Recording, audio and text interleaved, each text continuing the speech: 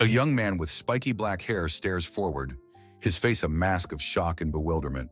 Now kneeling, Ren Kohinata, 22, faces a regal woman who declares he possesses nothing of value. The woman's damning words "has nothing" echo in Ren's mind as he looks on, stunned. His reality shifts to a modern Japanese city at night, beneath the rumble of elevated train tracks. Running down the street, Ren realizes with a start that the woman from that other world is gone. He feels his phone vibrate in his pocket, pulling him back to his mundane life. A text from a senior colleague casually asks him to cover a shift, complete with a cute sticker.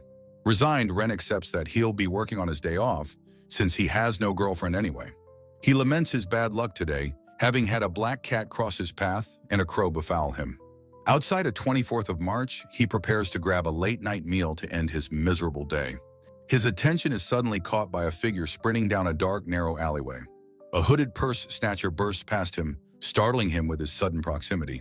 An elderly woman runs into the street behind the thief, crying out that she has been robbed. Ren freezes for a split second, his mind silently pleading for someone else to intervene. With a determined shout for the thief to wait, he breaks into a dead sprint. Gritting his teeth in exertion, he pushes himself to run as fast as he can. A surge of confidence fills him as he closes the distance, knowing he's a good runner. He reaches out, preparing to tackle the fleeing figure from behind. With a final burst of speed, Ren launches himself through the air in a desperate leap.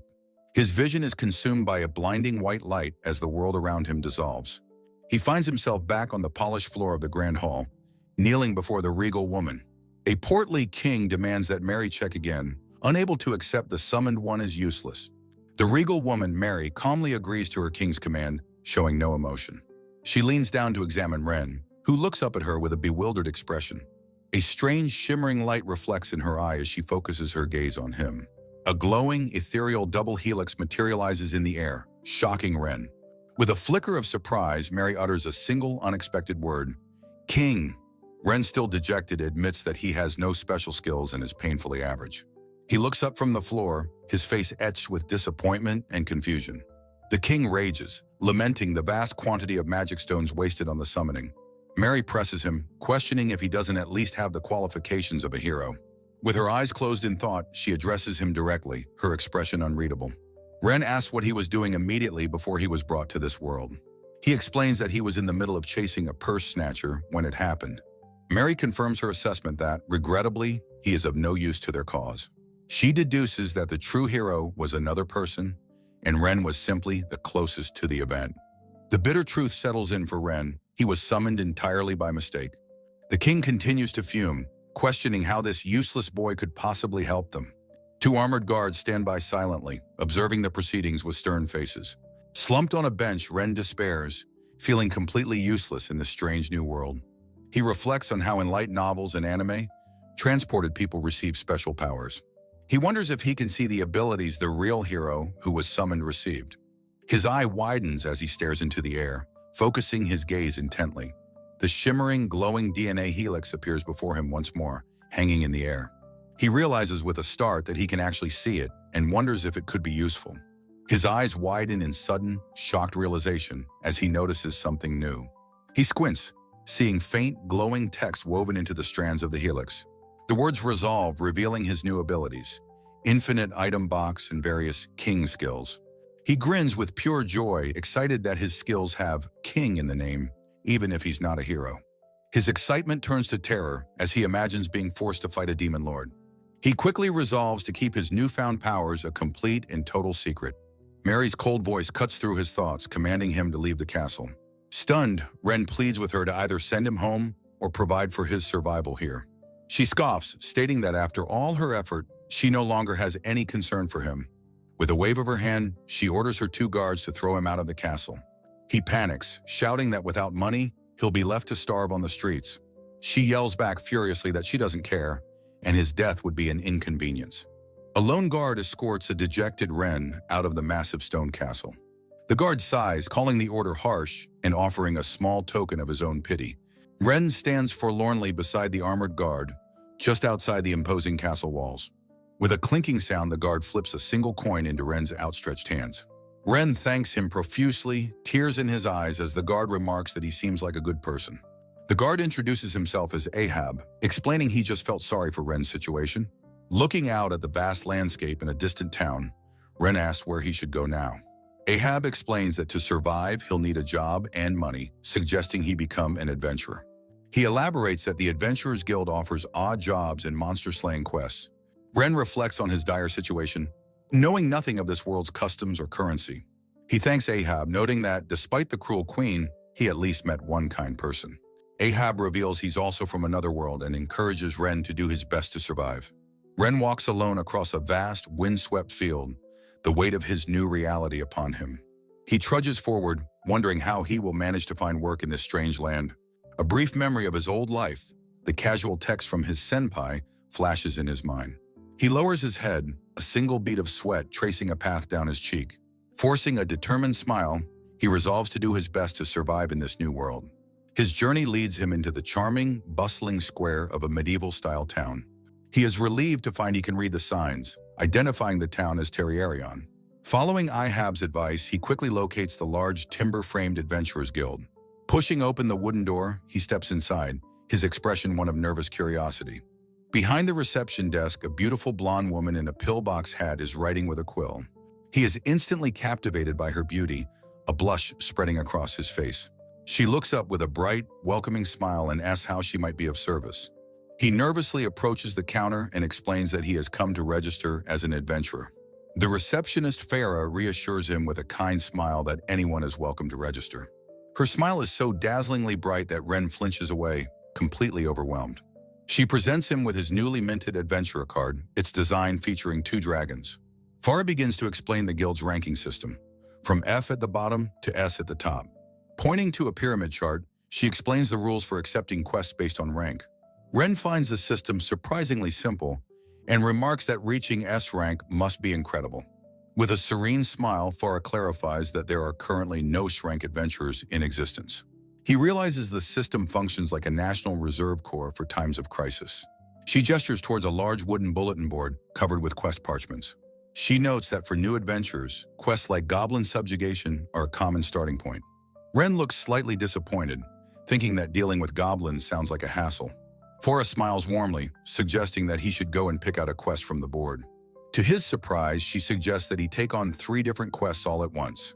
He looks over the quest forms, calculating that he can finish them all before nightfall. Farah cautions him that failure can negatively impact his card's standing. With a bright, encouraging smile, she finalizes his registration and wishes him luck.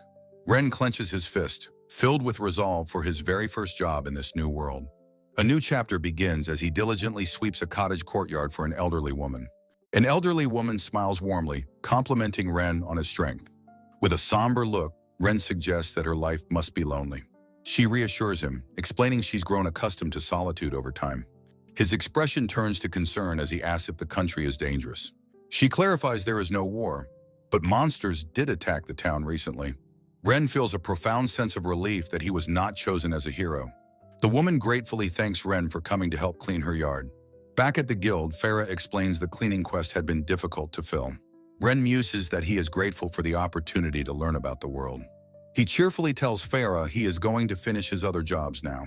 Ren walks down a charming, narrow cobblestone street to his next task. The bright sky is filled with fluffy white clouds overhead. His second job has him diligently scrubbing the facade of a local shop. For his third task, he clears out a dirty, debris-filled waterway. Wiping his brow, he realizes that both of his new clients were widows. The camera pans up to a brick chimney against a cloudy sky. Farah is shocked that Ren has already finished all 3 of his quests. He confirms her surprise and hands her the completed quest slips to verify. Beaming with pride, she presents him with the reward for his hard work. He asks about the value of the coins and agrees to her consolidation offer. Farah comments that his suit must be a popular style in a country called Elik. Ren sweats nervously, unable to correct her mistaken assumption. She compliments his clothes again, saying they suit him well in Elik. Farah explains the world's currency, where 100 copper coins equal 1 silver. She reveals the existence of item boxes, which are strictly managed by royalty. Ren understands this is to prevent economic chaos from large-scale transactions. A cold realization dawns on him. He must keep his own item box a secret. Farah smiles, asking if he would like to take on any more requests. He politely declines, explaining he needs to find a place to stay for the night. Farah offers to introduce him to a nearby inn, which is another quest. Ren's face lights up with pure joy as he thanks her profusely. He walks down a stone path towards a large rustic building. A beautiful cat girl in a maid's uniform greets him politely at the entrance. She leads him to a vineyard, asking for his help with a cleaning task. Ren understands the situation regarding the magical mishap and agrees to help. He kneels down, his hand touching a cluster of fallen grapes on the ground. A mysterious voice announces that his King of Harvesting skill has grown. Ren is visibly startled by the sudden voice that only he heard. He confirms to himself that the voice was only audible to him. He asks the maid if she said something, but she looks back confused. Holding the grapes, he wonders if something fundamental about him has changed. The maid gives him his instructions, asking him to separate grapes from weeds. He decides to put the mysterious voice aside and focus on the task. Sky darkens as the sun begins to set over the horizon. Ren stretches, announcing with satisfaction that the vineyard is completely cleared. As a personal token of gratitude, the maid offers him a large bunch of grapes. She insists it is a personal gift, separate from the guild's payment. Walking through the town at dusk, he reflects on his meager earnings. He shivers, noticing the evening air has grown chilly. Ren realizes this world has 4 seasons, and it must now be autumn. He worries about earning enough money for clothes before winter arrives. The night sky is dark and filled with hazy clouds. He arrives at the Dragon's Bedchamber, the inn Farah recommended. Stepping inside, he calls out, noting the empty tavern is still being prepared. A small girl with short brown hair spots him and calls for her mother. A woman with kind eyes emerges, asking what her daughter needs. Ren requests a room with 2 meals and she tells him the price. The little girl Ruru peeks out shyly from behind her mother. The innkeeper Nini explains her daughter has been lonely since her husband died. Ren realizes with a heavy heart that this is another widowed family. Nene introduces herself and Ruru, and Ren returns the introduction. Nene leads him upstairs, remarking on his lack of luggage. Ren explains he only has his coins and the grapes he was given. He comments on his own strange clothes, admitting they aren't very practical. Nene and Ruru listen as he says it's not a big deal.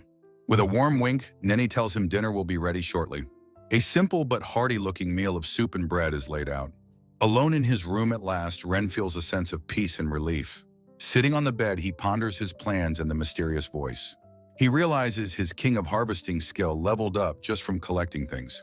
His thoughts turn to the item box that Farah had mentioned earlier. He decides to test his own ability, wondering how to activate it. As he speaks the command, a glowing wireframe cube materializes before him. He stares in shock at the countless suits of armor floating inside. Ren gasps, questioning why there are so many things inside his box. The title page for Chapter 3 is shown, focusing on the crystalline contents. He exclaims his utter disbelief at the sheer volume of items he possesses. His mind flashes back to the mundane cleaning tasks he performed all day. He realizes the gold dust he found must be an upgraded material. He understands with a jolt that his King of Harvesting skill was at work. Holding a sparkling leaf, he finally grasps how his unique power functions. A blush creeps onto his cheeks as he considers the exciting possibilities. He imagines a life of luxury before dismissing it as too dangerous. He resolves to find a forge to craft some much-needed protective gear. He idly fiddles with some of the gold dust, noticing it feels soft. He kneads the substance between his fingers, feeling its texture change. He observes it turning white, no longer resembling the gold it once was. A flicker of confusion crosses his face as he examines the new material. Holding it up, he feels something is strange and decides to appraise it. He activates his King of Forging skill to analyze the substance. A translucent screen identifies the mysterious material as orichalcum. Ren can only stammer in utter disbelief at the incredible revelation. He realizes his King of Forging skill must have upgraded the metal. He decides to try and convert all his collected gold dust into orichalcum. He changes his clothes, preparing to leave his room for the day. He opens the door to his room, stepping out into the hallway. The door swings open, revealing the path to the main inn area. Light streams into the inn's main staircase from an upper window. Ruru greets him cheerfully as he comes down the stairs for the morning. The innkeeper offers him breakfast, but he asks if a client has arrived. The innkeeper, Nini, offers Ren extra food, telling him not to worry about payment. Walking through town, Ren reflects on how he ended up accepting her generous offer. He feels relieved he bought the compass, noting his item box is conveniently inconspicuous. Entering a building with a determined look, Ren offers a polite good morning. The blonde receptionist, Farah, greets him warmly and asks if he's here for cleaning duties. Ren eagerly confirms, explaining he's specifically looking for a job from a blacksmith. Fora asks if a simple cleaning job is enough, but Ren assures her it's perfectly fine. He plans to take a cleaning job to get access to the forge, worrying about fees later. With his resolve set and a quest form in hand, Ren steels himself for the task ahead. He walks down a cobblestone street toward a large timber-frame blacksmith shop. Ren steps inside the workshop, his expression one of slight trepidation. A dark-skinned woman, Elena, greets him, confirming he's from the guild for a request. She looks him over with a bored, appraising glance. Her sudden imposing presence startles Ren, who lets out a yelp of surprise. Elena calls over her shoulder to the old man, announcing the adventurer has arrived. A burly dwarf, Gutsy, emerges from the forge, ordering Ren to clean his chimney quickly. Ren is starstruck, marveling that he's meeting a real fantasy dwarf. He begins the arduous task of climbing a ladder with a long chimney brush. High on the roof, Ren prepares to clean the tall stone chimney.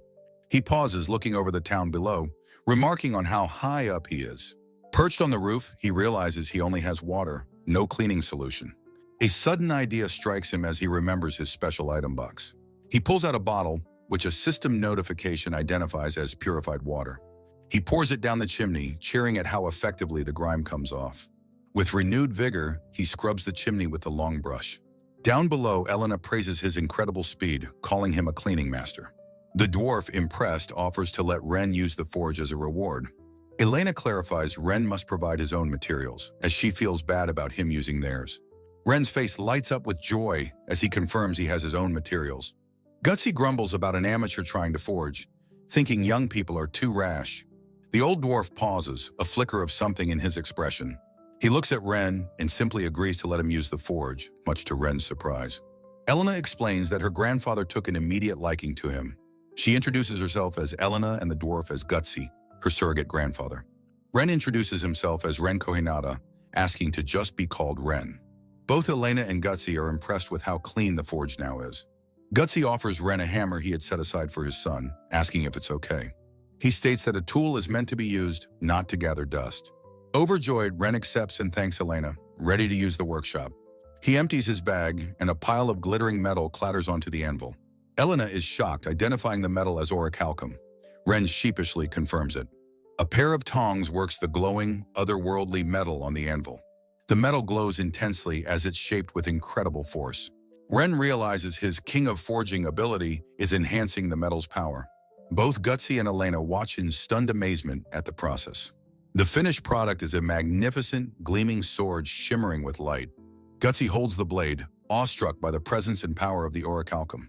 He eagerly asks Ren where he found such a rare material, wanting some for himself. He clarifies he can't just take it, but offers to buy any more Ren finds. Elena panics, telling Gutsy they can't afford it, but he notes its priceless potential. Ren reflects on how this priceless metal came from what was essentially trash. He decides to offer the rest of his orichalcum to them as a gift. Gutsy is ecstatic, marveling at the metal's immense magical conductivity. Elena asks if Ren is sure, apologizing for her grandfather's obsessive reaction. She calls Ren a good person, but says she can't simply accept the gift. Instead, she offers to enchant his gear to help him fight monsters. Ren smiles bashfully, agreeing that he'll need some armor for future quests. Elena winks playfully, telling Ren she will personally pick out his new armor. Ren is shown in his new stylish black and red adventurer's armor and cape. Back in his room, he resolves to work hard at cleaning to repay their kindness. The innkeeper's daughter, Ruru, appears, asking what's for dinner and startling him. Ren descends the stairs of the inn, still clad in his impressive new gear. He looks down from the staircase into the main dining hall below. His eyes widen in surprise as he sees that the inn is now filled with customers. The inn is bustling with chatter as adventurers enjoy their food and drink. The proprietress, Nene, spots Ren and calls out to him with a smile. The cat-eared woman, Ariel, tells him the ale he provided was a huge hit. Ren realizes the ale is why the inn is so popular and decides to negotiate for more. He sees this as a chance to repay Nene's kindness to him. The next day, Ariel calls out to Ren in front of the inn. She explains she has a request for him, thanking him for coming. Ren explains how the grapes he provided were made into the popular ale. Ariel states that because of this, customers are now flocking to the inn. She asks him to become their official supplier of the popular grapes. Ren agrees, saying he'll handle the supplies and prepare the paperwork. The scene shifts to the arched doorway of the inn. Inside, Ren suggests they taste test the ale to confirm its quality for the deal.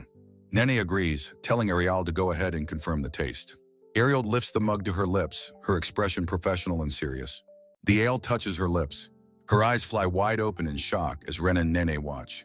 She sputters that it's delicious and too good to be kept secret. Nene beams, delighted by the confirmation. Ariel declares the negotiation a success and says she'll handle the Merchants Guild. Ren is bewildered, thinking her behavior is not that of a simple maid. Ariel formally reintroduces herself. Nene confirms that Ariel is her daughter and the true owner of the inn. Ren is stunned, asking if she wasn't just a maid. Ariel smiles, explaining the maid outfit is a disguise to gauge customers' character. Later, she and Ren stand outside the inn, and she calls his name. She thanks him, saying everyone in the inn is grateful for his help. She explains the town is full of hardship and arrogant nobles are common. She says that while most adventurers are selfish, he was different. She leans in close, leaving Ren blushing and flustered as she says she's taken a liking to him. She tells him she looks forward to their future partnership. The sky is bright and clear, marking a new day. Ren, holding a broom, is thanked by an elderly woman for his help. The scene shifts to the exterior of a building, likely the Adventurers Guild.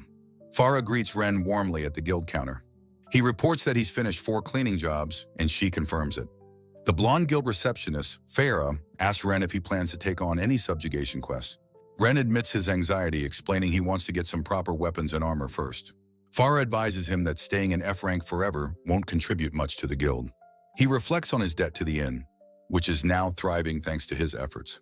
With renewed resolve, he asks Farah for an F rank quest, which she promptly finds.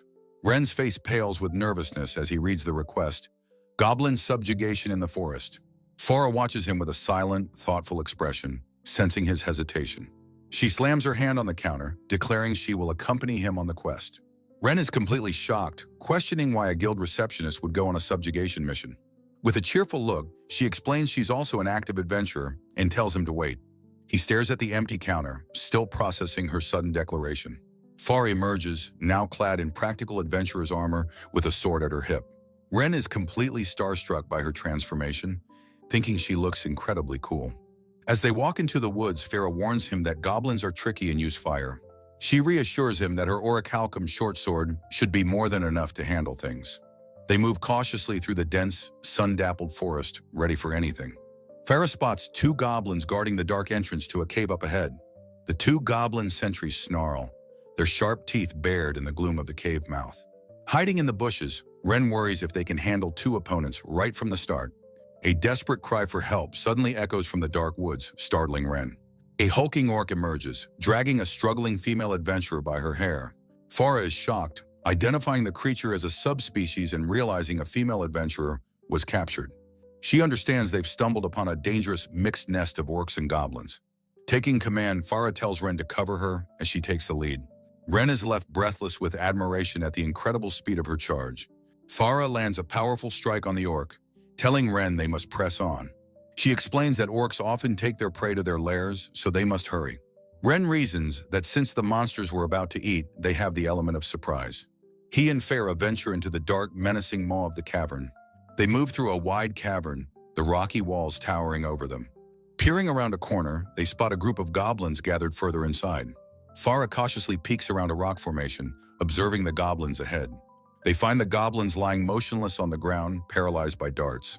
Farah explains that carrying paralysis potions is a basic tenet of dungeoneering. She instructs Ren to deliver the finishing blows to the helpless creatures.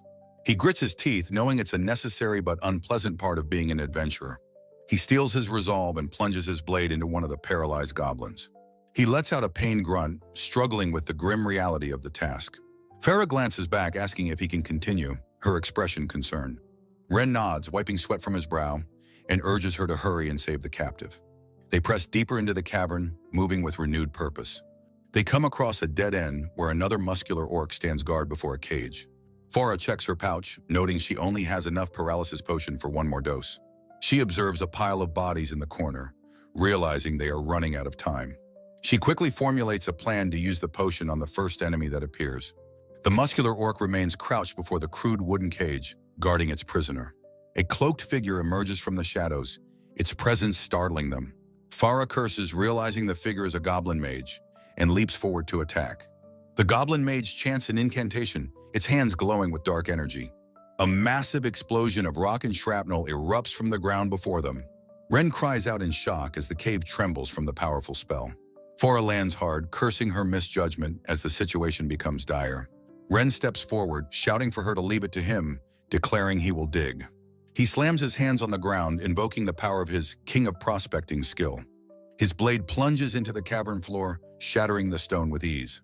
The ground beneath the goblin mage collapses, swallowing the creature whole. Fara stares in utter disbelief, asking how he can dig so easily. The dust settles, but the two adventurers remain on high alert. A fleeting image of the captured adventurer's terrified face flashes through their minds. The standoff is broken by a new, more powerful-looking orc stepping forward. A massive muscular orc appears, its presence menacing and overwhelming. It lets out a powerful roar, the force of it distorting the very air. Fara is thrown off balance by the sonic blast, realizing the creature is huge. The chapter title page shows Ren and Fara facing the monstrous orc. The orc's roar sends Fara reeling back, crying out in pain. Ren shouts her name in alarm, witnessing her distress from the side. He leaps from his cover, his cloak billowing around him in a rush. With a determined cry, he plunges his dagger deep into the orc's arm. Blood erupts from the wound as the monster recoils from the sharp blade. Ren lands and asks the rescued animal-eared girl if she is all right. Fora entrusts the rescued woman to Ren's care as the orc looms. The rescued girl thanks Ren, still dazed from the ordeal. The enraged orc grabs Fara, its massive hand crushing her torso. Ren shouts her name in horror as he watches her being squeezed. He charges forward, his dagger held ready for a powerful strike. His blade slashes cleanly across the orc's exposed side. Fara looks on, her face a mask of shock and surprise. The orc's head is completely obliterated in a flash of violent energy. Ren looks at his own dagger, surprised by its devastating power. The orc's body dissolves into particles of light before their eyes. Fara wonders what kind of weapon could destroy a monster so completely. Ren tries to play it off, saying it was a lucky shot with his orichalcum weapon. Fara suggests they return to town, sensing Ren is hiding something. In town, she tells Ren she'll take the rescued woman to an inn. She predicts that after this, his adventurer rank will surely go up. Ren smiles brightly, thanking Fara for all of her valuable assistance. Night falls on the town with a single window lit in an inn. In his room, Ren examines the glowing wireframe of his item box. He marvels at the new pile of loot that has just appeared inside. He understands his Loot King skill automatically collects items for him. He picks up a piece of ore from the pile to examine it. He identifies the glowing ore as mithril, amazed by his skill's power. He notes that a crude goblin weapon can also be reshaped by his power. He discovers his Forging King skill has a limit on upgrading normal items. With a plan in mind, he decides to visit Gatsu's shop with his haul. The next day, he arrives at a handsome timber-frame building. A cheerful Gatsu welcomes Ren, asking what he can do for him. Ren explains that he has something he'd like to sell to the shop. Gatsu is surprised to hear Ren has mithril and asks about the quantity. He advises Ren to sell the large amount at the Merchants Guild instead. Elena advises Ren about market prices, warning him against selling large quantities directly to shops. Ren understands with a start, realizing he almost disrupted this world's entire distribution network. Heeding her wise counsel, he approaches the grand, imposing building of the Merchants Guild. A stern guild official at the counter looks up and curtly asks for his business. With some hesitation, Ren explains that he has some goods he would like to sell. The official scrutinizes him with a silent, unimpressed look, his eyes narrowed in judgment. He rudely questions Ren's credentials, noting he looks neither like a merchant nor a high-ranking adventurer. The guildman dismissively states their inventory is full and tells him to leave. Ren leans on the counter in frustration, lamenting that he was blatantly rejected. A gentle voice suddenly calls his family name, Kohinata-san, breaking his despairing thoughts. The elderly woman he once helped thanks him again and asks what he's doing here. Ren explains his predicament, telling her he was turned away while trying to sell goods. The woman, Nebris, listens with a thoughtful, "Oh my," as she turns away from the counter. She authoritatively tells the official she will hear Ren's story and invites him to the back. The official is stunned into silence, realizing Ren is an acquaintance of the powerful Nibris-sama. Inside a lavishly decorated office, Nibris looks at the trembling official with a reprimanding expression. With a smile, she gently scolds him, reminding him to treat all visitors with courtesy. The terrified official can only stammer a panicked, "Yes, sir," in response to her chiding. Nibris turns to Ren, seated on a sofa, and apologizes for the rude welcome. Ren insists it's fine, admitting he was also being a bit forward himself. She smiles warmly, telling him she already knows from experience that he is a kind person. Nibris asks if he's taking on odd jobs for money. He clarifies he expects payment. With pleasantries concluded, Nibris declares that it is now time to talk business. Adjusting her glasses, she expertly appraises his mithril, noting its high purity and quality. She estimates he has 30 pieces and arranges for the delivery to the guild's rear. Ren is stunned that she would determine the price without seeing the full amount. Nibris reassures him, saying that while she'll confirm later, she trusts him completely. She then formally reintroduces herself as Alvail Nibris, the master of this very guild. Later, Ren watches the bustling activity of a courtyard filled with horse-drawn carts and workers. He muses that a cart would be convenient and useful for enchanting his item box. With a determined expression, he realizes he can finally buy one with his new funds.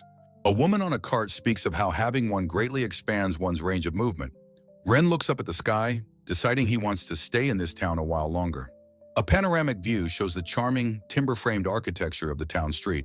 Returning to the inn, the proprietress welcomes him back and informs him he has a guest. Ren calls out a greeting, asking about the visitor who has come to see him. The girl he rescued, with long twin tails, waves cheerfully, thanking him for his help. She returns the cloak he had lent her, expressing her deep gratitude for his aid. Ren remembers her clearly now, the adventurer he rescued from the cave after the orc attack. She thanks him again, wondering what would have happened if he hadn't arrived to save her.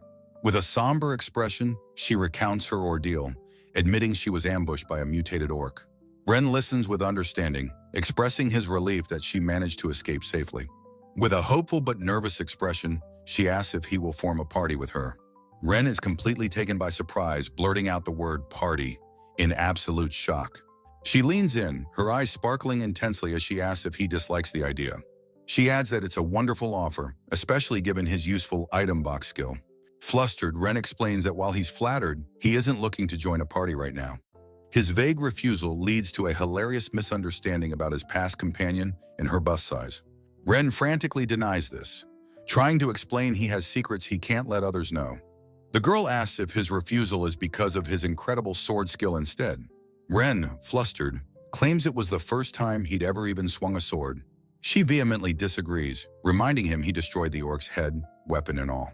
He insists the sword was just that good and firmly declines her offer for now. Disappointed but resolute, she agrees to give up on her request for today. The inn's waitress arrives with a platter of food, breaking the awkward tension between them. Ren is left speechless, a bead of sweat on his cheek as he processes the intense encounter. The girl introduces herself with boundless energy as Wendy, insisting he call her that. Ren can only manage a hesitant, "Nice to meet you," in response to her forwardness. Wendy, already eating, declares with a full mouth that she won't give up on joining him. As night falls, she muses to herself that she might just move into his inn. The next morning, Wendy and Lulu cheerfully wake a groggy Ren, marking the start of Chapter 6. A quiet view shows the cobblestone streets and buildings of the town at dawn. Wendy smiles, telling Ren not to be so guarded and that she'll be sticking around. Ren sits up in bed, looking weary and confused by her unrelenting persistence. He repeats her words for a while, a small, resigned smile on his face. The scene shifts to the inn's dining hall, with its sturdy wooden beams and furniture. Ren thinks to himself how awkward it is to be sharing a table with her. Wendy wonders aloud why he wouldn't just sit somewhere else if he's so uncomfortable. The innkeeper cheerfully brings them food, telling both Ren and Wendy to eat up. She playfully asks Ren why he's making such a sour face with her. The innkeeper laughs, remarking on how cute Wendy is, trying to lighten the mood. Wendy and Lulu cheerfully agree, with Wendy thinking the innkeeper understands her. Ren eats silently, thinking he must keep his powerful King of Forging skill hidden. Having finished, he abruptly announces he's off to do some cleaning and leaves the inn. Wendy is left looking utterly bewildered, a bite of food halfway to her mouth. At the Adventurers Guild, the receptionist Farah greets Ren warmly from behind the counter. Ren asks her about the adventurer from the other day, the girl now sitting outside. He explains how Wendy came to thank him and immediately invited him to her party. Farah listens patiently, offering to speak with Wendy herself if she becomes a nuisance. Ren quickly refuses her offer, insisting he can handle the situation on his own. Farah then asks if he's here for his cleaning duties again, which he confirms. He explains his plan. First, deliver goods for the Merchants Guild, then get to cleaning. Farah smiles brightly, saying his help is always appreciated and wishes him well. Walking through an alley, Ren muses that his first priority is getting a horse cart. In a stable yard, Ren and the innkeeper stand by a horse and covered wagon. The horse is restless, and Ren awkwardly admits he has no experience handling one. Wendy appears, cheerfully calling out to him and asking why he isn't getting on.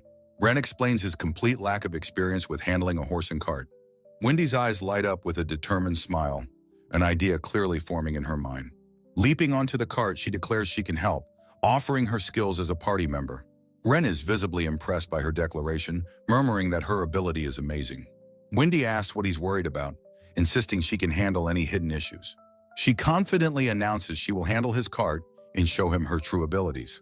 Ren concedes that hiring Wendy is better than employing a complete stranger. Wendy's face lights up with joy, realizing he has finally agreed to her proposal. She throws her arms up in a triumphant cheer, yelling, "Yes!" in pure delight. Ren smiles, thinking she doesn't seem like a bad person and could be trusted. With Wendy now at the reins, the cart rolls out, heading for the Merchants Guild. An elderly woman in an apron greets Ren warmly as he arrives at a large gate. Ren greets Nibris in return, telling her he has the goods she was waiting for. Ren expresses his surprise at the large quantity of platinum ingots filling a wooden crate. The elderly Niflis explains that the generous payment is simply an investment in their future profits. Visibly moved, Ren offers his sincere thanks for her kindness and faith in him. Niflis dismisses his formality, inviting him to come back and help with cleaning again soon. Walking through town, Ren reflects on the kindness of the people, feeling hopeful about his new life. His stroll eventually leads him to the familiar half-timbered building of the blacksmith's shop. Inside, a cheerful Elena greets him, explaining that her grandfather has become completely engrossed in his work. She voices her concern that the old dwarf is working himself to the point of collapse. Elena reveals that the orichalcum he provided has been unexpectedly difficult to work with. Ren, now holding a long chimney brush, agrees that the situation with the metal is worrying. High on the roof, Ren diligently cleans the tall stone chimney of the blacksmith's forge. Back inside, he hands Elena a bottle of his purified water, which she accepts with thanks. The dwarven blacksmith Gutsy emerges, proudly asking Ren to look at a magnificent shield he's crafted. Ren holds the gleaming, jewel-encrusted orichalcum shield, his eyes wide with awe at the craftsmanship. He thoughtfully compares the shield's quality to that of a short sword he had made himself. Gutsy, his arms crossed, asks if Ren noticed the difference, which the young man confirms. The dwarf beams, explaining that orichalcum requires a special knack, and admitting his own skills have limits. Suddenly, Gutsy points and declares that Ren must marry Elena, leaving them both utterly shocked. A blushing, furious Elena confronts her grandfather, who insists he's not satisfied with her protests. Ren, equally flustered, pleads with the old dwarf not to tease him so relentlessly. Gutsy insists he is completely serious, stating that the god of forging desires Ren's bloodline. Ren thinks to himself that this is all due to his summoned power, a poor reason for marriage.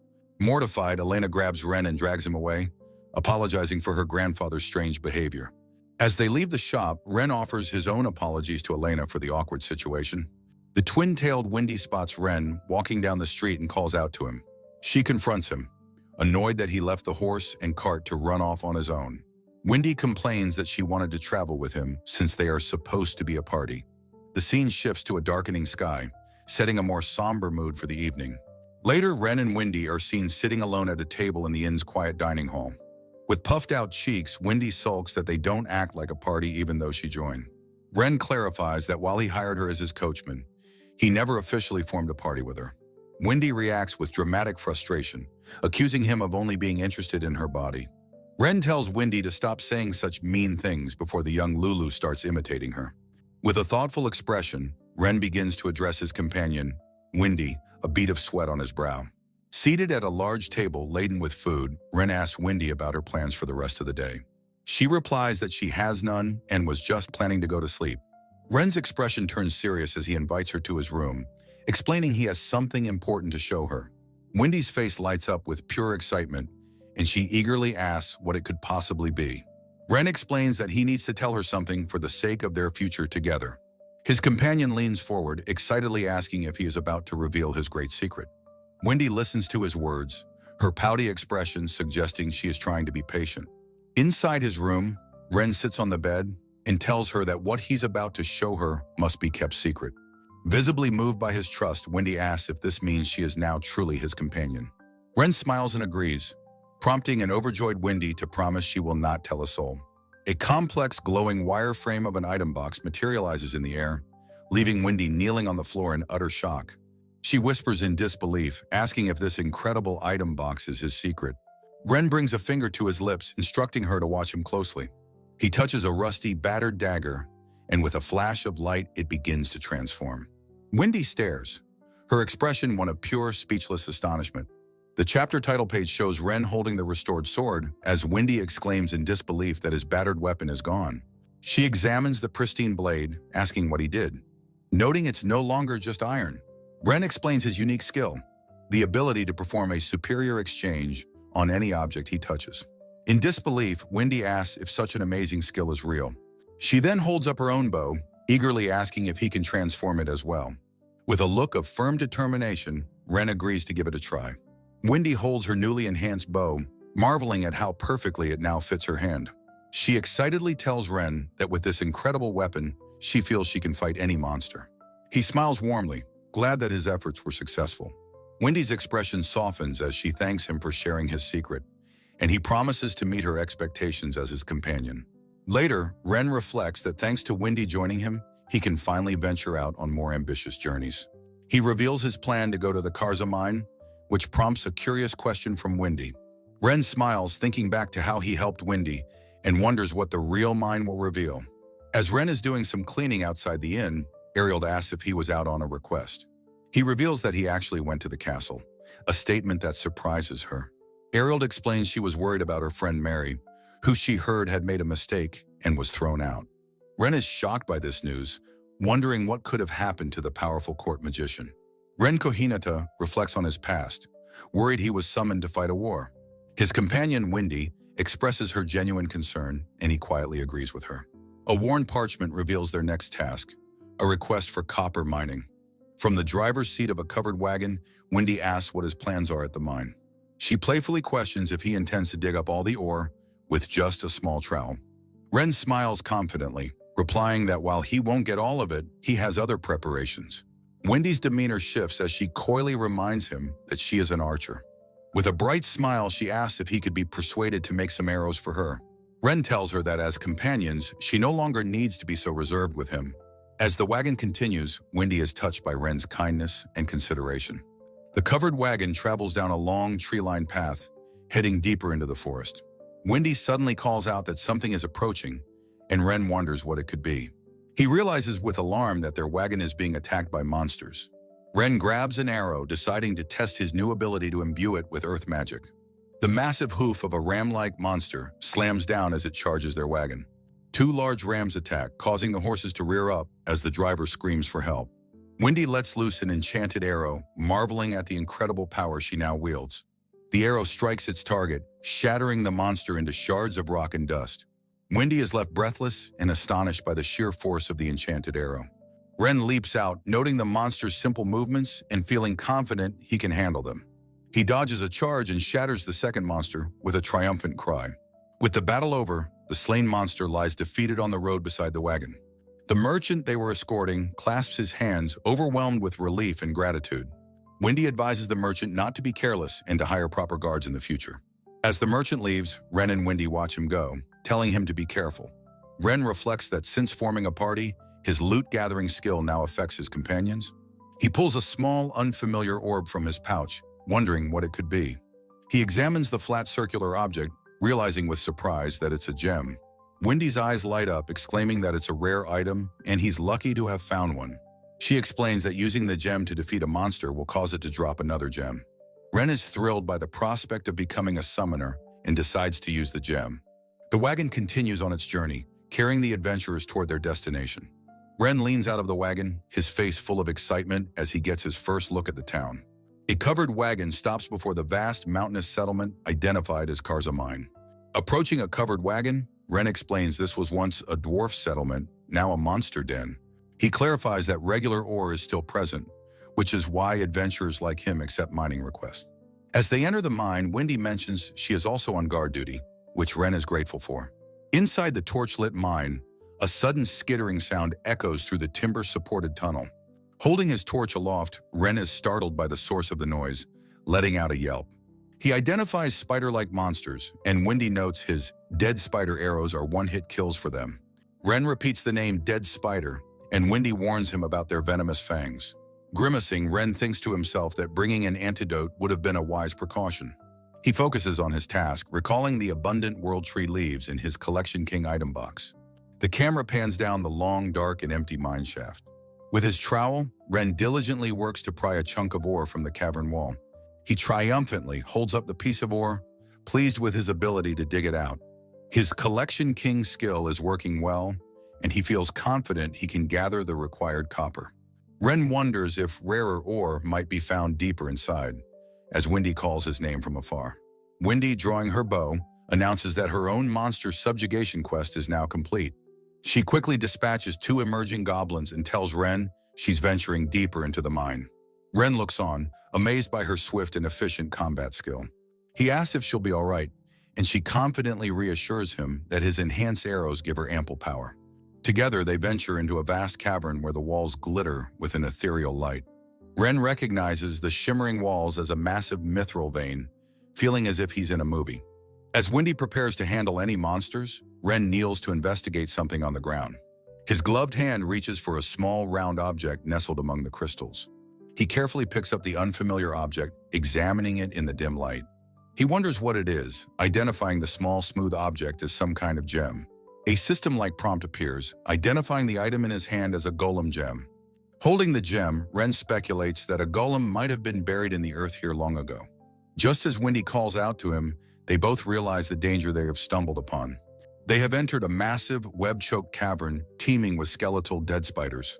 Wendy observes the overwhelming number of creatures, noting it's a mixed nest of different ranks. She feels hesitant, knowing her special arrow might work but questioning the best strategy. Ren thinks that continuing to dig here is worrisome, but considers the good hands he has. A sudden realization strikes him, and he exclaims that he has a plan. He excitedly tells Wendy his idea involves the gem he just found, and she asks what he's thought of. Leaning in, Ren quickly whispers his strategy to Wendy, who listens with focused attention. Her resolve firm, Wendy readies her bow and tells Ren to go ahead with his part of the plan. Ren agrees, turning to face the spider nest with new determination. He holds the golem gem high, shouting a command for the golem to awaken. A colossal stone golem, its form ancient and powerful, erupts from the ground before them. With glowing eyes, the newly summoned golem smashes through the thick webbing with immense force. The chapter title page shows the golem silhouetted against the dark cavern, ready for battle. Its massive stone fist crashes down, shattering a crystalline spider into glittering shards. Another spider, its multiple eyes wide, stares in shock at the golem's power. The golem with Ren inscribed on its head faces another monstrous spider. Ren realizes the spiders are poisonous, and Wendy confirms this is why her assistance is crucial. The golem relentlessly smashes another spider, its fist crashing through the creature's carapace. Deciding it's too dangerous to get closer, Ren realizes the materials he collected will be useful. He recalls the flint and sulfur in his bag, thinking he can combine them with charcoal. Shouting for Wendy, he hurls the improvised explosive toward the spider swarm. Wendy exclaims her readiness and strikes the glowing projectile with her staff. The impact triggers a massive, fiery explosion in the heart of the cavern. Ren lets out a triumphant shout, seeing that their combined attack worked perfectly. The powerful shockwave sends several of the giant spiders flying through the air. Ren's triumphant expression quickly turns to one of shock and alarm.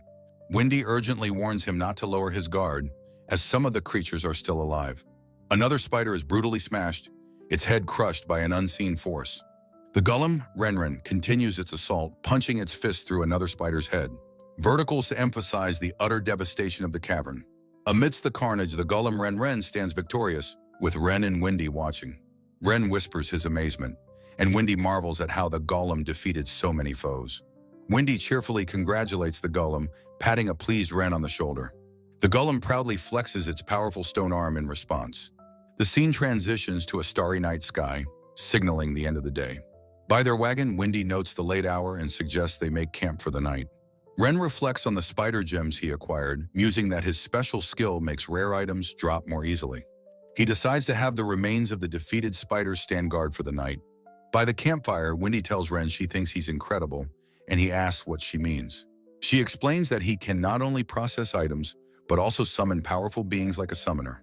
Ren thanks her, and Wendy expresses her relief at not having to worry about night watch duty. He agrees that taking turns on watch in a temporary party is a great hassle. Wendy playfully teases him, asking if that's really what he thinks. The scene fades to a shot of the sky. The next morning dawns bright and clear. The golem Renren diligently pulls their covered wagon across a grassy field. From the driver's seat, Wendy asks Ren why the monsters he summons from gems obey his commands. A shot of the wagon continues its journey. Ren replies that he hasn't actually given them any specific orders. Blushing slightly, Wendy says she has a personal favor she'd like to ask of him. In the distance, the golem pulls the wagon towards a large walled city. Wendy leaps to her feet in the driver's seat, excitedly shouting that she can see the town. The golem reports that there are no signs of the monsters they previously encountered on the road. With the path clear, Ren suggests they can now take their time heading back to the city. The golem continues to pull the wagon steadily across the field. Inside the wagon, Ren muses that he has combined several of the spider gems he collected. He examines a dagger and other materials, thinking he probably can't synthesize such high-level items.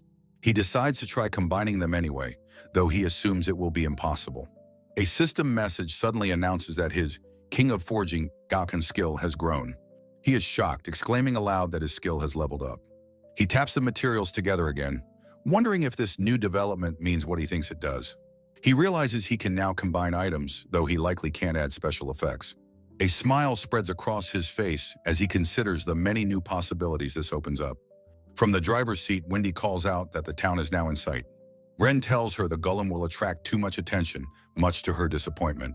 As they approach the city gate, a guard shouts for them to halt. A knight flanked by 2 soldiers identifies Ren and declares the king summons him to the castle. Both Ren and Wendy are stunned into silence by the sudden command. Wendy tries to intervene, demanding to know what they are doing with Ren. The knight coldly informs her that she is not required to come, as his orders are for Ren alone. As the guards lead him away, a distraught Wendy calls out his name. The knights escort a bewildered Ren through the gates and towards the imposing castle. A woman with long blonde hair and glasses appears, coolly greeting Ren and saying it's been a while. With a dazed expression, Ren realizes with a start that he has been imprisoned. The long-haired Mary confronts him, her sharp gaze accusing him of lying to them. Stunned by her directness, Ren is left speechless as a bead of sweat forms on his temple. In a grassy field, Mary strides towards Ren, who is being held captive by 2 guards. Looming over him, she furiously demands to know the nature of his special ability. Ahab suggests to Mary that for now, they should take Ren inside the castle. Her gaze drifts to a group of people in the distance, a flicker of hesitation in her eyes. Agreeing with Ahab, Mary regains her composure and orders the guards to bring Ren along. The scene shifts to the imposing stone towers of the castle under a cloudy sky. Inside a dark dungeon, Mary coldly informs Ren that this cell is his new room. Through the iron bars, she says she might let him out if he tells the truth. The cell door clangs shut, leaving a silent, shocked Ren behind its bars. Slumped against the wall, Ren feels the intense resentment and blames himself for his imprisonment. He understands that even if he confessed his true ability, they would never release him. A memory flashes of him acquiring precious materials like gold dust just by cleaning. Ren knows the king, and nobles would only exploit his power, and wonders how Mary found out. He considers if someone he met during a cleaning request noticed something unusual about him. The kind faces of Latina and Nibris come to mind as he wonders if they revealed his secret. Clutching his head, he hates himself for even suspecting the people who showed him kindness. A voice from the next cell asks if he has any food he can share. Startled, Ren looks over, realizing there is another person imprisoned nearby. In the adjacent cell sits a man with shaggy white hair and a cynical expression. The chapter title page shows the 2 prisoners in their separate, barred cells. Ren offers a piece of bread, glad he thought to store some in his item box. The man accepts, remarking that Ren is a good person and asks why he was in prison. He notes Mary's terrified expression, while Ren insists he has done nothing wrong. Taking a bite of bread, the man observes that Ren seems to have complicated reasons. Ren then asks the man why he is here, prompting him to tell his own story. He explains he was charged with desertion after fleeing from a recent monster stampede. Ren is shocked, recalling that Niflis had mentioned a monster attack. The man looks through a small barred window, asking if everyone outside is all right. He laments that he wanted to protect the town, but many men died in the battle. Looking down, Ren feels a pang of guilt, wondering if he could have changed the outcome. With a somber expression, Ren reassures his cellmate that the townspeople are fine. His companion introduces himself as Lufus, and Ren politely returns the introduction. Looking up through the bars, Ren reveals he has his item box and could escape. He decides to wait and train for now, wanting to avoid a big commotion. A view of the dark, imposing prison corridor shows their separate cells. The two prisoners discuss Ren's past encounter with a golem and a spider swarm. Lufus suddenly cuts him off, whispering that someone is approaching them. Down the long stone hallway, a lone, cloaked figure walks with purpose. The woman with glasses taunts Ren, asking if he has had a change of heart. She tells him to give up, stating he'll confess everything before his meal is taken. Ren watches her with a troubled look, a bead of sweat on his temple. The woman reveals the king's sinister plan to analyze and enslave him. As she departs, she advises him to confess quickly for his own good. Ren calmly asks his cellmate if he's hungry and offers him some bread. Taking a bite himself, he insists he isn't worried, just angry at the injustice. From the adjacent cell, Lufus asks why Ren doesn't attempt to break out. Ren explains his fear that innocent people, like his friend Ihab, might be hurt. He worries about the trouble it would cause for his friends at the inn. The sky outside is filled with dark, moody clouds, reflecting the tense situation. A low-angle shot shows the oppressive iron bars of the prison cells. Lufus wonders aloud if another visitor has arrived at the prison. The heavy gate at the end of the corridor swings open with a loud creak. The horned man, Len, and the long-haired woman, Latina, appear in the entryway. Ren calls out in disbelief and relief, overjoyed to see his friends. Latina bows her head, apologizing for telling Mary about his whereabouts. Surprised, Ren asks what circumstances led to her speaking with Mary. She explains that Mary had contacted her about Ren's growing reputation in town. Latina admits she never imagined Mary would take such drastic action against him. Len, having heard enough, understands the situation and turns to address Ren. He confidently tells Ren to leave the rescue to them, as he has allies. Ren questions if it's truly all right for the guards to get involved in this. Len instructs Ren to wait in his cell for 2 more days for their plan. Holding his bread, Ren assures them he has his own food and asks them to be careful. The armored man, Len, realizes a magic bag is involved, shocking his cat-eared companion. Len recalls hearing a story about the cast-aside Verdant Apostle, whom Ren now helps. At the cell, Len tells the imprisoned Ren that the whole town is worried about him. Ren sheepishly acknowledges the large scale of his problem and the worry he's caused. His friends reassure him about provisions, promising to return in 2 days to act. Len finalizes the plan, stating they will secure a key and return at that time. Suddenly, one of the rescuers lets out a cry of pure, wide-eyed shock. Ren effortlessly bends an iron bar, feigning surprise at his own impossible strength. He reveals this is the power Mary sought, promising to fix the bar later. His friends realize a key is no longer needed, questioning if their help is necessary. Ren explains he was already determined to escape, but feared causing trouble for everyone. He expresses immense gratitude for their support, saying their presence gives him courage. His allies agree to return anyway, warning him to hide the damage until then. With the plan set, the 2 rescuers turn and depart down the prison corridor. Once they are gone, Ren's cellmate, Rufus, asks to be taken along. Ren looks over, completely surprised by the sudden and desperate request for rescue. Rufus explains he is tired of rotting in the cell after so long alone. Holding up his bandaged stump, he reveals he retired from adventuring after losing his arm. He declares he is tired of running from his past and sees Ren's escape as his chance. Moved, Ren offers his cellmate a small vial, telling him to drink it. The ornate bottle contains a drop of the world tree, a legendary healing elixir. Rufus takes the vial and drinks the miraculous liquid without a moment's hesitation. A brilliant light erupts from his body and he cries out in shock. He stares in disbelief at his hand, his arm having been completely restored. Ren watches the miracle, stunned by the incredible power he casually wields. Ren knows that after escaping with Rufus, he can't stay in Terrialen. He resolves to keep running and involve as few people as possible in his trouble. A dark, tense silence fills the prison as time passes. 2 days later, the day of the prison break finally arrives. Latina and Len come rushing down the corridor, calling out Ren's name in alarm. Ren looks up, surprised by their frantic and abrupt entrance. Foregoing the plan, Latina grabs the bars, preparing to use her own strength. The lock shatters under her power, and she stumbles forward into the cell. Ren apologizes to a startled Wendy, explaining he used a skill to make something brittle. An impatient Len tells Ren to hurry, but Ren insists they wait for his friend. From the shadows of the adjacent cell, the blonde-haired Rufus emerges, ready to leave. Len questions if Rufus is the deserter, but Rufus tells him not to say that. With a determined look, Rufus vows that this time is different, and he will repay Ren. Ren smiles brightly, agreeing that they should all make their escape together. Grumbling, Len accepts Ren's decision and tells them to get a move on.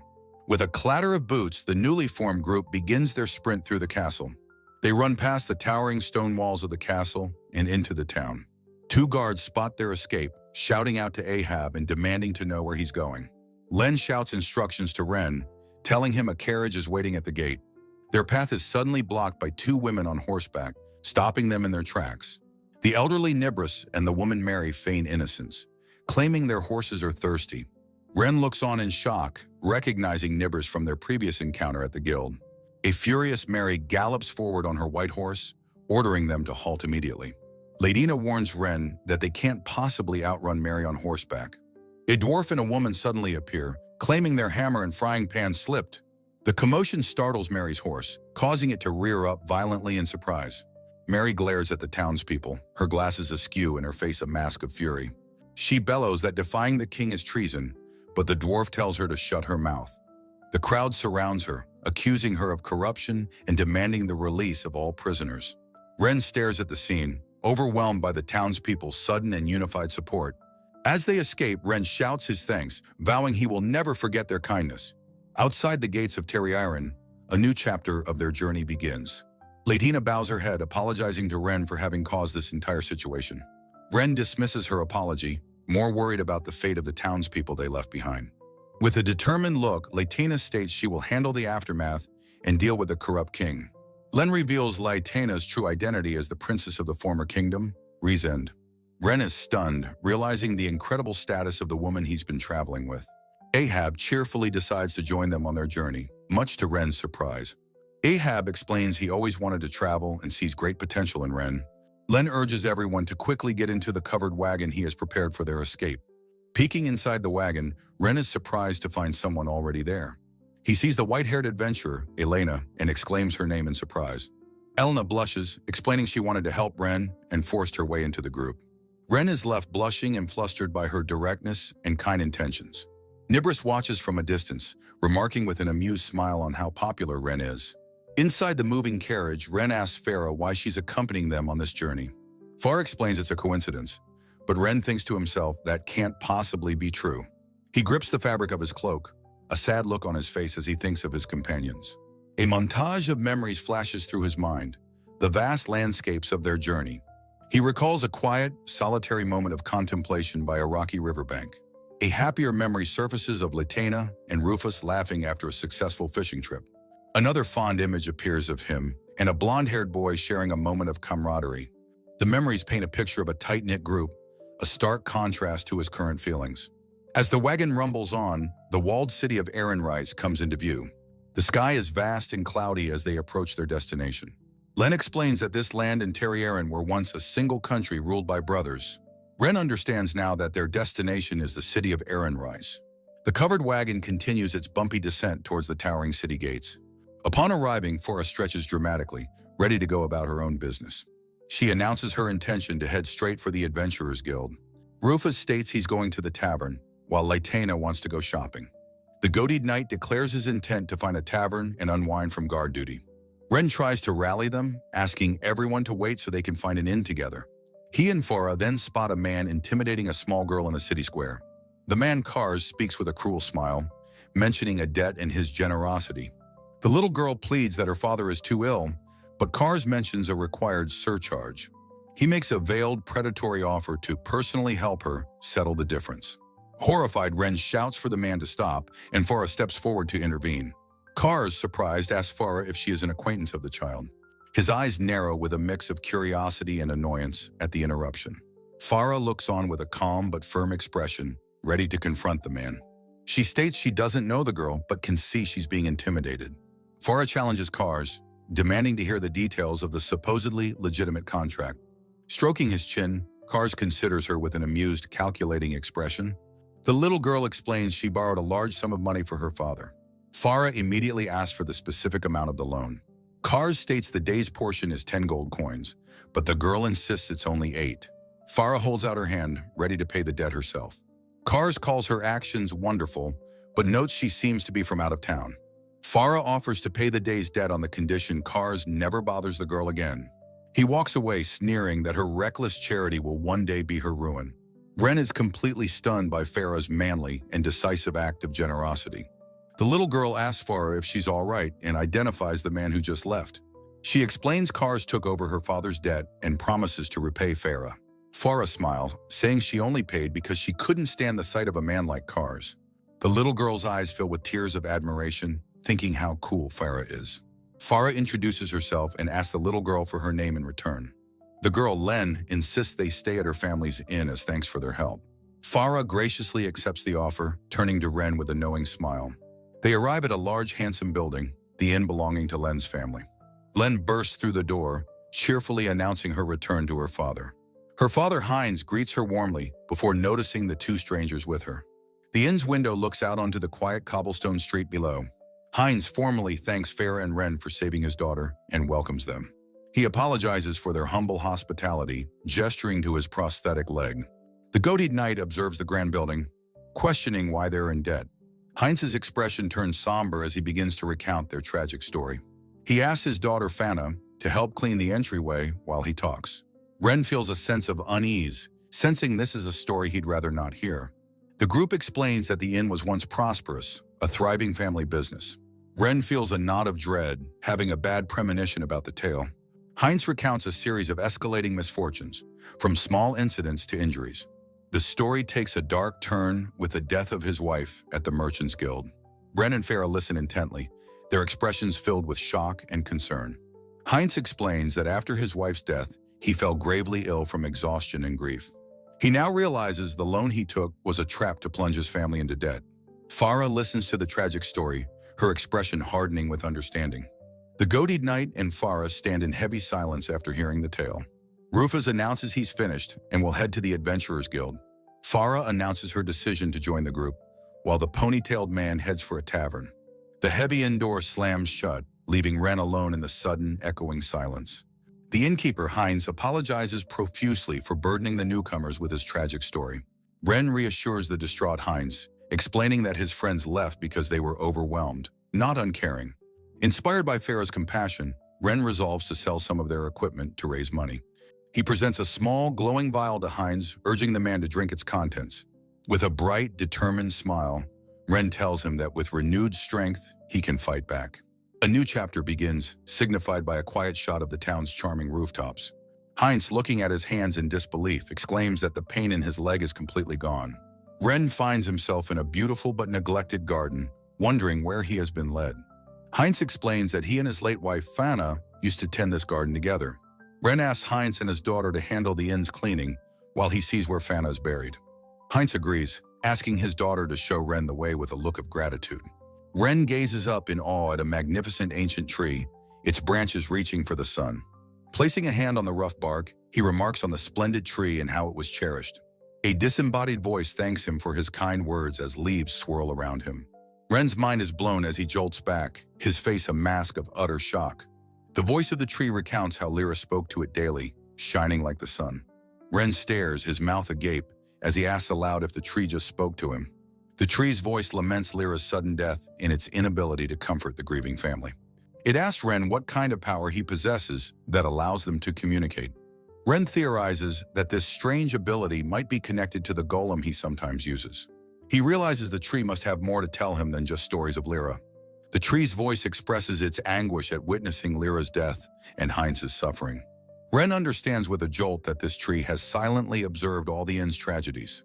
The tree explains that it was helpless before, but now Ren is here to listen. With a gentle smile, Ren asks if there is anything else he can do to help. The tree thanks him, revealing it has no name, and asks him to bestow one upon it. Flustered, Ren considers Lyra's cherished tree and suggests the name Liju. The tree's voice rings with pure joy, declaring that it loves the name Liju. An ethereal woman wreathed in leaves materializes, her physical form granted by the name. Ren recoils, his mind reeling from the shock of the spirit's sudden appearance. Liju, the tree spirit, declares that with a body she can finally avenge Lyra. Ren quickly intervenes, telling her to wait and that he understands her anger. He asks her to leave the human lord to him and his companions, pleading for her cooperation. After a moment of thought, Liju lowers her head and quietly agrees to his request. A wave of relief washes over Ren, and he lets out a soft, grateful sigh. He later explains to Rufus that the naming contract is what allowed the spirit to materialize. An establishing shot shows the quaint rooftops of the town under a cloudy sky. Two of Ren's companions lament their lack of information, noting how secretive the nobles are. Ren sits listening thoughtfully as his party discusses the difficult situation at the inn. A companion notes that while the Lord's reputation is poor, their harassment will only backfire. Another companion wonders how to rebuild the inn and confidently states he has a good idea. Ren's face lights up with determination as he excitedly declares that he has a plan. The next day dawns over the same rooftops, the sky now clear and bright. Two of Ren's female companions enthusiastically advertise their new food stall, the Dryad's Hearth. The sizzling lamb skewers on the grill are presented as the stall's main specialty. Two passers-by are drawn in by the delicious smell, wondering what it could be. A small crowd of townspeople gathers before the new food stall, lured by the aroma. Inside the now bustling inn, a customer shouts an order for another pot of stew. Ren, wearing an apron, thinks that with enough hands and supplies, they can fight the gloom. Heinz, overjoyed, tells Ren the business is a huge success, all thanks to his cooking. He gratefully thanks a customer, happy that they can now make their next payment. A woman tells Ren they should build up more fans before the Lord makes a move.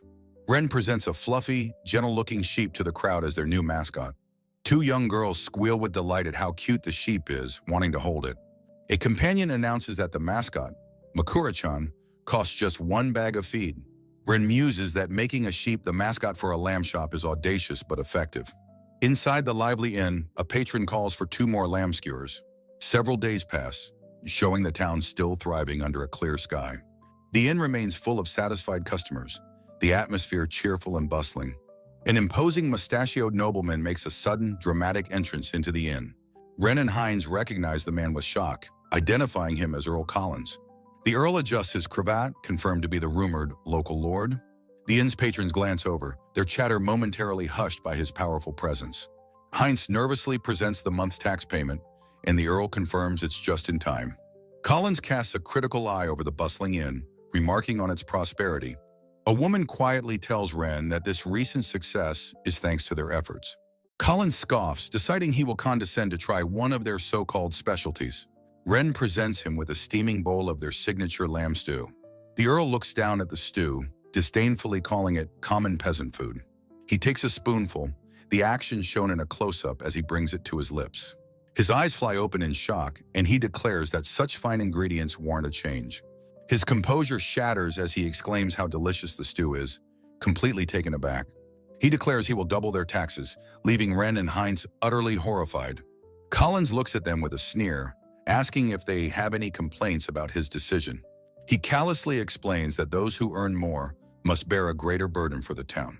Ren protests that it is unfair to raise the taxes on Heinz alone. He stands his ground, stating that as an adventurer, he has no intention of working for the Earl. Collins's gaze drifts to the female workers, wondering how they will manage now.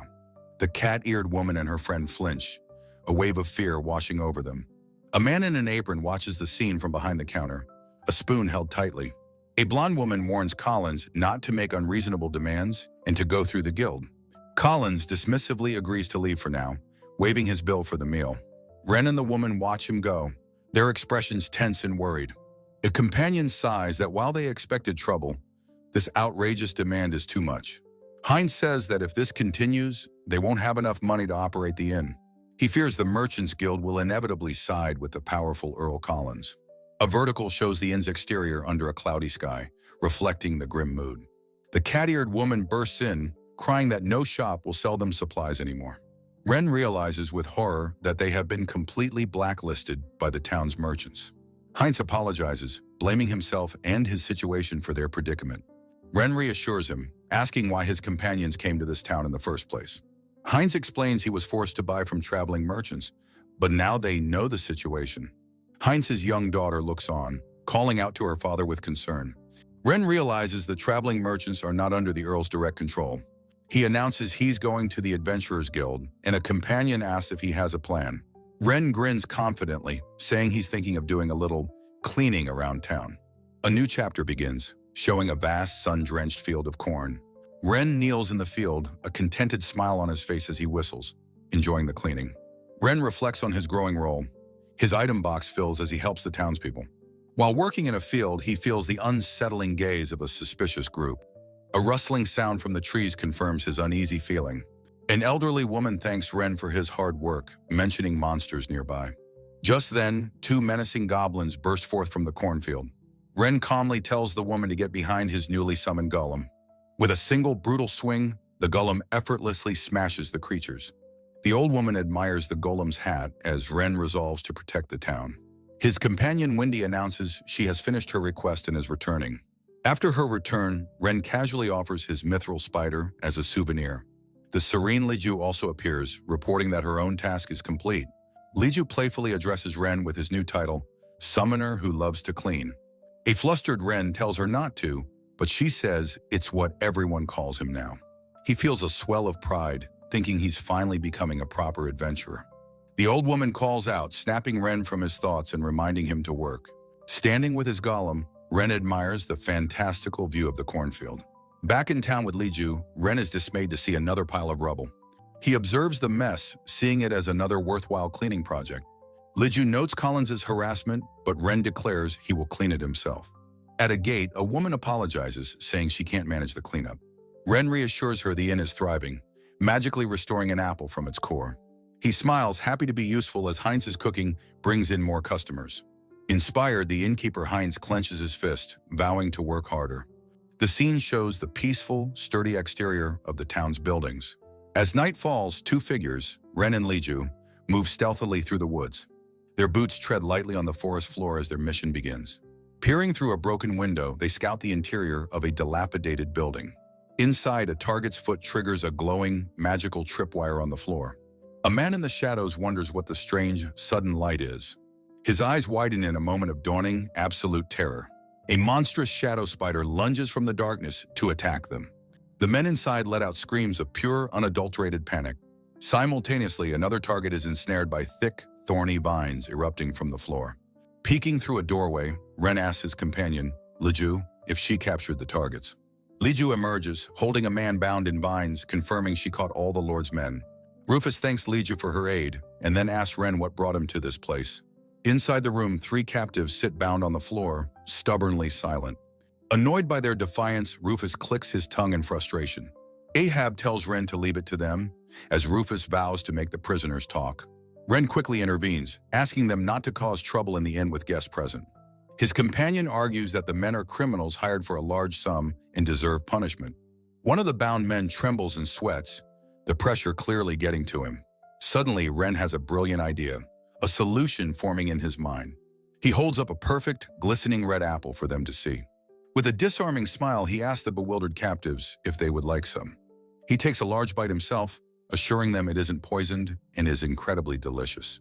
His own companions are left speechless by his bizarre and unexpected tactic. The lead captive hesitantly accepts the offered apple and takes a bite. Ren offers a water skin, gently telling the man to calm himself. The captive murmurs in awe that it feels as though his very heart is being cleansed. With a sheepish grin, Ren admits his food is a bit of a cheat. The man wishes he could share this miraculous fruit with his family and the whole town. Ren begins his interrogation, asking the leader if he is a merchant. The man confesses he was once an adventurer, but took on this shameful work out of desperation. When asked why they harassed Collins, the captive claims he wasn't told the reason. His bearded accomplice adds that he was simply hired to do the job. Rufus's patience finally snaps, his expression hardening with anger. Grabbing the man's hair, he snarls that he is not nearly as kind as Ren. The terrified captive confesses that Lord Collins was trying to steal Lyra, a general's daughter. The leader cries out that they only wanted to drive Heinz out for money and begs for his life. Ren realizes with grim certainty that Collins's actions were driven by twisted resentment. Disgusted, Rufus dismisses the men, declaring that he's had enough. The bearded man pleads that if taken to the local guards, they'll never be pardoned due to noble influence. Ahab decides to take them to the capital, but Rufus warns that the case could still be suppressed. Feeling responsible, Ren declares his intention to go with them to ensure justice is done. Rufus stops him, sternly warning that using his powers so openly would endanger himself and everyone else. A covered wagon rumbles down a cobblestone path, leaving a cloud of dust in the darkness. The next morning, the sun shines brightly over the timber-framed buildings of a peaceful town street. Inside a room, Ren and his three female companions are gathered around a table, deep in discussion. Farah thoughtfully relays a rumor about harassment, noting the Adventurers Guild is powerless to act against nobles. Deciding to wait for Rufus's report, Ren turns his thoughts to planning their next specialty dish. Liju and Elena playfully tease Ren, remarking that he is becoming a fine wife. Outside, a shopkeeper's cheerful voice advertises delicious, freshly baked goods to passersby. Several days later, Ren stands before a doorway now blocked by a large pile of wreckage. A close-up reveals the extent of the mess, showing that the harassment has resumed with renewed vigor. Kneeling amidst the debris, Ren thinks this will help, but senses something is amiss. A mysterious, ornate bottle labeled Blood of the Demon Race materializes within his inventory. Farah appears in the doorway, greeting Ren and asking if he's heading out for the day. Walking together, Farah asks about his troubled expression as he explains he found demon blood in the trash. Farah, her expression surprised, asks for clarification on what a demon is. She explains that demons are powerful beings, fundamentally incompatible with humans, and wonders why one would be here. The pile of trash is shown again as Farah theorizes that a powerful person must have wounded a demon. She notes that the only local monsters are weak dead spiders, incapable of such a feat. A small, fluffy white spider with large innocent eyes leaps affectionately towards Farah. Farah holds the poisoned spider as Ren smiles, commenting on how attached it has become to her. Ren remarks that their new pet spider will expand their tactical options and asks her to stay with him. Cradling the spider, Farah smiles warmly, amazed that she could get along so well with a monster. A guard calls out to Farah, announcing that it's time for her to depart on guild business. Farah leaves, telling Ren she'll be looking for new recruits and to take care of himself. Ren watches her go, contemplating the mystery of the demon race and hoping for a peaceful outcome. The sky darkens over the town rooftops, signaling the arrival of night. In his bed, Ren is suddenly shaken awake by a hand on his back. A groggy Ren is urged by Liju to wake up and get outside immediately. The chapter title page shows Ren sleeping peacefully in a rustic bedroom before the disturbance. Ren, now dressed in a simple shirt and pants, stumbles out of the house, rubbing his eyes. His face contorts in shock as he sees what is lying on the ground before him. A young red-haired girl with small horns lies unconscious on the cold cobblestone path. Liju kneels beside her, her face a mask of horror, identifying her as an injured demon. A close-up reveals a heavy, rune-etched slave collar locked around the unconscious girl's neck. Ren comforts a despairing figure, suggesting they reframe their slave status for another's sake. A woman with glasses, Mary, smugly recalls telling Ren about this world's system of slavery. Ren holds a small, unconscious girl, noting the cruel slave collar around her neck. Fauna reveals that powerful demons are fitted with exceptionally cruel collars to control them. The man Ahab appears, apologizing for the commotion and dismissing concern for himself. Deciding they should avoid a scene, Ahab scoops up the girl to go inside. Looking up at the inn, he comments on the commotion they have caused. Inside, Ahab explains that enslaving others without just cause is illegal in this land. The girl lies unconscious as he notes that many still trample on the law. Ahab observes her valuable demon horn is broken, suggesting she was discarded by Collins. Ren is shocked and angry, his mind echoing the word discarded. He clenches his fist tightly, his expression hardening with resolve. With a determined look, Ren declares that he will take the girl in. Ahab smiles, saying he expected as much from Ren. He explains the collar is magically trapped and cannot be removed by anyone but the master. Ren feels a surge of anger at the cruelty inflicted on such a small child. An idea strikes him, and he wonders if he can use his blacksmithing skill. Ahab is impressed by his ingenuity, remarking that Ren is amazing. He then suggests that instead of removing the collar, they should repair her horn. Ren realizes that if he reinforces the horn with mithril, her energy might be restored. Gently, he places his hand on the girl's head, ready to begin. He realizes with horror that demon horns are treated as valuable materials for hunting. This implies a grim reality where people hunt members of the demon race for their parts. He pulls out a pure mithril ingot, which begins to glow in his hand. Kneeling beside the girl, he presses the glowing mithril to her broken horn.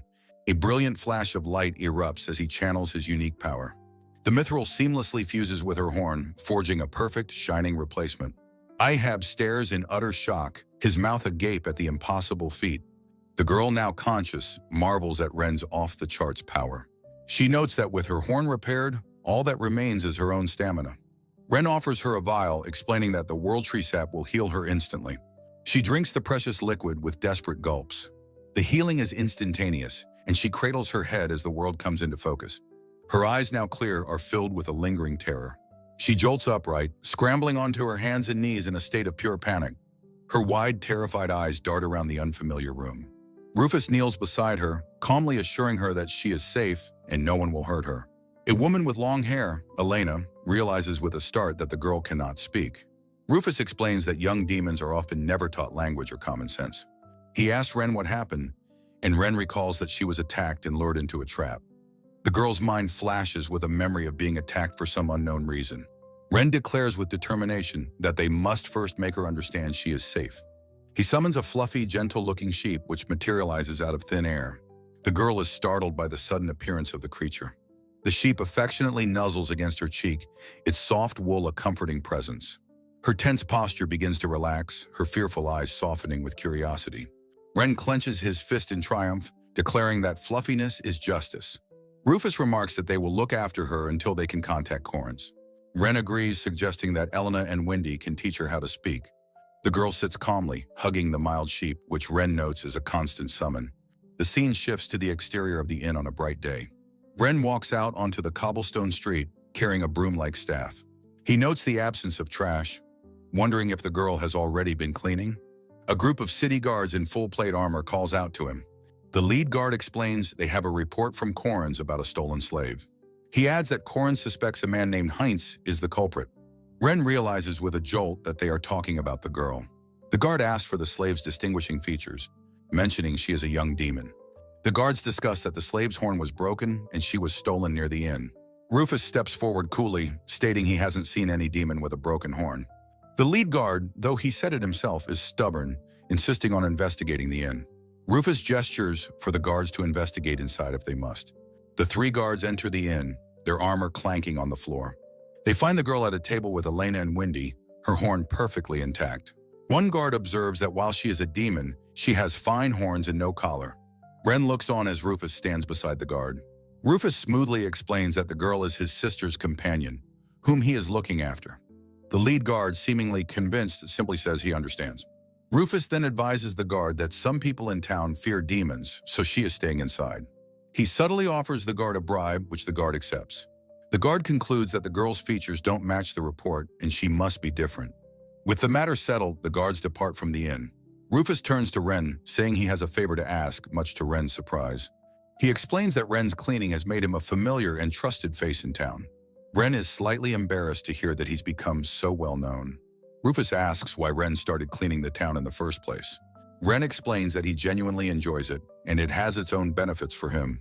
Rufus smiles, saying that's good to hear, and that Ren's efforts were a huge help. He elaborates that the guards were wary of them, but Ren has earned the town's trust. This trust, Rufus reveals, resulted in their inn bill being waived by a guard fund. Ren blushes, realizing his simple actions had such a significant, positive impact. He looks off to the side, processing this new information. Across the room, the demon girl glances over at Ren, a slight pout on her lips. She turns away, a blush dusting her cheeks. At the table, Wendy asks if she's interested in Ren, reminding her he healed her horn. The girl looks at Ren again, her expression softening with a hint of affection. Ren, his resolve renewed, announces he's going to accept another cleaning request. A young girl with pigtails asks if it's safe for him to be out after the incident. Ren reassures her, promising to put in a good word for her with the guards. The little girl thanks him profusely as he heads out the door. With a broom in hand, Ren resolves to do his best with his cleaning duties. His work takes him to a quiet cemetery, where he is watched by a mysterious figure. The figure, hidden behind a tree, silently observes Ren. The chapter title page confirms the setting as Ren continues his work in the cemetery. Ren is startled as his mithril and giant spider companions react to a sudden threat. A group of three rough-looking adventurers emerges from the nearby woods, sneering at him. Ren instantly recognizes them as cronies of the corrupt nobleman, Collins. The leader of the thugs informs Ren that they've been ordered to capture him. Ren stands his ground, defiantly refusing their absurd invitation. The bald thug cracks his knuckles, laughing and accepting the challenge to fight. At Ren's command, his spiders immediately leap into action, shooting thick webbing. A bald man in robes is thrown back by a surprising burst of force. His blonde, sword-wielding companion curses in defiance, charging forward to attack. Ren calmly summons a simple but powerful golem to intercept the foe. With a devastating blow, the golem utterly smashes the blonde man's summoned creature. The defeated men express their shock, wondering what kind of monster Ren is. From the shadows, their dark familiar expresses disbelief, having never heard of such power. A wide shot shows the quiet forest under a cloudy sky. Three adventurers, now neutralized, lie cocooned in thick spider silk. One of the female captives remarks that the spiders spared them from serious injury. Ren reflects on his cheat-like abilities, deciding he must hand the thugs over. He sees a broken wooden sword, noting his enemies resorted to direct attacks. The view pans up from the rooftops to the sky above the town. Upon his return, the young demon girl shyly greets Ren, welcoming him home. Ren freezes, completely stunned to realize that she can already speak. His companions, Alette and Elena, proudly explain that they taught the girl. Elena adds that the child is a genius and learned with incredible speed. Overjoyed, Ren scoops the little girl into his arms, spinning her around. She beams with pure happiness, her face lit up in a wide smile. He reflects that she must have been deeply loved before being enslaved. A stern Lord Collins resolves to interrogate a man named Corrins about the girl. Ren asks his companions what they should call the little girl. The girl herself hums thoughtfully, considering a name for herself. Ren apologizes for troubling her and suggests they all pick a name for her. Elette and Elena are thrilled by the idea, agreeing they must pick a good one. The little girl nods enthusiastically, agreeing with a wide, happy smile. Elette enthusiastically suggests a name based on the girl's pinkish hair. Ren immediately dismisses the idea as being too simplistic and uninspired. Elena then suggests a name based on the girl's beautiful blue eyes. The girl proposes Clearacris, the name of a legendary blue short sword. Ren is ecstatic with her choice, declaring it a wonderful name. The girl Clearacris looks up as she hears her new name for the first time. Ren promises to protect her until they can discover her true name. Overcome with joy, Clearacris gives a heartfelt and enthusiastic yes! The next morning, a cheerful Clearacris wishes everyone a good morning. Her bright, energetic greeting radiates happiness as she starts her new day. She happily cuddles her fluffy sheep companion while Ren looks on. The blonde warrior Farah greets Ren, confirming she has just returned. Farah explains she had been dealing with a dangerous goblin situation. She thanks Ren, explaining his sheep was a great help in a tight spot. Ren explains that Clearacris has officially joined their group.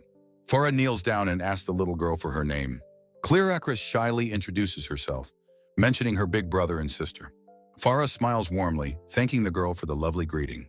Ren marvels at how effortlessly Farah has won the child's trust. As Ren prepares for his cleaning duties, he wonders what to do with Clearacris. Farah immediately offers to look after her, suggesting they can play together. Clearacris is thrilled at the prospect of playing with her big sister Farah. Ren gratefully entrusts Clearacris to Farah's care before he departs. Farah and Clearacris wave him off, the little girl calling out to her brother. He watches them, thinking they look just like a real mother and daughter. As he walks, Ren wonders what he should do about his day's fantasy. He discovers a long queue of adventurers waiting outside a building. A man explains that after Farah helped them, everyone is requesting her services. Ren realizes with a jolt that everyone wants to hire her. The thought occurs to him that rumors of the World Tree might be spreading. At the guild, the receptionist greets Ren, confirming he is there to clean. She surprises him by revealing there are 3 requests waiting specifically for him. Ren is surprised by the direct requests and asks to review them. The receptionist explains that Farah herself had vouched for him. He realizes Farah's true goal was to help him draw out his enemies. With newfound resolve, Ren declares that he will accept all the requests. A wide shot shows the vast cloud-filled sky above. Walking through the streets, Ren feels an unsettling sense of being watched. He thinks it's a good thing no one was hurt in the last attack. The armored warrior, Ahab, approaches him on the cobblestone street. Ren looks startled, asking if Ahab is talking about him. Ahab confirms it, stating Ren is the source of all the recent sparks. Ren thanks Ahab for his past help, admitting he didn't know anything before. Ahab accepts the thanks, considering it payment for the spear Ren made. He presents Ren with a magnificent orichalcum spear, a truly powerful weapon. Ren is pleased, realizing an orc warrior gem is now in his item box. He reflects that items dropped by his companions also appear in his inventory. Ahab's expression becomes serious as he observes Ren. He gives Ren a spiky, dark object for camping and tells him to head back. Ren agrees and turns to leave, heading back through the quiet streets. Several days later, Ren thanks Lord Kars for his help. A poor man and his daughter give Kars a small pouch as a token. The man and his daughter look down, their expressions weary and sad. Kars tells them to come back if they get sick again, a cruel smile on his face. Ren recognizes the man with dawning horror, realizing who he is. Scene cuts to Lord Kars relaxing in a lavish room. He dines with his attendant, asking about the 2 people he just met. Kars confronts Ren, revealing his involvement in a slavery scheme. Ren looks on, a bead of sweat on his cheek, unable to respond. Chris watches, wondering if Ren is truly aware of her presence. Kars asks his innkeeper if this is everyone currently at the inn. The innkeeper nervously explains that Fana is not present at the moment. The tree spirit Liju tells Ren not to interfere just yet. Chris looks up at Ren, a silent question in her eyes. Ren looks to the rafters, asking the spirit if she was watching. Liju, hanging upside down, confirms she was watching and tells him to wait. She asks why he's being so reckless and when the man will be gone. Ren explains that Rufus is returning and they can't cause trouble for Hainsu. Liju puffs out her cheeks in annoyance but agrees to wait. Kars mutters that something feels strange and that he is not mistaken. His subordinate informs him that Lord Collins and the demon tribe are nearby. Chris is visibly shocked by the nobleman's presence. Kars notes Chris's horns, stating he'll leave her be since she's not collared. He wonders with disdain how a demon could be learning their language. The priest Ahab gestures with revulsion, shouting that she is filthy. A young girl with reddish-brown hair lets out a small, pained cry. A hand grips her shoulder with intimidating force. Ren asks the girl, Chris, what she's doing, as she slams her fist down in frustration. The bearded man, Ahab, watches the scene with a stern and weary expression. The nobleman Collins callously dismisses the demon tribe, and his companion readily agrees. Ahab explains that a payment of 20 coins was due, but he was unable to pay. A younger man, Heinz, nervously presents a small pouch of money. Collins and his companion are shocked to find the full amount inside the pouch. Heinz asks if their business is now over, as the nobleman confirms the payment. A frustrated Collins curses, realizing his leverage is gone, and decides to depart. The heavy wooden door slams shut with a loud final thud. Wendy wonders how anyone could ignore such a cute girl as Chris. Ren realizes with concern that Collins was only interested in Chris's demonic horns. The scene transitions, showing a vast cloudy sky. Ren's party walks through town, discussing how Collins likely controls the Merchants Guild. Farah expresses her desire to investigate the guild, knowing Ren's items won't sell otherwise. Ren sheepishly admits he got carried away with crafting out of pure interest. A spiky-haired companion worries if they can even make a proper deal with the guild. They arrive at the imposing Merchants Guild building, intending to investigate. Inside, the portly guildmaster, Zoguf, reads a document with a bored look. Zoguf glances up, his expression one of dismissive annoyance. Farah introduces herself as a representative from the Adventurers Guild with items to sell. Zoguf condescendingly asks if they are just monster materials for equipment. Ren confirms they are mainly selling equipment, as Farah looks on. The guildmaster sarcastically asks if Ren is the one selling, and if it's just something he picked up while cleaning. Ren feels dejected, realizing they won't even entertain his request. Farah firmly states that this is the Merchants Guild, and they must appraise the goods. Zoguf reluctantly agrees to fetch the person in charge of equipment. Their companion worries if the appraisal will be fair, but Farah believes good items can move a merchant's heart. Farah reveals to a surprised Ren that the Adventurers Guild can also purchase their items. She smiles slyly, apologizing for not mentioning this part of her investigation sooner. In a back room, Zoguf tells his subordinate, Biri, to handle the adventurers. Biri, while inspecting a boot, is surprised by the sudden order. Zoguf, chewing on something, dismissively tells Biri to give the items a quick, shoddy look. He states that it is beneath him to deal with them personally. Biri realizes with contempt that his boss is simply incapable of performing a proper appraisal. Zoguf asks if Biri has something to say, but the subordinate just agrees to go. Biri politely greets the adventurers and introduces himself as the one handling their equipment. Ren, unaware of the deception, politely asks him to proceed. He presents a simple sheathed sword for inspection. Biri identifies the weapon as a basic iron sword. Ren confirms this but adds that the hilt is made from a world tree branch. As Biri inspects the hilt, he senses something extraordinary about it. His eyes glow with power as he prepares to use his appraisal skill. He asks where Ren acquired it, and the young man nervously wonders if he should be honest. The scene flashes back to the party exploring some ruins. Ren explains they found a great deal of items while exploring the ruins. In a private room, Biri states that something is wrong and that he is different from Zoguf. Ren looks flustered, and Biri suggests they move to a more private room to talk. Biri explains that the room is magically soundproofed for their privacy. He assures them no one can eavesdrop on their private business discussion. Farah observes that something significant seems to be unfolding. Biri begins, explaining there is something he must discuss before their transaction. He reveals that Guildmaster Zoguf is a fraud who drove out all true appraisers and is now a puppet for Count Corinth. Farah asks why he can't just leave, and he explains it's impossible to oppose the Count in this town. Biri declares that after seeing Ren's weapon, he is convinced the time is right for a coup.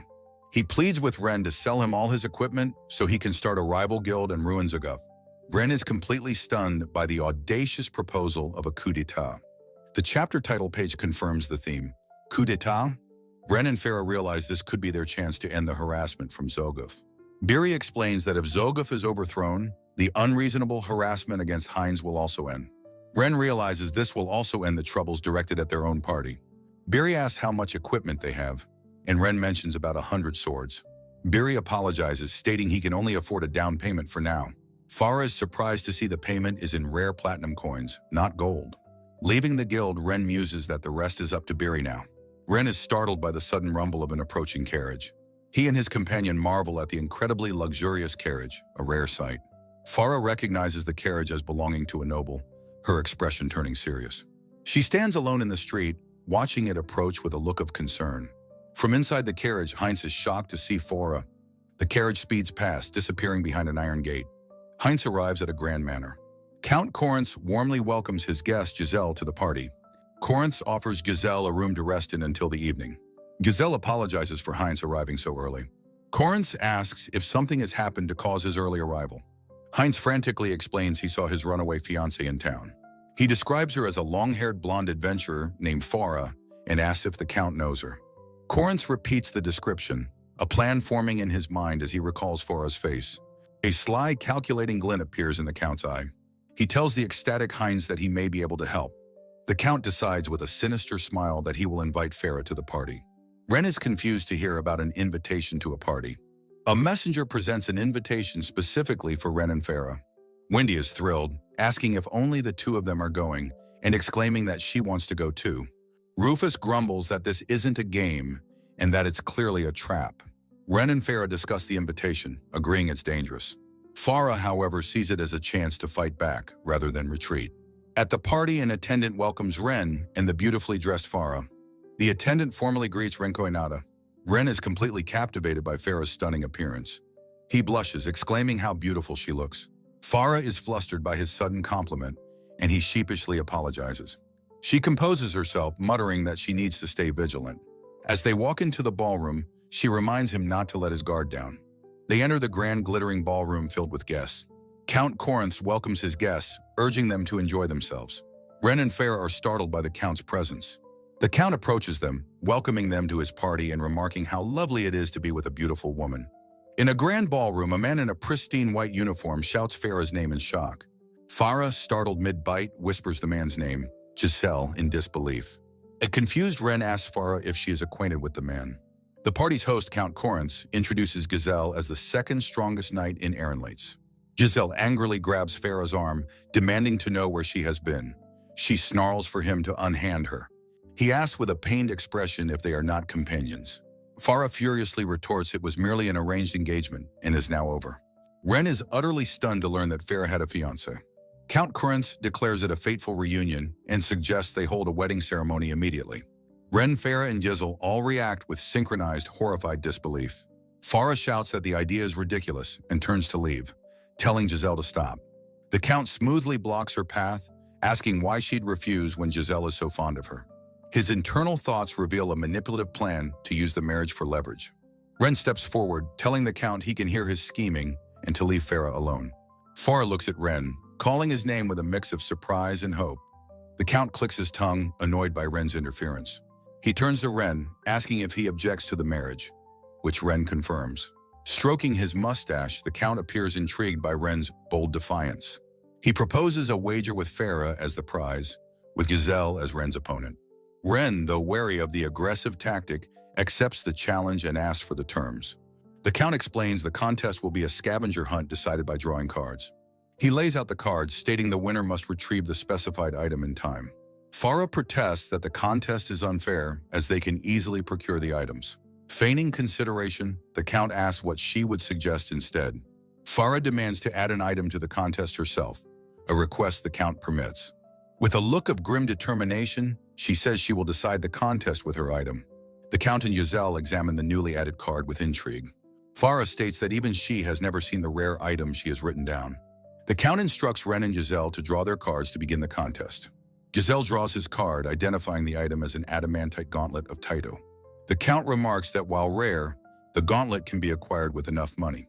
Ren draws his card, revealing the impossible item, a branch of the world tree. Count Corinth laughs maniacally, mocking Ren for drawing the very item Farah added. Ren stands in stunned silence as the party guests whisper around him. The Count condescendingly offers to add a prize for Ren, seeing no way for him to win. A spark of defiance ignites in Ren's eye as an idea forms. He boldly demands that the Count make a public apology to Heinz if he wins. The Count is taken aback by the sheer audacity of Ren's request. Ren presses his advantage, stating it's a fair bet since the item is impossible to find. He addresses the entire assembly, ensuring the Count's promise is witnessed by all. The Count scowls, silently outmaneuvered and trapped by the public wager. Ren produces a gnarled, glittering branch, declaring it to be genuine. Both the Count and Giselle stare in utter disbelief, stammering that it's impossible. The nobleman collapses to the floor in defeat, his monocle falling from his eye. As Ren and Farah leave, he tells her to collect her wager after the apology. A desperate Giselle rushes forward, confessing his now pure feelings for Farah. Farah coldly asks how she can believe him when his family destroyed hers. Her devastating accusation leaves Giselle speechless and heartbroken. Ren wonders about the dark, painful history that binds Farah to these men. He gently urges Farah to leave with him, away from the painful scene. The defeated nobleman watches them depart, his face a mask of silent fury. The 17th chapter begins under a cloudy, foreboding evening sky. Farah spots a carriage, excitedly telling Ren that their companion Rufus has returned. A simple covered wagon is parked on a quiet street at dusk. Ren and Farah approach the wagon, still in their formal party attire. A voice from above calls out Ren's name, stopping them. Rufus appears, explaining with frustration that he was turned away at the city gate. He recounts his failed attempt to deliver a petition against the Count's tyranny. Suspecting a conspiracy, Ren suggests they ask a woman named Latina for help. Farah confirms Latina is the king's daughter, living incognito in Turia Alan. Rufus is confident Latina would help if Ren were to ask her directly. He suggests a roundabout plan to deliver a letter directly to the king. Ren gratefully asks Rufus to handle the crucial request on his behalf. He hopes that with the bet won, a sense of peace will finally return to the inn. Several days pass under an overcast sky. A brief, violent vision of a woman attacking bound men flashes through Ren's mind. He mutters in his sleep, disturbed by the noisy chaos of the party. A soft, hesitant knock comes from his bedroom door. He rubs his eyes, complaining about being disturbed after the party. Farah stands in the doorway, apologizing for visiting at such a late hour. Ren, sitting on his bed, tells her he couldn't sleep either. She assumes he is worried about the World Tree branch and the nobles who now know. Farah feels defeated, suggesting that they may have to leave town. Ren pragmatically suggests they split up their tasks for the morning. From outside, a figure peeks through a lattice window into the room. The next day dawns bright and clear. A close-up shows the eyes of Ren and Clear Chris. Ren awakens to find the young, horned girl, Clear Chris, sleeping beside him. He worries about her, recalling the cruelty she endured from Corinth. She stirs from her sleep and he apologizes for waking her. She smiles brightly, explaining that she came to wake him up with everyone else. She reports that their companions have returned, and Ren realizes how late it is. He tells her to hurry and eat, and she cheerfully agrees.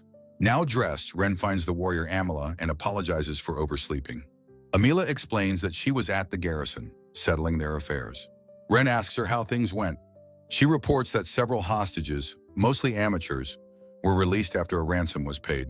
Farah clarifies that this ransom is a form of extortion used by the corrupt guards. Ren is shocked by the blatant injustice of the system.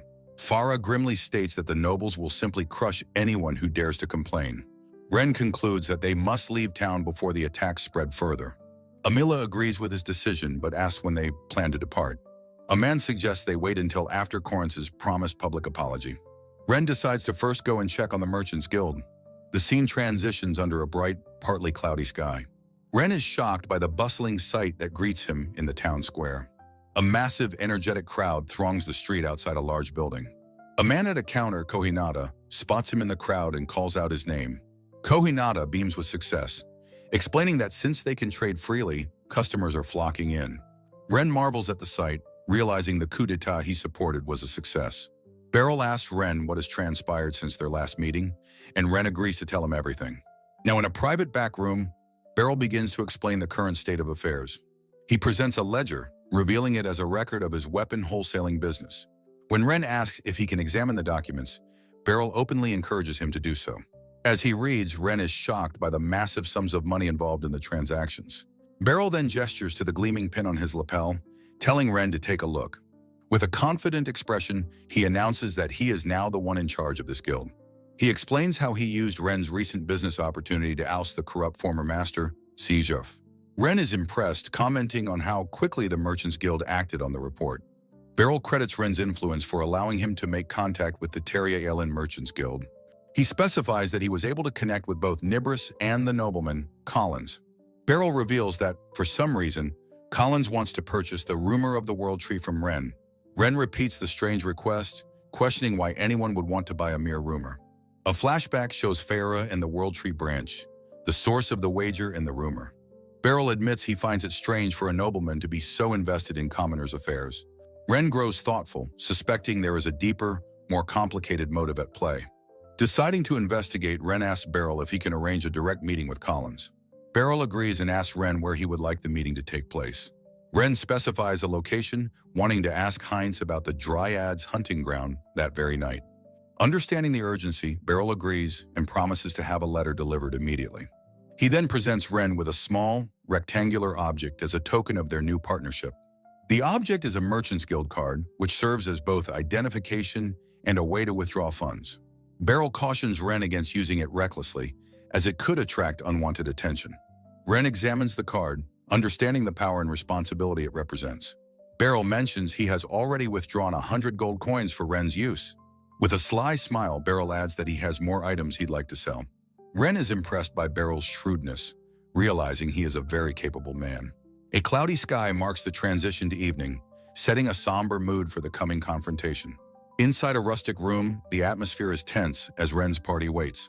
The red-haired Wendy wonders aloud if Collins will truly show up for their meeting. Ren, his expression determined, states that it is time to settle things once and for all. A heavy knock suddenly echoes from the wooden door, startling Ren. The door swings open, revealing the imposing figure of the mustachioed nobleman, Collins. Ren and the blonde Farah stare in shock, amazed that he actually appeared. Collins avoids their gaze, his expression heavy with weariness and regret. With downcast eyes, he offers a single, heavy-hearted apology for his past actions. Farah steps forward, demanding to know what exactly he is apologizing for. Wendy angrily adds that his words are not nearly enough to atone for what he's done. Collins grimly confesses to manipulating the guild and setting up the request for Ren. The innkeeper Heinz erupts, screaming that Collins is responsible for his beloved Lila's death. Collins is genuinely shocked by the accusation, asking if she had been ill. Consumed by grief, Heinz grabs Collins' collar, accusing him of causing her fatal stress. Collins defensively shouts back that he had offered to support her and even make her his wife. Ren steps between the two men, forcefully urging them both to calm down. Heinz, still seething with anger, backs down slightly at Ren's intervention. Ren insists they hear the full story, and a defeated Collins agrees to explain. Collins recounts how Lila's illness required immense funds, which he offered, but she proudly refused. Heinz scoffs at the story, shouting that he can't possibly believe such a thing. Ren asks a pointed question, wondering how Collins knew the specific details of her illness. Collins explains that a renowned monk he knew had provided the diagnosis for her condition. The mention of a monk startles Ren, who seems to have a sudden dawning realization. A chapter title page shows Collins lamenting that Lila's treatment was expensive but affordable for him. Ren asks if Collins truly intended to cure her, questioning why a monk would demand money. Collins wonders why there are money grubbers in the world, murmuring that Lila would have been happy with him. Wendy, disgusted by his self-pity, mutters that he is a complete scumbag.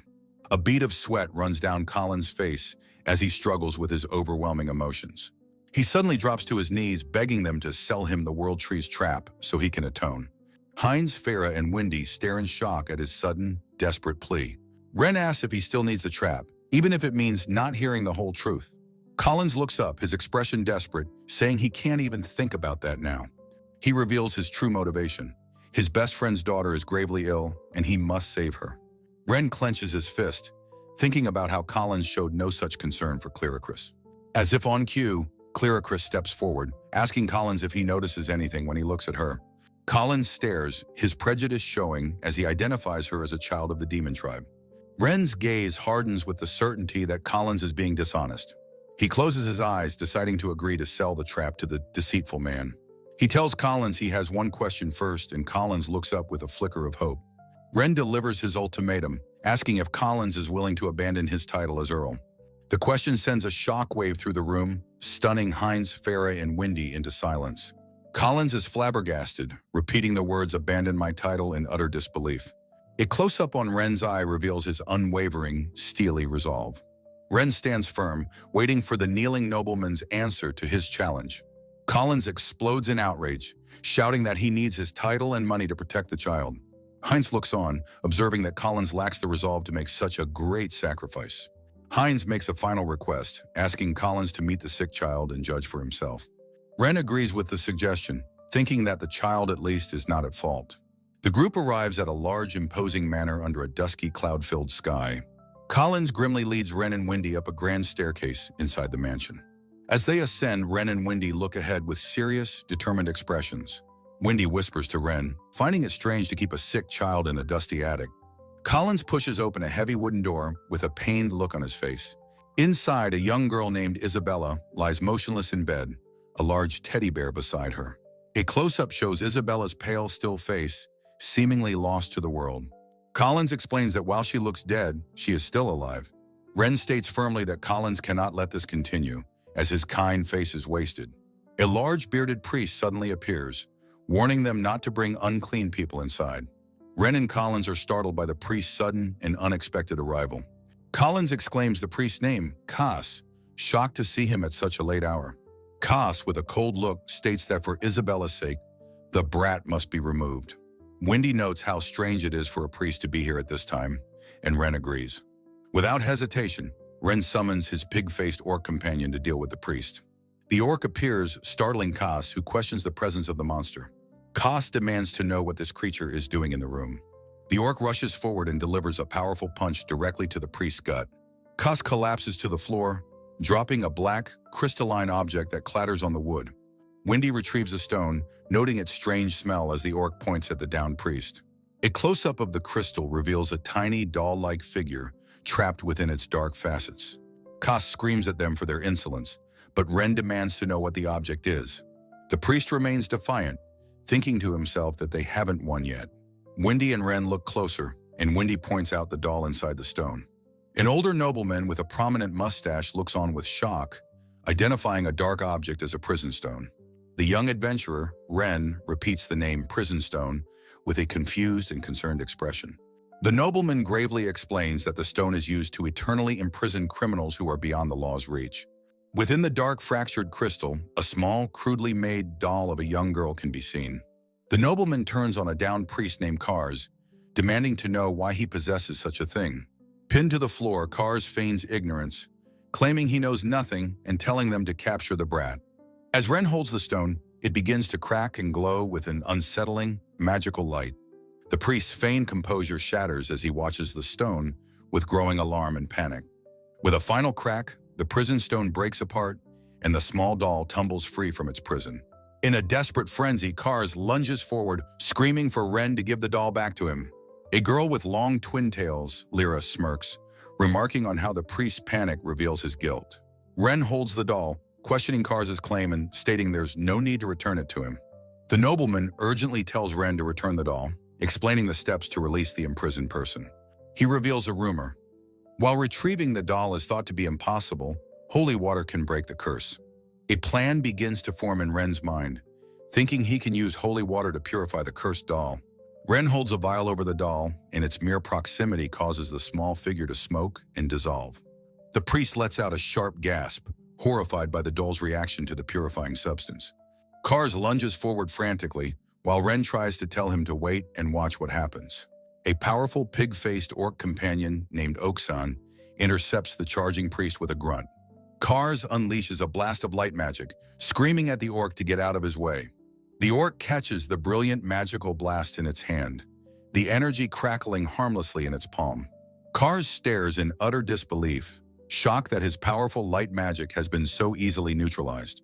With a grunt, Oksan slams the priest against the far wall, overwhelming him with his own power. Ren smiles, relieved and pleased that he had given Oak-san the specially enhanced equipment. The commotion awakens the sick girl, Isabella, who groans weakly as she begins to stir from her cursed sleep. The nobleman rushes to her bedside, crying out her name in relief as she weakly addresses him as Lord.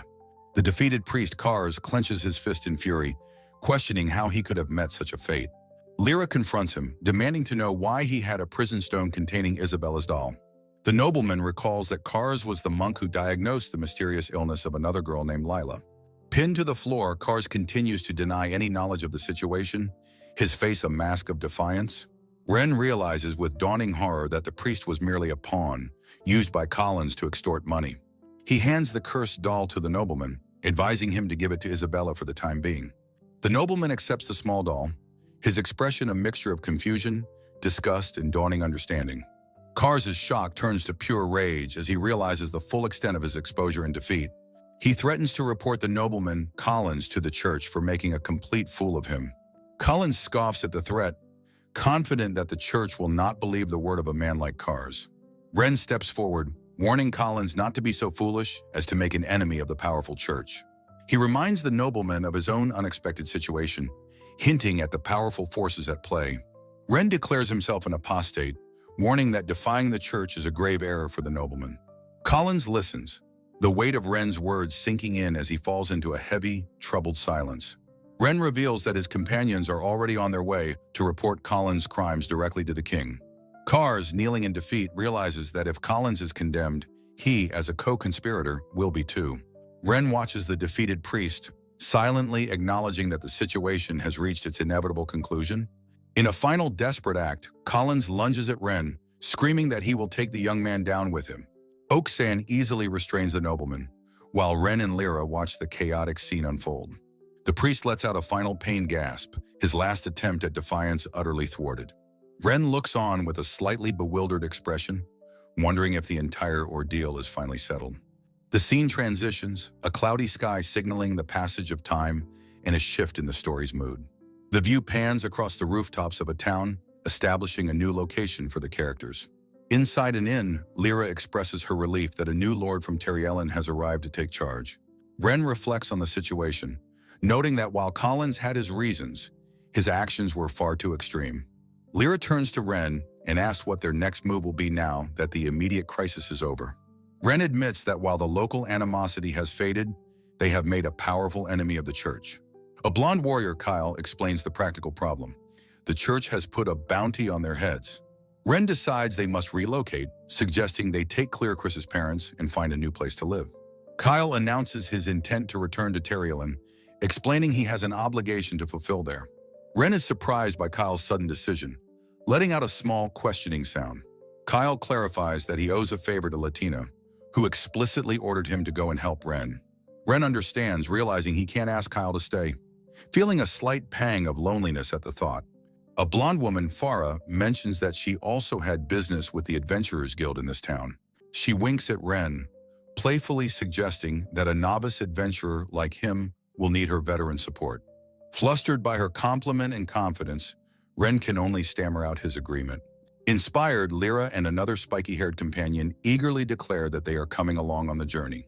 The young girl, Clearchris, also raises her hands, enthusiastically volunteering to join them on their adventure. Ren is deeply moved by their loyalty, a wide, heartfelt grin on his face as he thanks them all. He looks out at the town, thinking how wonderful it is to be able to set out on a journey again. The group sees off Clearchris's parents, who assure Ren that helping him has been no trouble at all. The parents smile warmly, thanking him and telling him to visit them whenever he can. Ren entrusts their safety to the ethereal wood spirit, Liju, who stands beside him with a gentle smile. Liju places a hand on her chest, promising to protect the couple with all her power. Two children give Ren a gift for his cleaning help, causing him to blush at their kindness. Ren smiles warmly, touched by the children's simple but heartfelt gesture of gratitude. A covered wagon travels across a vast grassy field, carrying the parents to a new, safe home. The view pans up to a cloudy sky, signaling the beginning of a new chapter for the main party. The sky darkens and stars begin to appear, marking the fall of night on their journey. A small, energetic girl, Riju, runs ahead of the group, calling back cheerfully to her companions. Kyle, holding the reins of their horse, cautions her not to stray too far from the group. Ren muses that being kicked out of their own crowded carriage is a good chance to walk. He admires his companion's skill, then asks about their next destination and plan. Kyle looks back, considering their options and what their next move should be on the road ahead. Ren states that his first priority is to find Clear Chris's biological parents, a difficult but necessary task. Kyle explains the challenge, noting that Collins was just a slave trader with no real information. He suggests they gather information in the next town, Periclas, which lies on the road ahead. Ren agrees with the plan, his expression thoughtful as he considers the difficult task before them. A vertical shows the vast forest canopy against a bright sky, emphasizing their long journey. Later by a campfire, Lyra urgently calls for Ren to come and see something strange. Ren asks what's wrong, and Lyra points out an odd abandoned wagon she has spotted nearby. The two of them peer through the bushes, confirming her strange and unsettling observation. Ren's expression turns serious as he senses that something is very wrong with the abandoned wagon. They find the covered wagon in a clearing, one of its wheels completely broken off and discarded. A silhouetted figure, Kyle inspects the wagon, noting its strangeness and lack of cargo or horses. Kyle speculates it belonged to a noble or merchant, but finds the absence of guards deeply suspicious. Ren looks around the eerie scene, wondering aloud what could have possibly happened here. A woman named Ellen points to the ground, showing Ren where bloodstains were deliberately hidden. Ren is shocked as Ellen confirms her suspicion that a battle likely took place in this very spot. Ellen's eyes narrow as she deduces from the hidden tracks that this was the work of people, not monsters. Kyle recalls hearing rumors of bandits in the area, standing before the abandoned wagon with his arms crossed. Lyra confirms there were no active subjugation requests from the guild, calling out to Ren in concern. Lyra reacts with incredible speed, intercepting an incoming arrow meant for Ren with her own shot. The two arrows collide in mid-air, shattering in a burst of splintered wood and metal fragments. Ren expresses his utter amazement at the power of Wendy's arrow shot. From the dense woods, a sharp command orders them to halt. High on a branch, a cloaked archer takes aim with their bow. The archer's face is completely hidden in shadow, their intent unknown. Kyle, a blonde member of Ren's party, angrily demands an explanation. The archer firmly repeats their command for the group to stay still. A voice from the canopy declares that this forest is their territory. Looking around nervously, Ren wonders if there are more of them nearby. Farah calls out, trying to assure the unseen figures that they are not a threat. The archer cynically replies that humans always use such words to deceive them. They demand Ren's party drop their weapons before any discussion can begin. Farah retorts defiantly that her weapon will never leave her hand. With blinding speed, Kyle vanishes and reappears behind another woman. Holding a blade to her throat, he smirks and clicks his tongue. The archer in the tree asks who the leader of their group is. Ren realizes with a jolt that they have never established a leader. Kyle points to himself with surprise, about to claim the title. A commanding new voice interrupts, summoning Ren to speak with them. A stunning, dark-skinned elf with long white hair emerges from the trees. Ren is shocked, realizing he is in the presence of a dark elf. He follows her into the forest, wondering where she is taking him. Two male dark elf guards watch as their princess leads Ren away. One of the guards questions her decision to go alone with the human. The princess Nia confidently states that she feels these humans are different. She explains to Ren that her actions are necessary for her people's survival. Ren feels the situation is complex, wondering about their past persecution. Their journey ends at a hidden village of simple, thatched roof huts. Nia enters one of the huts, announcing her return. An elderly dark elf, the chief, greets her, noting she has brought a guest. The cat-eared Renren observes that Ren seems different from other humans. The elder introduces himself as Box, the chief, and Nia as their leader. Box comments on Nia's blunt manner, which he attributes to her warrior upbringing. He dismisses the topic, ready to address the more important matter. The chief brings up the abandoned covered wagon that caused the conflict. He begins to recount their grim history of being hunted by humans. Ren, his face etched with concern, asks about the wagon's occupants. Nia explains that she attacked them, mistaking them for a hostile party. Ren understands they were retaliating against a perceived search party. He asks what the humans from the wagon were like. Ren notes that the humans were heavily armed for battle, not travel. Ren counters that their equipment seemed purely for self-defense. Nia remains distrustful, while Box notes the humans never attacked him. Ren suggests leaving the wagon outside the village as a strategic test. Box scoffs at the idea of using an unmanned wagon.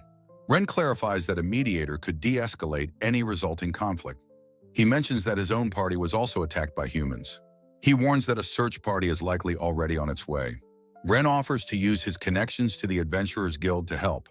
The chief's suspicion deepens, asking what Ren truly wants in return. Ren understands their deep-seated fear is born from past betrayals. He flashes a wide, genuine smile, declaring he will not abandon them. Box and Nia are visibly surprised by his simple, heartfelt kindness. The elder, moved by his sincerity, asks for the young man's name. Ren smiles politely and introduces himself as Koinata Ren. The peaceful scene shows the sun filtering gently through the forest canopy. As Ren emerges from the woods, his worried companions call out to him. Farah rushes to him, asking with relief if he is all right. Kyle immediately questions Ren about the contents of the wagon he guarded. Ren's attempt to explain is met with a flurry of overlapping questions. Farah decides she will return to town to resolve the matter herself. Kyle suggests a closer city, but Farah thinks it's an unnecessary trip. Kyle states that there is no need for any of them to go. A search party on horseback is seen approaching on the forest path. Ren and Renren spot the approaching group, confirming it's a search team. Renren observes that the approaching knights are heavily armed. Ren asks Farah and Renren to accompany him to speak with the knights. He instructs Wendy to stay back and provide covering fire if needed. Renren blushes, thinking Ren looks very cool giving orders. A knight in full plate armor spots Ren and Farah approaching. The knight, Gunter, introduces himself and asks about a missing wagon. He explains the wagon's anti-theft magic stopped working in this area. Ren realizes a fight is imminent if he doesn't handle this carefully. He and Farah decide that they must be honest with the knight. Farah recalls that Gunter of the Steel Fangs is known for his integrity. Ren approaches Gunter, asking if he has a moment for some information. He explains the wagon's occupants were dark elves attacked by slavers. Gunter is shocked, declaring such a barbaric act is forbidden in this kingdom. Ren is relieved to see that Gunter is an honorable person. He asks the knight to leave the elves in peace to build their village. Gunter agrees, promising to report the truth of the matter to the guild. Farah asks if the elves in question are part of Terrieren's group. She worries that once reported, the village will be targeted by others. Ren considers this, realizing the village's current defenses are inadequate. He resolves that this is a moment where his own power can be of use. The view looks up through the trees, symbolizing a new plan forming. Ren tells his companions his intention to build a proper defensive wall. He calculates they have a small window of time to prepare for any threats. Kyle asks if he has received permission from the elves for this undertaking. Ren states it's not a bad thing and that it should be perfectly fine. Nia, the dark elf princess, confronts him and flatly says no. When Ren asks why, she explains that she cannot simply accept charity. She states that accepting a one-sided favor would be a blow to their pride. Ren looks on, understanding her perspective now. A young companion playfully teases the flustered Nia for her blushing denial. Box clarifies they have no money, but mentions a monster-guarded mine nearby. Ren's eyes light up with excitement at the mention of a mine.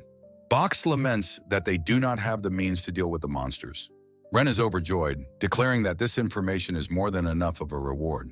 Box and Nia are both surprised by his selfless enthusiasm. Nia looks at Ren with a new understanding, thinking he is a truly strange person. The village elder warmly welcomes Ren's group, but Ren feels the offer is too generous. The dark elf princess, Nia, declares that Ren's kindness will change them and offers to build his house in their village. Ren is completely stunned by her sudden and generous offer of a house. The chapter title page shows the rustic elf village, as a young horned girl excitedly asks if they are really building a house.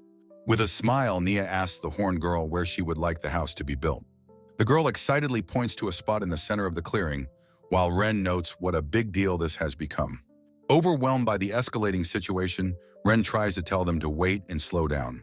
Looking at the simple huts, Ren observes that with about 100 villagers, they are clearly short on housing. Nia looks on with a displeased, thoughtful expression. Ren lays out his plan. He will go to the Karuza mine for materials while they build homes for everyone. Nia reluctantly agrees but adds the condition that she and her people will be the ones to build Ren's house. Ren is amused by her prickly but kind demeanor, thinking to himself that she is a tsundere. A transitional shows a cloudy or misty texture, signaling a change of location. The group arrives at the dark, imposing entrance to the Karuza mine. Ren observes that the mine seems untouched, while his companion notes that monsters are surely lurking inside. He declares he will send his spider familiars ahead to scout the area for danger. The blonde warrior, Guts, decides to scout ahead himself, especially since there are children with them. Ren suggests to the young Clear Chris that she should wait safely outside the cave with her sheep. Clear Chris firmly refuses, her expression resolute as she insists on going with everyone. Ren hesitates, looking troubled by her unwavering insistence. The blonde woman, Wendy, reasons that it's safer to face monsters together than to leave Chris alone, which might trigger a bad memory. Understanding her logic, Ren quietly agrees with her assessment. Inside the mine, they are greeted by the breathtaking sight of a vast, glittering cavern. Ren stares in awe at the shimmering crystalline walls of the cave. He realizes with amazement that the entire cavern is a massive mithril vein, surprisingly free of monsters. A horn girl asks the elf-like Guts if Ren and his group were the ones who excavated this area. Wendy and Elena wave goodbye, announcing they will explore deeper into the tunnels. Ren's pickaxe strikes the ore as a notification appears, announcing his Mining King skill has grown. He celebrates his level up, realizing the quality of the ore he can now mine has improved. Guts cheekily suggests Ren should give him the ore as a gift. Guts grins slyly, explaining it's a small offering for the leader, leaving Ren flustered by the title. Clear Chris beams with admiration, exclaiming how amazing Ren and Elena are. Guts and Ren work side by side, their pickaxes striking the glittering mithril ore. Guts playfully remarks that with a child now in the mix, he feels like the mother of the group, leaving Ren surprised. The two of them stare at each other in a moment of awkward silence. Guts, blushing slightly, tells Ren to get back to his forging work. Ren smiles, happy to have found such a large quantity of materials. He holds a piece of high-quality mithril, his gloved hands glowing with power. Ren wonders if his leveled-up mining skill will have a different effect on this superior ore. The raw mithril transforms in his hands, becoming a dense, gleaming dark ingot. Ren gasps in shock, recognizing the legendary metal as adamantite. Guts and Clear Chris are equally stunned and impressed by his incredible feat. Ren eagerly announces that their next step is to process the ore and asks for help building a forge. Guts marvels at the magnificent brick forge that Ren and his golem, Orc-san, have constructed. Guts is deeply touched to see that Ren has even crafted him a set of mithril blacksmithing tools. Ren smiles warmly, explaining that of course he did, as he made them specifically for Guts to use. Guts offers a heartfelt thank you, while Clear Chris looks on with admiration. Ren turns to Clear Chris and asks if she would like to try making her own weapon. Clear Chris's face lights up with pure shock and delight at his offer. Guts worries if it's safe, but Ren reassures him, calling it a valuable experience. Clear Chris holds a large mithril hammer, her expression one of awe. Ren and Guts watch as the hammer reacts to her innate demonic mana, marveling at her power. With Ren's help, Clear Chris begins to hammer the glowing metal, Guts encouraging her rhythm. The sound of hammering fills the air as sparks fly from the anvil. Ren and Clear Chris marvel at the finished product, with Ren thinking this might make him the blacksmith king. A beautifully crafted short sword is revealed, its blade gleaming with a galaxy-like pattern. Clear! Chris looks up at Ren, her eyes shining with gratitude as she thanks him. Ren smiles, filled with determination to process the rest of the mithril they've mined. Another transitional shows a cloudy or misty texture. After their work, the group rests in a clearing, with Clear Chris sighing that she's tired. Clear Chris and Guts drink a refreshing beverage, exclaiming how delicious it is. Ren muses that the juice from the World Tree's sap is a truly cheat-level recovery item. A sudden, worried thought strikes Ren as he wonders if the others who went deeper are okay. Guts agrees they've been gone a while, but tries to be optimistic, thinking the lack of monsters means they are safe. Ren looks concerned, thinking that since they haven't been attacked, the situation probably isn't too dangerous. Ren is suddenly startled by a new development. Guts asks what's wrong, and Ren explains that something has appeared in his item box. He pulls out a handful of colorful bones, wondering what they are. Guts theorizes the bones mean there are skeletons in the mine, and Ren notes there are monsters that do that. Ren is troubled by the sheer quantity of bones appearing in his inventory. He decides he must go check on the others, telling Guts and Orc-san to wait with Chris. As he heads back into the mine, he thinks with growing dread that more and more bones are appearing. Ren thinks about Wendy's magic arrows, which have a ram's skull design.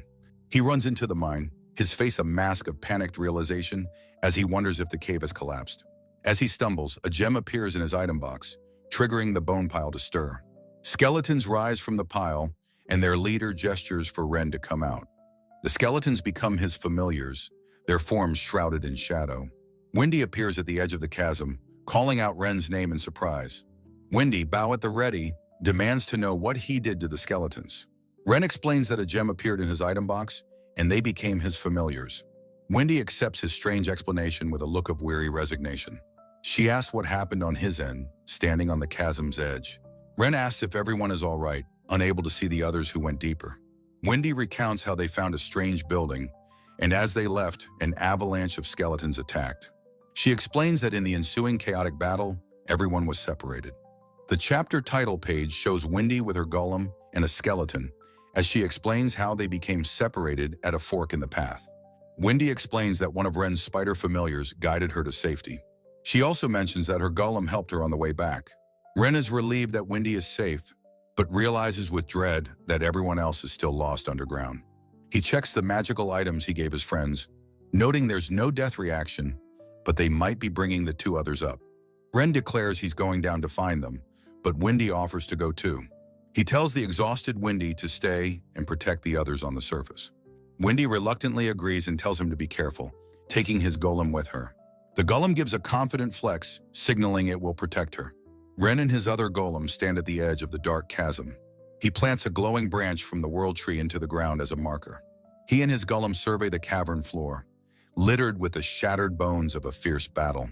Ren observes that the path ahead splits into multiple directions, making the search difficult. He decides to strengthen his skeleton minions for the task ahead.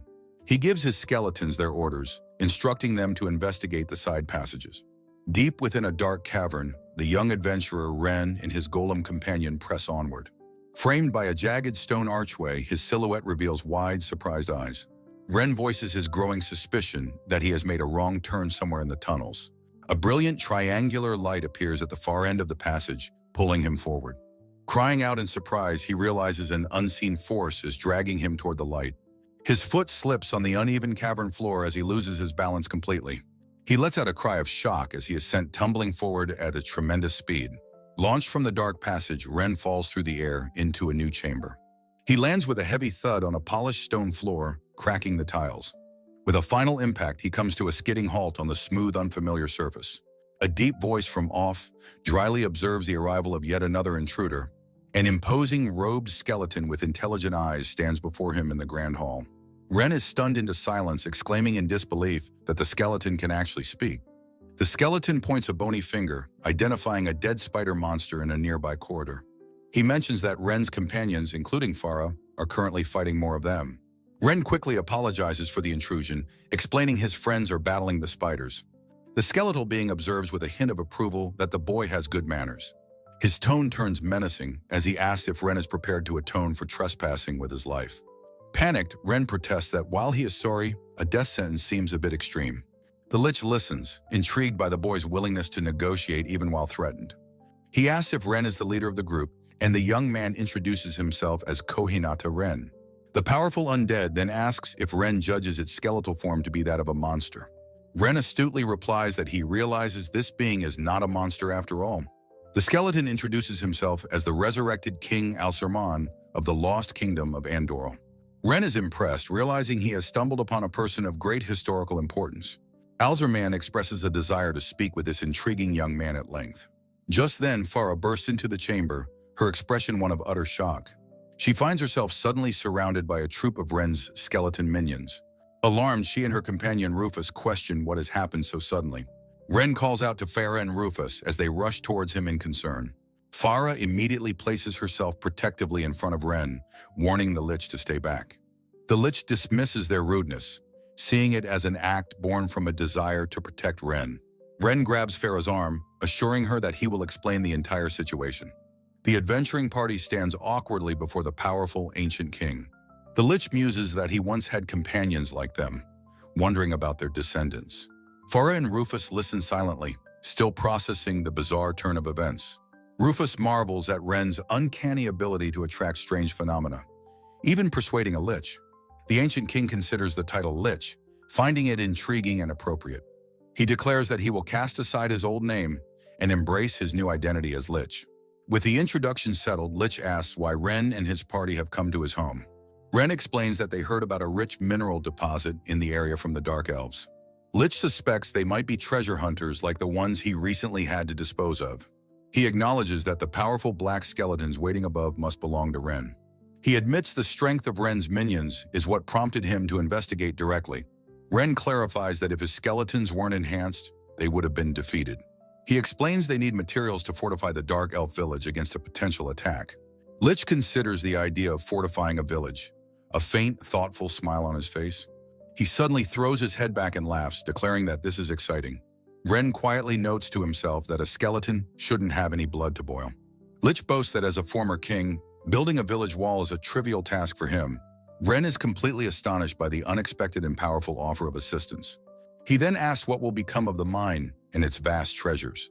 Lich declares that he is finished with protecting the glories of the past. With a grand gesture, he offers his entire treasure hoard to Ren and his party. Ren protests, insisting that he can't possibly accept such a gift for no reason. Lich finds Ren's humility amusing, noting other adventurers would covet the treasure. He proposes a deal. He will help if Ren introduces him to the Dark Elves. To sweeten the deal, he gestures toward one of his own unique crystal skeletons. The shimmering mithril skeleton stands as a testament to his incredible power. He asks Ren if he wouldn't desire a mithril skeleton of his own to command. Ren admits it would be incredibly cool and agrees, forgoing the treasure for the skeletons. Lich observes that Ren truly has no greed and reminds him his companions are waiting.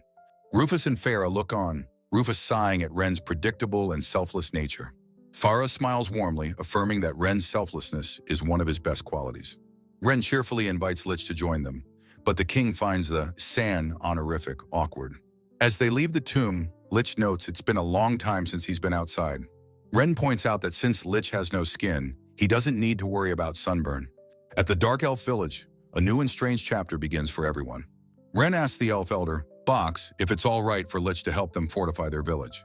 Box and the dark-skinned elf, Nina, agree, though the elder seems somewhat hesitant. Ren worries that the elves are frightened by Lich's intimidating skeletal appearance. Box is moved, saying he never imagined a day when a Lich would offer them aid. Ren realizes with a smile that the elder was simply overcome with emotion. Nina acknowledges that with this new power, they can finally stand up to humans. Ren declares that with their new mithril skeletons, their military strength is now sufficient. Lich observes that Ren, whom he calls by his last name Kohinada, is a strange person. The simple wooden fence of the village serves as their starting point for construction. Ren muses that this flimsy fence will soon become a clean and sturdy stone wall. Having mined so much mithril, he wants to build a truly strong and formidable wall. He envisions a wall 8 meters high, tall enough for defenders to stand upon. With a determined expression, he prepares to rally his undead construction crew. He cheers on his skeletons, who respond with enthusiastic, clattering gestures of agreement. The undead army begins the monumental task, tirelessly hauling materials for the new wall. Ren is pleased to see a notification that his blacksmith king skill has leveled up again. A cheerful voice suddenly calls out his name, Renoni-chan! Farah and Clear Chris arrive on the rising wall, carrying a lunch basket between them. Farah comments that the wall they are building resembles the one at Lace. Ren admits with a grin that it was his only point of reference for a fine castle wall. Farah smiles, suggesting it's about time he took a well-deserved break from his work. She offers him a sandwich, and he accepts gratefully, noting that he was just getting hungry. They sit together on the wall, enjoying a peaceful lunch as leaves drift by on the wind. A happy Clear Chris enjoys a burger, while Farah remarks on how good the food is. Ren wistfully wonders how everyone back in the town of Terrierin is doing. A new voice interrupts, pointing out that Ren is already eating his lunch. 2 more female companions arrive on the wall, also carrying lunch baskets. One of them playfully teases Farah for trying to have a private meal with Ren. Farah becomes incredibly flustered, vehemently denying the accusation with a red face. Rufus appears as if from nowhere, already eating, and suggests they all just eat together. Farah hides behind a battlement, muttering that she wasn't trying to sneak away. The wind blows gently across the completed stone wall, a symbol of their progress. Tireless skeletons diligently work, constructing the new stone defensive wall. With a smile, Ren muses that the skeletons work so hard, wondering if they ever tire. A voice suddenly calls out his name, Kohinada, causing him to turn around. Seeing the approaching dark elf, Nina, he asks her what is the matter.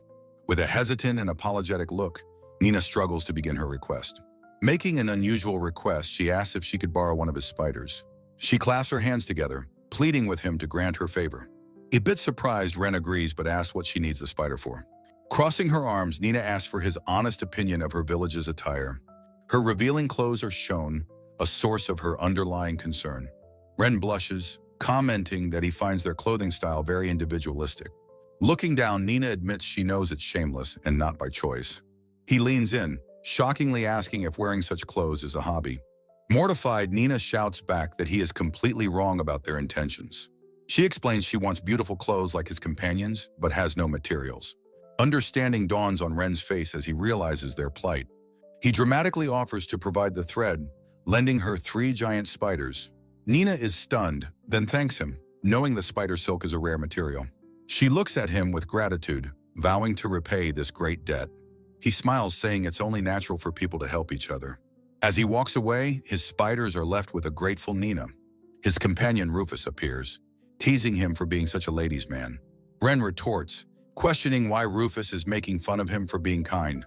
Clearacris peeks around a corner, worriedly asking if her brother is angry. He reassures her with a smile, saying he isn't angry at all. Rufus gives a slight cough and announces he's going on patrol.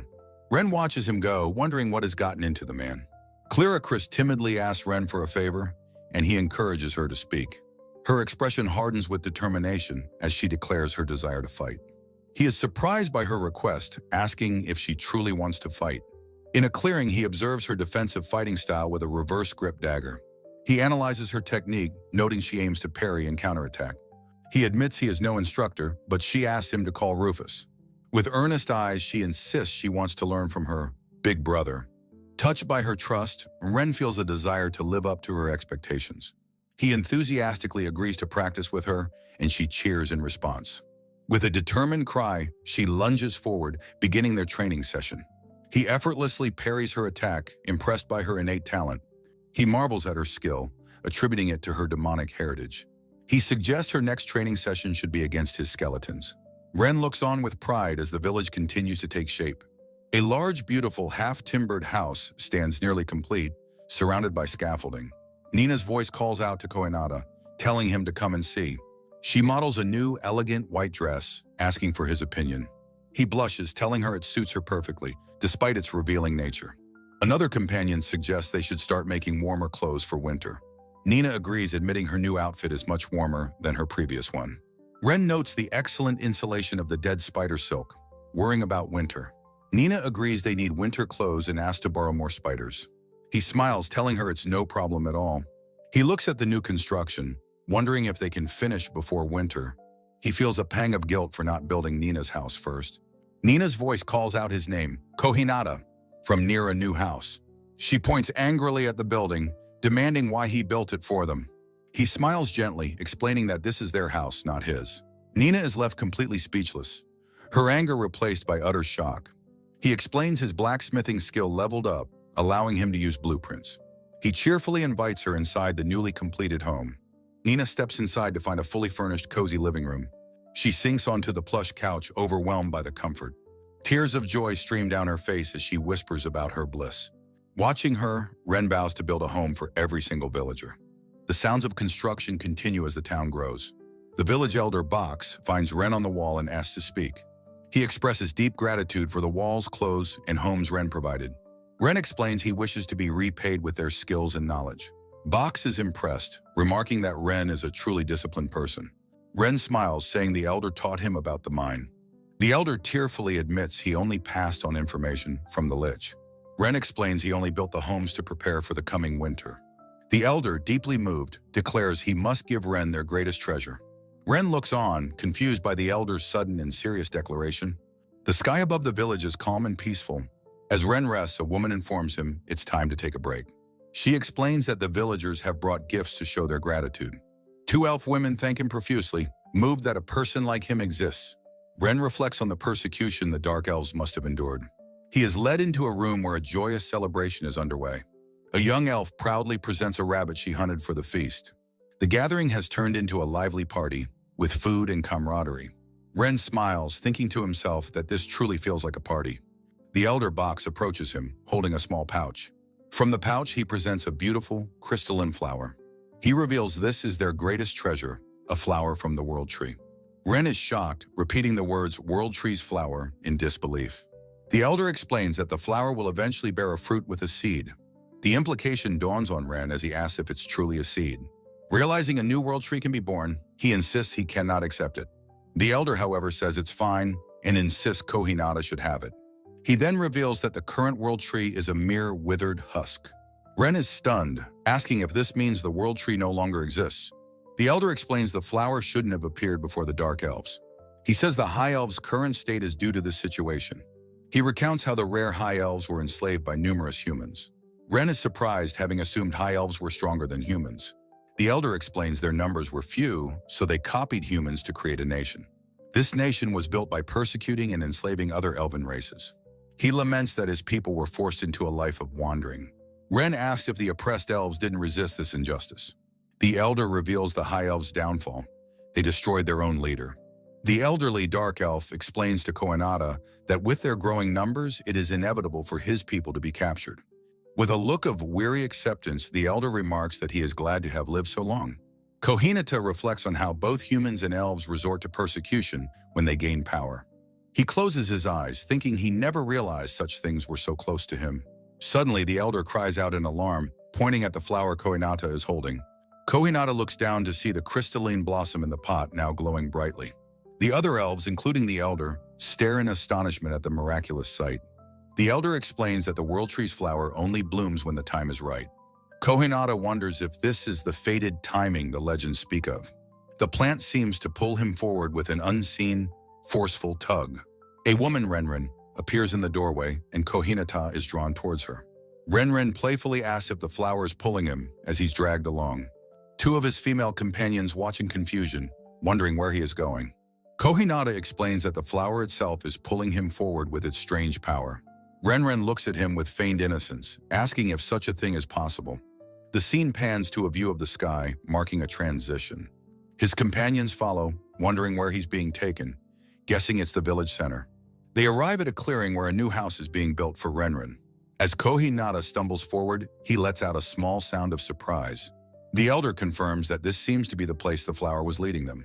A small round seed suddenly dislodges from the pot with a soft sound. The seed tumbles to the ground, bouncing once before settling on the earth.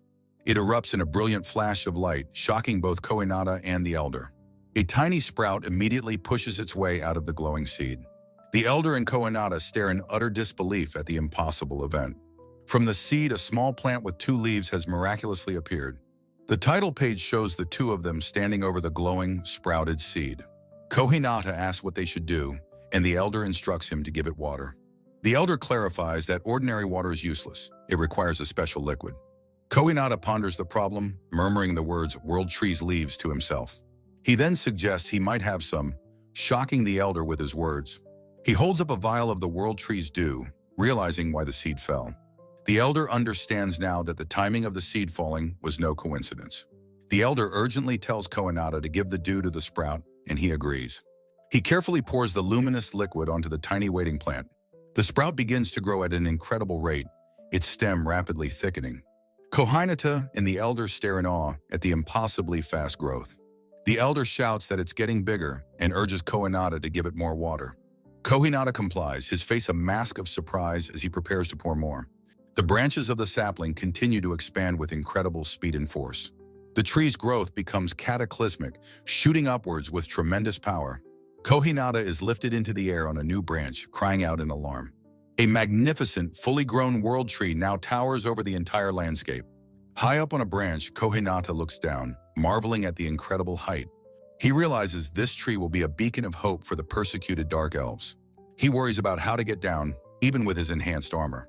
As he plans to summon his spiders for help, a voice calls for him to wait. A mysterious woman in leaf-like armor appears on a nearby branch.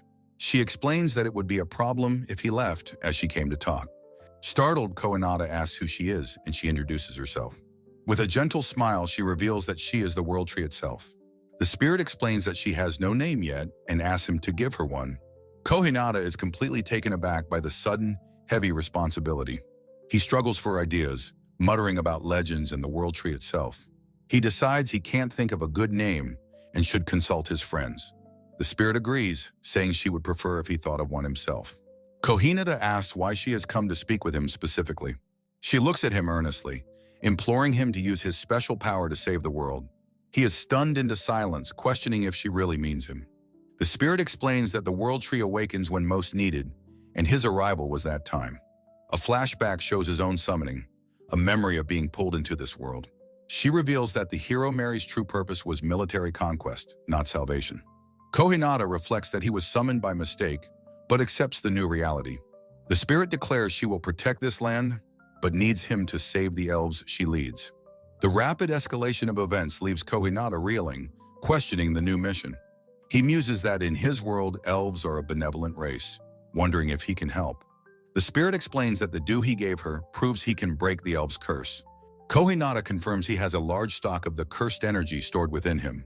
With conviction, she declares that his power can change the entire world for the better. In the forest, the winged girl tells Ren she needs time to think of a name.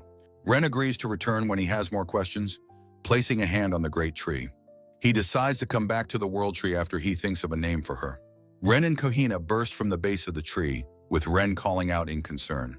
The winged girl's voice drifts down, and Ren smiles, thinking it's best not to get too close. Kohina grabs Ren, demanding to know what happened with the world tree. Ren tries to explain, complimenting Kohina on her new white dress. Flustered, Kohina explains she just wanted to match her wings. Ren admires the dress, comparing its gleam to spider silk, and asks for one too. Ren tries to steer the conversation back to what happened while they were separated. Inside, Rufus states that they cannot return to their carriage just yet. Ren agrees, suggesting they inform Rufus and Faf about the situation with the elves. A covered wagon waits patiently outside, underscoring the delay in their journey. Rufus listens thoughtfully as Ren explains the dark elves possess the world tree. He sits with Rufus, explaining that the elves were surprisingly welcoming. Rufus tasks Ren with guard duty for a few days until the situation stabilizes. He notes that word of the village will inevitably reach the Adventurers Guild. Ren thinks of Gunter arriving, knowing the village's existence will become known. He reflects on the surreal nature of the world tree's rebirth. Rufus warns that the elves have no intention of interacting with other humans. He explains that surrounded by human nations, the elves are effectively trapped. Rufus then asks Ren if he's noticed the peculiar age of the village's inhabitants. Ren looks puzzled, having no idea what Rufus is referring to. Rufus points out that aside from the elder, all the elves are remarkably young. Ren looks confused, wondering if it's just a coincidence. A somber vision shows how the elves' grudges cause their families to die out. Rufus explains that the elder Box is different and more open-minded. Ren realizes that the elder's flexible thinking is why they were accepted. Rufus admits that even long-lived humans see the world's ugliness. He confesses he once viewed humans as filthy creatures, but has since changed his mind. Ren reflects on the many good people he has met in both worlds. In a quiet moment, the dark-skinned elf Nina observes that their recent attackers harbored a deep grudge, while the blonde swordsman Rufus notes their lack of true malice. Rufus remarks that it was lucky for both sides that the conflict didn't escalate, a sentiment with which Ren quietly agrees. Rufus speculates that the village elder, Box, must have been prepared to deal with humans when he established this settlement. Ren is deeply moved by this realization, understanding the depth of Box's foresight and courage in accepting their group. The conversation turns to the world tree, with Rufus noting that the current state of the elves is a serious problem they can't ignore. He concludes that if the stories about the tree are true, they must act, and Ren agrees with his assessment. Rufus declares that their immediate priority must be to focus all their efforts on protecting the fledgling village. The scene shows the fruits of their labor. A large, half-timbered house stands nearly complete under a bright sky. Ren is suddenly startled by a sound from below, his eyes widening in surprise as he looks down from the roof. He surveys the construction work with satisfaction, remarking on how much progress they have made on the new building. From the ground below, the beautiful blonde swordswoman Farah calls up, informing Ren that he has a visitor. Peering down, Ren is shocked to see the familiar, imposing figure of the armored warrior Ahab waving up at him. The chapter title page captures Ren's haste as he scrambles down from the roof to meet his unexpected guest. Ahab greets him warmly, his face breaking into a wide smile as he comments that it has been a long time. Ren rushes toward him, asking why he is here and not back in Terry helping a woman named Latina. Ahab looks around at the new construction with a wry smile, noting that Ren has once again started something big. Confused by Ahab's sudden appearance, Ren asks him to come inside so he can explain everything in detail. They enter the impressive house, its interior built around the massive, ancient trunk of the newly birthed world tree. Ahab marvels at Ren's incredible accomplishments, exclaiming that he's managed to do so much, even causing a world tree to grow. Ren asks about the purpose of his visit, and Ahab explains that he has returned from his duties in Terry. Ahab reveals that he secretly received intelligence from a knight about Ren and for his involvement with the Dark Elves. Ren is completely flabbergasted by the news that Latina is now a queen, struggling to process all the new information. Ahab explains that after Ren's escape from the capital, widespread public riots led to a major political upheaval. A diagram illustrates the transfer of power. The former king was deposed, and his niece Latina ascended to the throne. Ahab clarifies that he learned about the new Dark Elf town through official reports at the Adventurers Guild. Ren has a flash of realization, remembering the Knight Gunter and understanding that he must have filed the report. Ahab's expression turns serious as he warns that a town full of rare Dark Elves is a valuable prize that could cause a war. Ren acknowledges the need for diplomatic backing, and Ahab expresses his concern about who could provide such support. Ahab then makes a stunning proposal. As Latina's father, he will personally go and negotiate with the king of Ryson. Overjoyed by the offer, Ren exclaims that Ahab's help would be an incredible and much-needed blessing. To aid in the negotiations, Ahab asks if Ren could provide him with some branches from the World Tree as a diplomatic gift. Ren, holding a small branch, acknowledges their value in diplomacy and casually states that he has plenty to spare. Ahab is exasperated by Ren's nonchalance, telling him not to give away such precious and powerful items so easily. With a bright, confident smile, Ren insists that Ahab should take whatever he needs to ensure the negotiations are successful. Ahab lets out a small, fond laugh, touched by Ren's unwavering generosity and trust. Ren's expression grows serious as he thinks about what the World Tree spirit told him regarding the Woven Elves. He worries that if the town's existence becomes widely known, they will desperately need the protection of a larger nation. Ahab agrees, noting that the surrounding territory is hostile to Dark Elves, so they cannot simply allow anyone to enter. Ren nods in solemn agreement, understanding the need for a cautious and controlled approach to visitors. To manage this, Ahab suggests they implement a strict screening process for anyone wishing to enter the town. He presents a large, clear crystal orb, explaining that this is the key to their new security system. Ahab clarifies that while normal towns use adventurer cards, the Elven Kingdom uses these crystals for identification. He then instructs a curious Ren to place his hand over the crystal to test its power. Ren cautiously reaches out, his gloved hand hovering just above the smooth, reflective surface of the orb. The moment his hand nears, the crystal erupts in a brilliant, pure white flash of light. Ahab explains that the white light signifies a pure heart, unlike a villain like Corrin's, whose malice would turn it black. Ren gratefully accepts the precious crystal, promising to provide the World Tree branches in return for the invaluable gift. Ahab looks at Ren with a weary but affectionate sigh, shaking his head at the young man's casual attitude. A transitional fades from gray to white, shifting the scene. The story flashes back to a time shortly before this reunion, in the city of Pericles. The Knight Gunter reports to a guild official that the occupants of the missing carriage were attacked by villagers. A female guild official with a smart uniform thanks him for the report and asks for details about the attackers. Gunter's tone becomes grim as he clarifies that the attackers were, in fact, Dark Elves. The official reacts with shock, her eyes widening as she repeats the words Dark Elves in disbelief.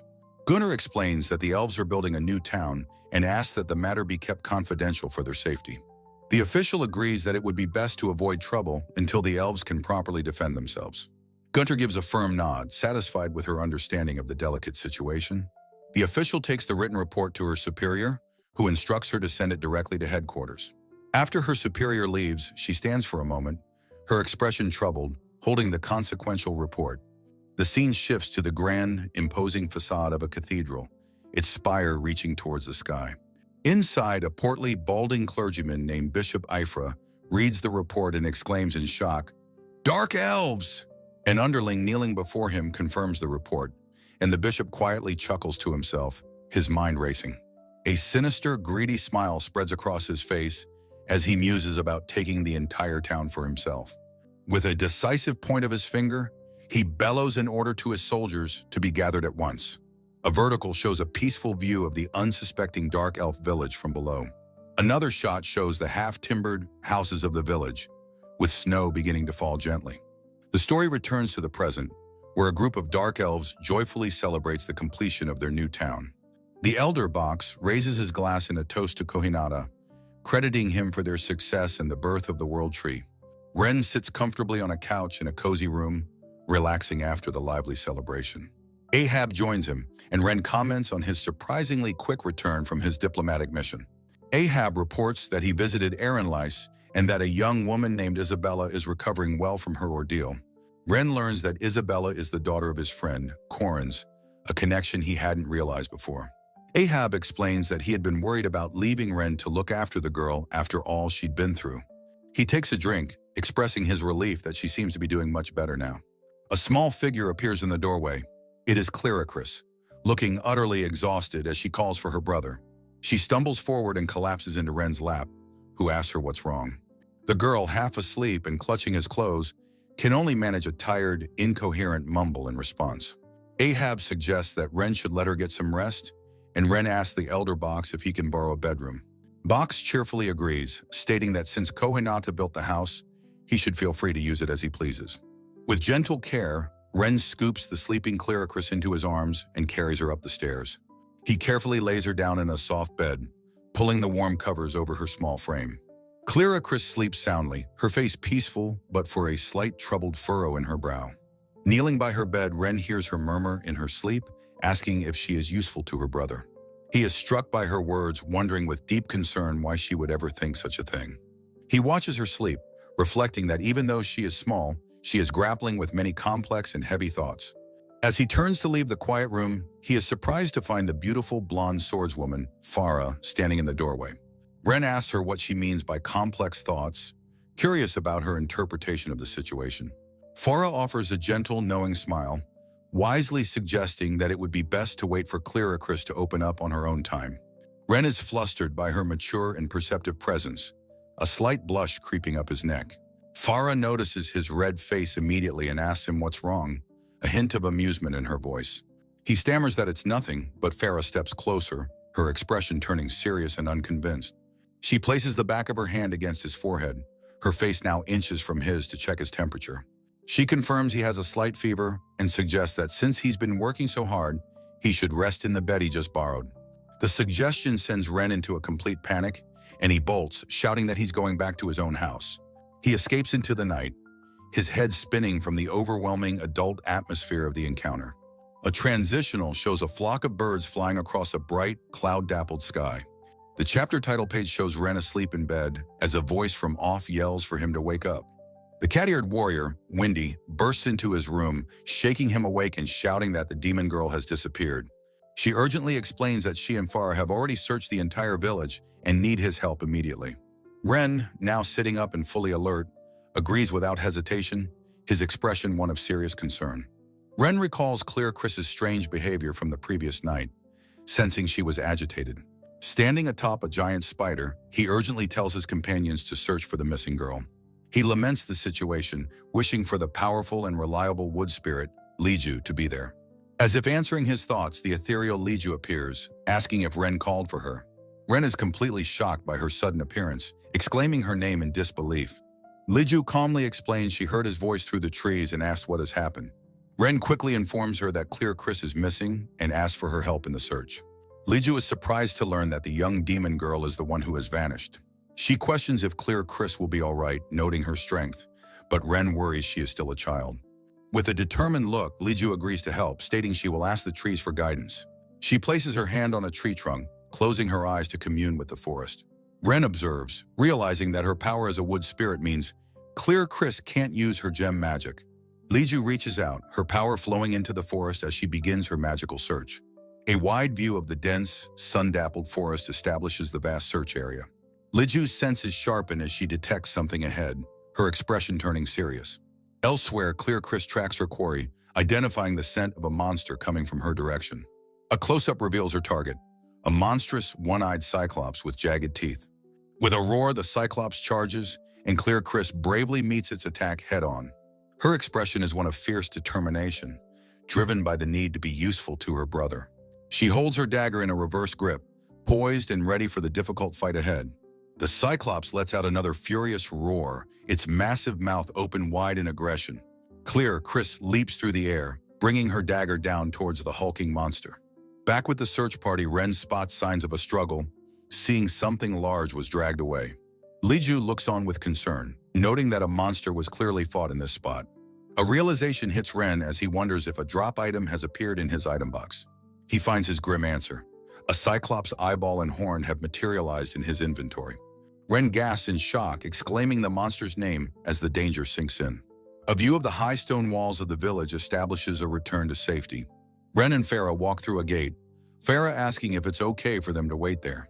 Ren's attention is suddenly caught by something ahead, a soft "ah" escaping his lips. In a clearing, Clear Chris stands triumphantly over the defeated Cyclops, calling out to her brother. She runs to Ren, excitedly telling him she defeated it and asking if she was useful. Her face is a picture of pure, hopeful excitement, her fanged mouth open in a grin.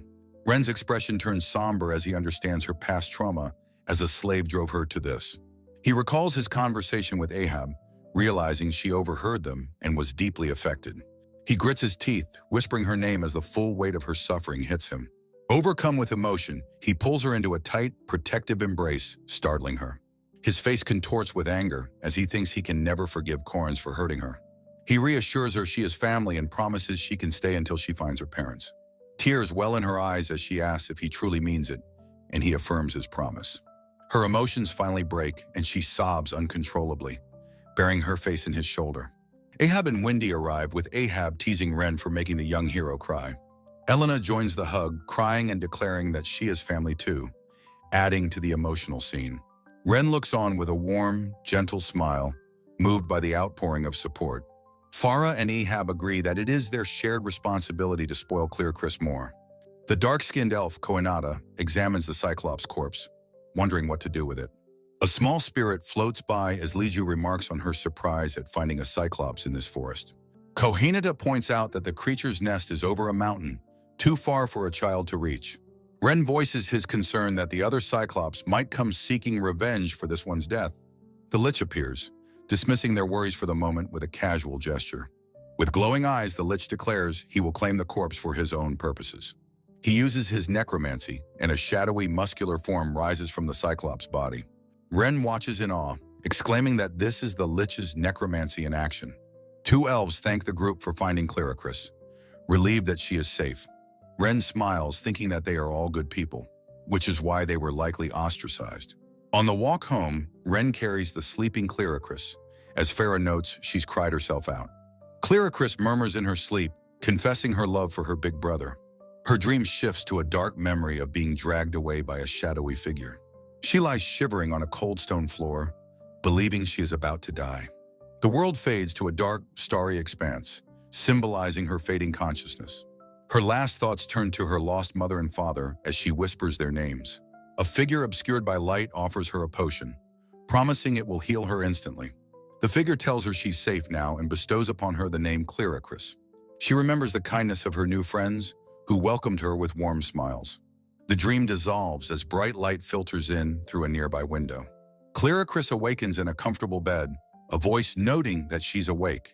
She sees Ahab by her bed and immediately asks for her big brother, Ren.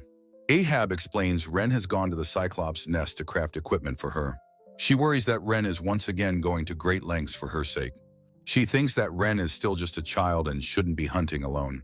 Rufus appears, explaining that it is the adult's job to scold Ren for his recklessness. Ahab tells her to listen closely, his expression serious and fatherly. The two men reassure her that Ren would never abandon her and that they all worry for her. A warm blush spreads across her face as she smiles, happy to be cared for. The two men are flustered by her reaction, admitting she's disarming. Clearicris lets out a happy, enthusiastic "yup" in response to their care. The chapter begins with Clearicris running towards Ren outside a workshop, calling his name. Ren asks if she's already awake, and she cheerfully reports that the uncles got mad at her. She then looks at Ren with a serious expression, asking if he is angry with her. Ren admits he was a bit cold with her and that maybe he should have been angry. With a bashful smile, he tells her that he's not angry at all. He explains that he had to make sure she understood her actions saddened everyone. She asks if he was sad too, and he earnestly confirms that he was. She understands now and promises to communicate with everyone in the future. Ren smiles warmly, patting her head and calling her a good girl. He teases that if she can defeat a Cyclops at her age, she'll become a cool demon queen. She eagerly asks what kind of equipment he is making for her. Ren explains he wants to make something that can use magic, surprising her.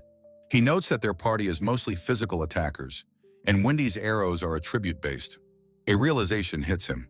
When it comes to magic, he should have consulted the elves. An elderly elf listens thoughtfully, stroking his chin as he murmurs his understanding. Ren explains that he doesn't know how to imbue equipment with magic. The elder elf holds up a cyclops eye enchanted with fire magic, remarking on Ren's unfamiliarity. He explains that the Dragonute race often seals magic into gemstones, which are excellent vessels. Ren, sitting on a couch, asks how one uses the magic sealed within. The elder demonstrates, holding his hand over the gem to channel its power.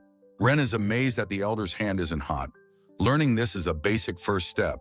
He realizes he might be able to do it too and asks for the trick. The elder instructs him to imagine the most familiar fire and reproduce it with his mana. Ren's mind jumps to a disposable lighter, his heart pounding with the thrill of pure fantasy. An elderly elf instructs the young Ren on the principles of magic. He explains that to use powerful magic, Ren must first concentrate on a familiar image. Ren's mind immediately jumps to a modern-day lighter from his world. With a soft pop, a small flame successfully materializes in his gloved hand. He exclaims his success, but his concentration wavers and the flame vanishes. The elder chides him gently, explaining that he must maintain his focus. He illustrates the full process of sealing a spell into a magic stone. With this lesson learned, the elder smiles, telling Ren the rest is up to him. Having mastered the principles, Ren gets to work on a new project. He explains that he will now crystallize and divide the eye of a cyclops. With a mischievous grin, he declares his plan to enchant a full set of adamantite armor. A young horned girl named Kyriakris sees the gear and exclaims how cool it looks. Ren smiles, telling her he didn't spare any rare materials for her protection. She is deeply touched by his thoughtfulness and care. Now clad in gleaming black armor, Kyriakris learns of her new powers. Ren explains her right gauntlet holds a fire lance and the left a water javelin. Her face alight with excitement, she asks if she can test them out. Ren encourages her, just as curious to see the impressive results. A formidable spear of pure fire erupts from her right gauntlet. Ren is amazed that she isn't burned by the intense magical heat. He happily tells her to throw it, as long as she aims away from the town. She hurls the fiery projectile high into the sky with a determined cry. The fire lance detonates in a massive, fiery explosion in the clouds. Ren watches the mushroom cloud with a sweat drop, remarking on its incredible power. Kyriakris then launches a water javelin with equal force. Ren realizes his King of Forging skill must have leveled up from this. A worry creeps in. If their power continues to grow, their journey may become frightening. A blonde companion, Len, approaches, drawn by the commotion. Ren explains he created the gauntlets by sealing magic into demon stones. Kyriakris excitedly shows her new power to another companion, the elf Elena. Elena remarks that Ren is becoming a true magic blacksmith, surpassing the old master. Ren thoughtfully wonders if such a job class even exists in this world. When Len asks if he only made the gauntlets, Ren grins mischievously.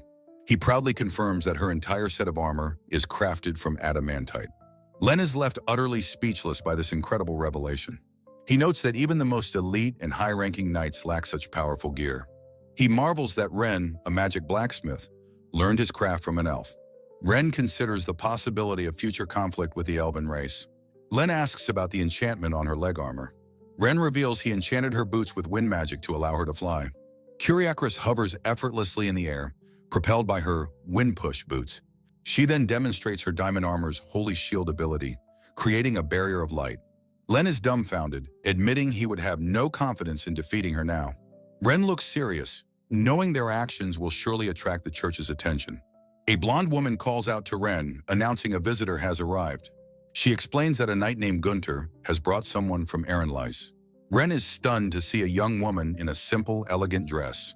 He is taken aback, trying to place her familiar face. She politely introduces herself as Isabella, apologizing for the sudden visit.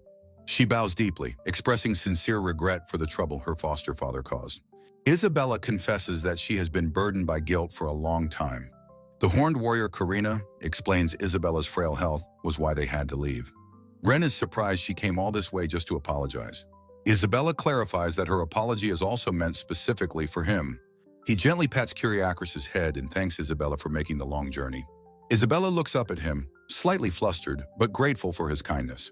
She thanks him shyly for his gentle and understanding gesture. Her expression turns earnest as she asks how she can help him. She insists on repaying the debt her foster father created. Ren is taken aback by her sudden and intense declaration. Kyriakris steps forward, confidently declaring her brother is strong and doesn't need help. Isabella insists, But Kyriakos counters that they are all with him, so he is safe. Ren looks on, confused by the girls' protective debate over him. The blonde man Faf diffuses the tension, suggesting they eat. Ren watches his companions go, lost in thought about the new arrival. Kyriakos worriedly tugs on his cloak, sensing his distraction. He asks if she's uneasy because Isabella has come to their town. She confirms her anxiety with a quiet, affirmative sound, hugging his cloak. A lavish carriage pulled by 2 white horses speeds down a road. Inside the ornate vehicle, a portly balding man with a cruel smile smirks. Bishop Aper chuckles, anticipating that the dark elf he seeks will soon be his. Snow falls gently on a half-timbered house in the peaceful village. Inside, Ren asks about the arriving Hoshgu church. Isabella confirms that the corrupt priest Kars was a part of it. The cat-eared woman, Wendy, angrily complains about the noisy newcomers. Kyriakos reveals that the visitor-testing crystal turned completely black, signifying evil. Ren concludes that they will not be able to get along with the church. Wendy storms off, determined to confront the unwelcome visitors. Isabella looks worried, stating that the church is now here.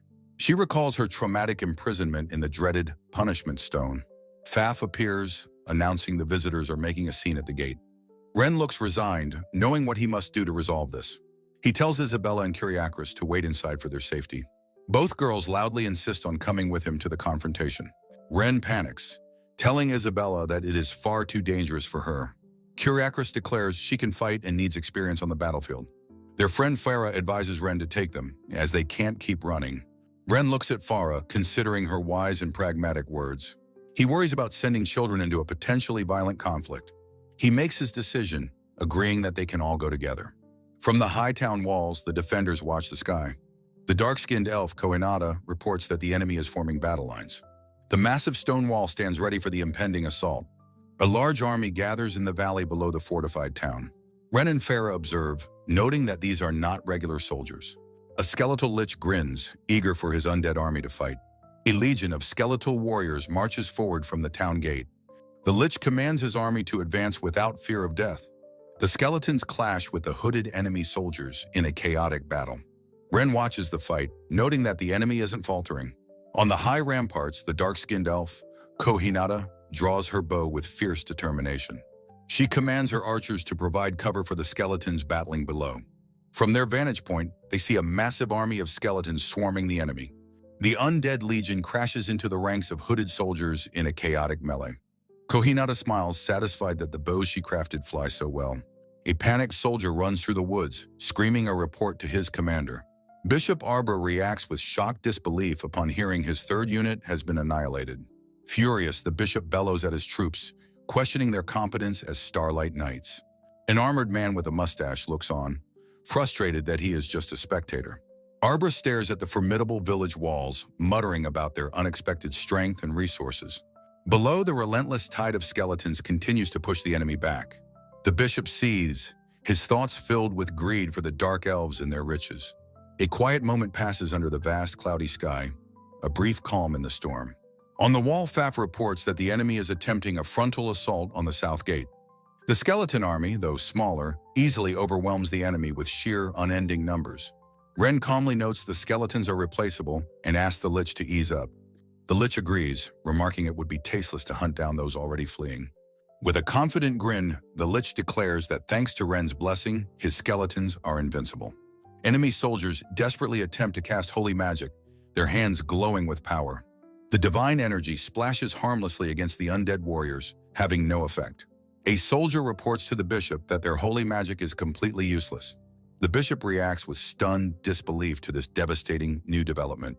He seethes, realizing the situation is far more dire than he had anticipated. With no other choice, he resolves to commit his entire army to the attack. A close-up of a terrified eye reflects the chaos as a soldier runs in panic. The soldier screams a warning to the bishop as he runs from the forest. He frantically reports that a horde of cyclops is approaching from their rear. The massive one-eyed giants burst from the trees, charging with terrifying force. Bishop Arbor looks up in pure terror as destruction rains down upon him. A massive rock projectile smashes into his balcony, sending his headwear flying. From the wall, Ren sighs, observing the absolute pandemonium unfolding below. With the enemy force broken, he tells his companions to help anyone trying to escape. The lich remarks that being attacked from the rear was a foolishly executed move. Faf warns that the rampaging Cyclops are now heading directly for their wall. Kohinata steps forward without hesitation, declaring that she will go and face them. Clear Chris intercepts her, proclaiming she will defeat the giants with her new gear. Ren looks on, a hint of doubt and worry clouding his expression. Fora and Faf offer to go with a golem to protect the determined Clear Alice. Ren agrees, trusting their strength, but sternly warns Clear Alice not to get separated. With a wide, sharp-toothed grin, Clear Alice gives an enthusiastic yes. As Ren watches them go, he thinks they should be fine with their enhanced equipment. A colossal explosion suddenly rips through the forest where the Cyclopes are charging. Ren and the Lich stare in stunned silence at the immense fiery blast. The Lich chuckles, remarking on that girl's power, but noting the giants are still coming. The battlefield descends into utter chaos as the Cyclopes continue their rampage. The giants' advance causes widespread panic, their immense bodies shaking the earth. Caught between two fronts, the hooded enemy soldiers break ranks and flee for their lives. In the heart of the swirling destruction, Clear Alice stands with fierce, unyielding determination. A group of skeletons approaches two cloaked figures, their intentions unclear. The cloaked soldiers recoil, wondering with desperate hope if the skeletons are there to help. A massive spider ridden by the horned warrior Karina bursts through the undead ranks. The skeletons swiftly move to capture the two bewildered and outmatched soldiers. The cloaked men gasp in shock as they are easily apprehended by the undead. In the distance, another massive explosion rocks the battlefield, a sign of their continued efforts. Ren observes the dwindling number of Cyclopes, but worries his friends are being reckless. Ahab reassures him, joking that with his gear, he'd be fine even if he just rolled around. Ren looks puzzled, but Ahab urges him to be more aware of his own formidable power. Ren understands this battle is leveling him up at an incredible rate as drop items pour in. Karina charges a Cyclops, her sword drawn and ready to strike the massive beast. Faf fires a volley of arrows from atop the skull of a giant skeleton. The result of their grinding is another massive explosion on the battlefield. A notification confirms Ren's head of the expedition skill has leveled up yet again. He examines the spoils, a Cyclops horn and glowing gems, noting the increased quantity. The battlefield is littered with the remains of the defeated Cyclops army. Two captured mercenaries plead their case, insisting they were only hired for money. Ren and Farah stand before the captured men, listening to their desperate story. Ren thinks of Isabella and the pervasive corruption within the Sunlight Church. The captive explains they were excommunicated and begs for help for his family. Ren looks on with a troubled expression, feeling a sense of meddlesome obligation. In the background, Isabella and another woman stand near the newly built structures. Ren sternly tells the men they must be punished for attacking the village. Ahab steps forward, agreeing with Ren's assessment of their crimes. He declares he will escort the men to Barakurasu for judgment, warning them not to expect mercy. The two defeated figures kneel in submission, their fates sealed by their actions. Ahab tells them to get moving, entrusting the young woman Isabella to Ren's care. Ren agrees, accepting the responsibility for the girl's well-being. He apologizes to Isabella for letting her witness the unpleasant scene. Karina admits her foster father was kind, but Clear Alice looks on, listening to Karina's confession with a somber expression. Karina passionately declares she has taken over the house of Aralise to be useful to Ren. Ren is shocked to learn she has no home to return to after these events. Karina explains her foster father's assets were seized, and she has resolved to start fresh. Fora remarks on Karina's reckless sense of responsibility, calling her a child. Kohinata declares with quiet authority that she will look after the girl in their village. Moved by their resolve, Ren clenches his fists and declares he will help too. He promises to work hard to ensure no harm ever comes to her. Overcome with emotion and gratitude, Karina gives a heartfelt yes. She takes Clear Alice's hands, forming a new supportive bond between them. Karina looks at Clear Alice with a gentle, determined smile, a new friendship blooming. The two girls grasp hands, their new partnership solidified in a quiet moment. Ren watches them, smiling, glad they have found some peace and companionship. His thoughts turn to the future, knowing he must get stronger to protect them all. He announces his plan to enhance their equipment with the new materials they've gathered. A blank signifies the passage of time, moving the story forward. A caption indicates that several days have passed, showing a new building in the village. Ren walks through the peaceful, thriving village with his giant spider companion. He sees Ahab and Faf on patrol, who greet him warmly. Ahab remarks on how quiet and peaceful things have been since the last attack. Ren sees a group of women and calls out to Kohinata with a friendly smile. He exclaims how cute they all look in their beautiful new dresses. A group of women, led by a tall, dark-skinned elf, proudly model their beautiful new dresses. Ren leans down and assures a delighted Clear Chris that her new dress suits her perfectly. Karina and Clear Chris, wearing matching outfits, blush happily as Karina remarks on how cute they look. Watching the two girls, Ren smiles, pleased to see they have reconciled and become friends. The other women admire their new clothes, with Elena admitting she's never worn anything so beautiful. Ren reflects on his own terrible fashion sense, grimacing at a memory of an old, goofy t-shirt. A clear voice suddenly calls out his name, asking to speak with him for a moment. Startled, Ren turns, immediately recognizing the familiar voice that has just called to him. He looks up at the colossal world tree, wondering if it is the one summoning him. Fora asks him what's wrong, and Ren explains that the spirit of the world tree is calling him. Telling his companions he'll be back shortly, he walks towards the massive, ancient tree. As he approaches, he wonders if this summons has to do with the looming threat of the Weavers. At the base of the tree, the spirit apologizes for summoning him so suddenly. Ren asks the leaf-adorned spirit what she wanted to discuss with him. She explains that her power has accumulated, and to properly grow, she now requires a name. Flustered, Ren apologizes, admitting he hasn't thought of a name for her yet. He asks why a name is so crucial, and she explains it's needed to anchor her existence. The immense pressure of naming the world tree weighs on him as he struggles for an idea. The spirit looks at him with a slight pout, reminding him that she had already asked him to think about it. An idea strikes Ren, and he tentatively suggests the name Valkyrie, though he worries it's not fitting. She repeats the name, her expression curious and intrigued by his unusual suggestion. Ren explains the legend of Valkyries from his world, goddesses who guide the souls of fallen warriors. Her face lights up with pure joy as she declares that she likes the name very much. Thrilled by her reaction, Ren officially bestows the name upon her, declaring she is now Valkyrie. A brilliant star-shaped flash of light erupts from her, and Ren recoils in shock. The intense light radiates from the spirit, enveloping the massive trunk of the world tree. Ren shields his eyes from the overwhelming divine radiance, stunned by the power being unleashed. As the light subsides, she is revealed in a magnificent new form, clad in petal-like armor. The newly transformed Valkyrie smiles serenely, confirming that she has certainly accepted the name. Ren stares in awe, asking about her incredible new appearance, amazed by the transformation. She explains that this is her form as Valkyrie, a shape drawn from Ren's own memories. Valkyrie adds that the world tree is a conduit for souls, making the name a perfect fit.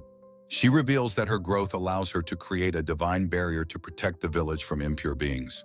Ren looks concerned, asking if the crystal they had is now unnecessary. The winged girl smiles reassuringly, saying she has already taken care of it. Ren feels bad that Ahab's gift is unneeded, and the girl pouts. Ren looks off to the side, still expressing some lingering doubt or thought. Ren looks out in awe at the massive world tree towering over the village. The winged girl explains that her previous form was larval. This is her true self. Ren marvels at her radiance as she explains she can channel the world's light. She offers to use moonlight as well, leaving Ren feeling overwhelmed by her power. A view of the magnificent world tree, its immense power acknowledged as cheat level. Ren waves from the base of the tree as Kohinata welcomes him back. The winged girl asks Ren if his next destination is the town of Kamado. Smiling, the winged girl says she will join him after her tasks are done. As the winged girl leaves, Kohina declares she is also going to Kamado. Ren and Kohina walk through the forest when he notices something ahead. Ren finds the blacksmith Elena hard at work hammering metal in her workshop. Elena wipes sweat from her brow, determined not to be outdone by Ren. Ren watches the workshop, thinking about the equipment being made for the elves. Ren looks on with a worried expression, concerned Elena is overworking herself. The sounds of hammering echo from the wooden workshop in the forest. Several days later, a large half-timbered house stands in a clearing. Seen through a window, Ren sits alone on a sofa, looking thoughtful. Ren's expression turns alert as a sound from outside catches his attention. Ren wonders about a noise as his companion Kohinata announces a visitor has arrived. A surprised Ren turns, questioning who the visitor could possibly be. A large covered wagon rumbles to a stop outside the town stone wall. Ren is shocked to see the elderly woman, Nibris, standing before the wall. Ren and Nibris greet each other warmly, happy to be reunited after some time. Ren looks concerned, asking Nibris the reason for her sudden, unexpected visit.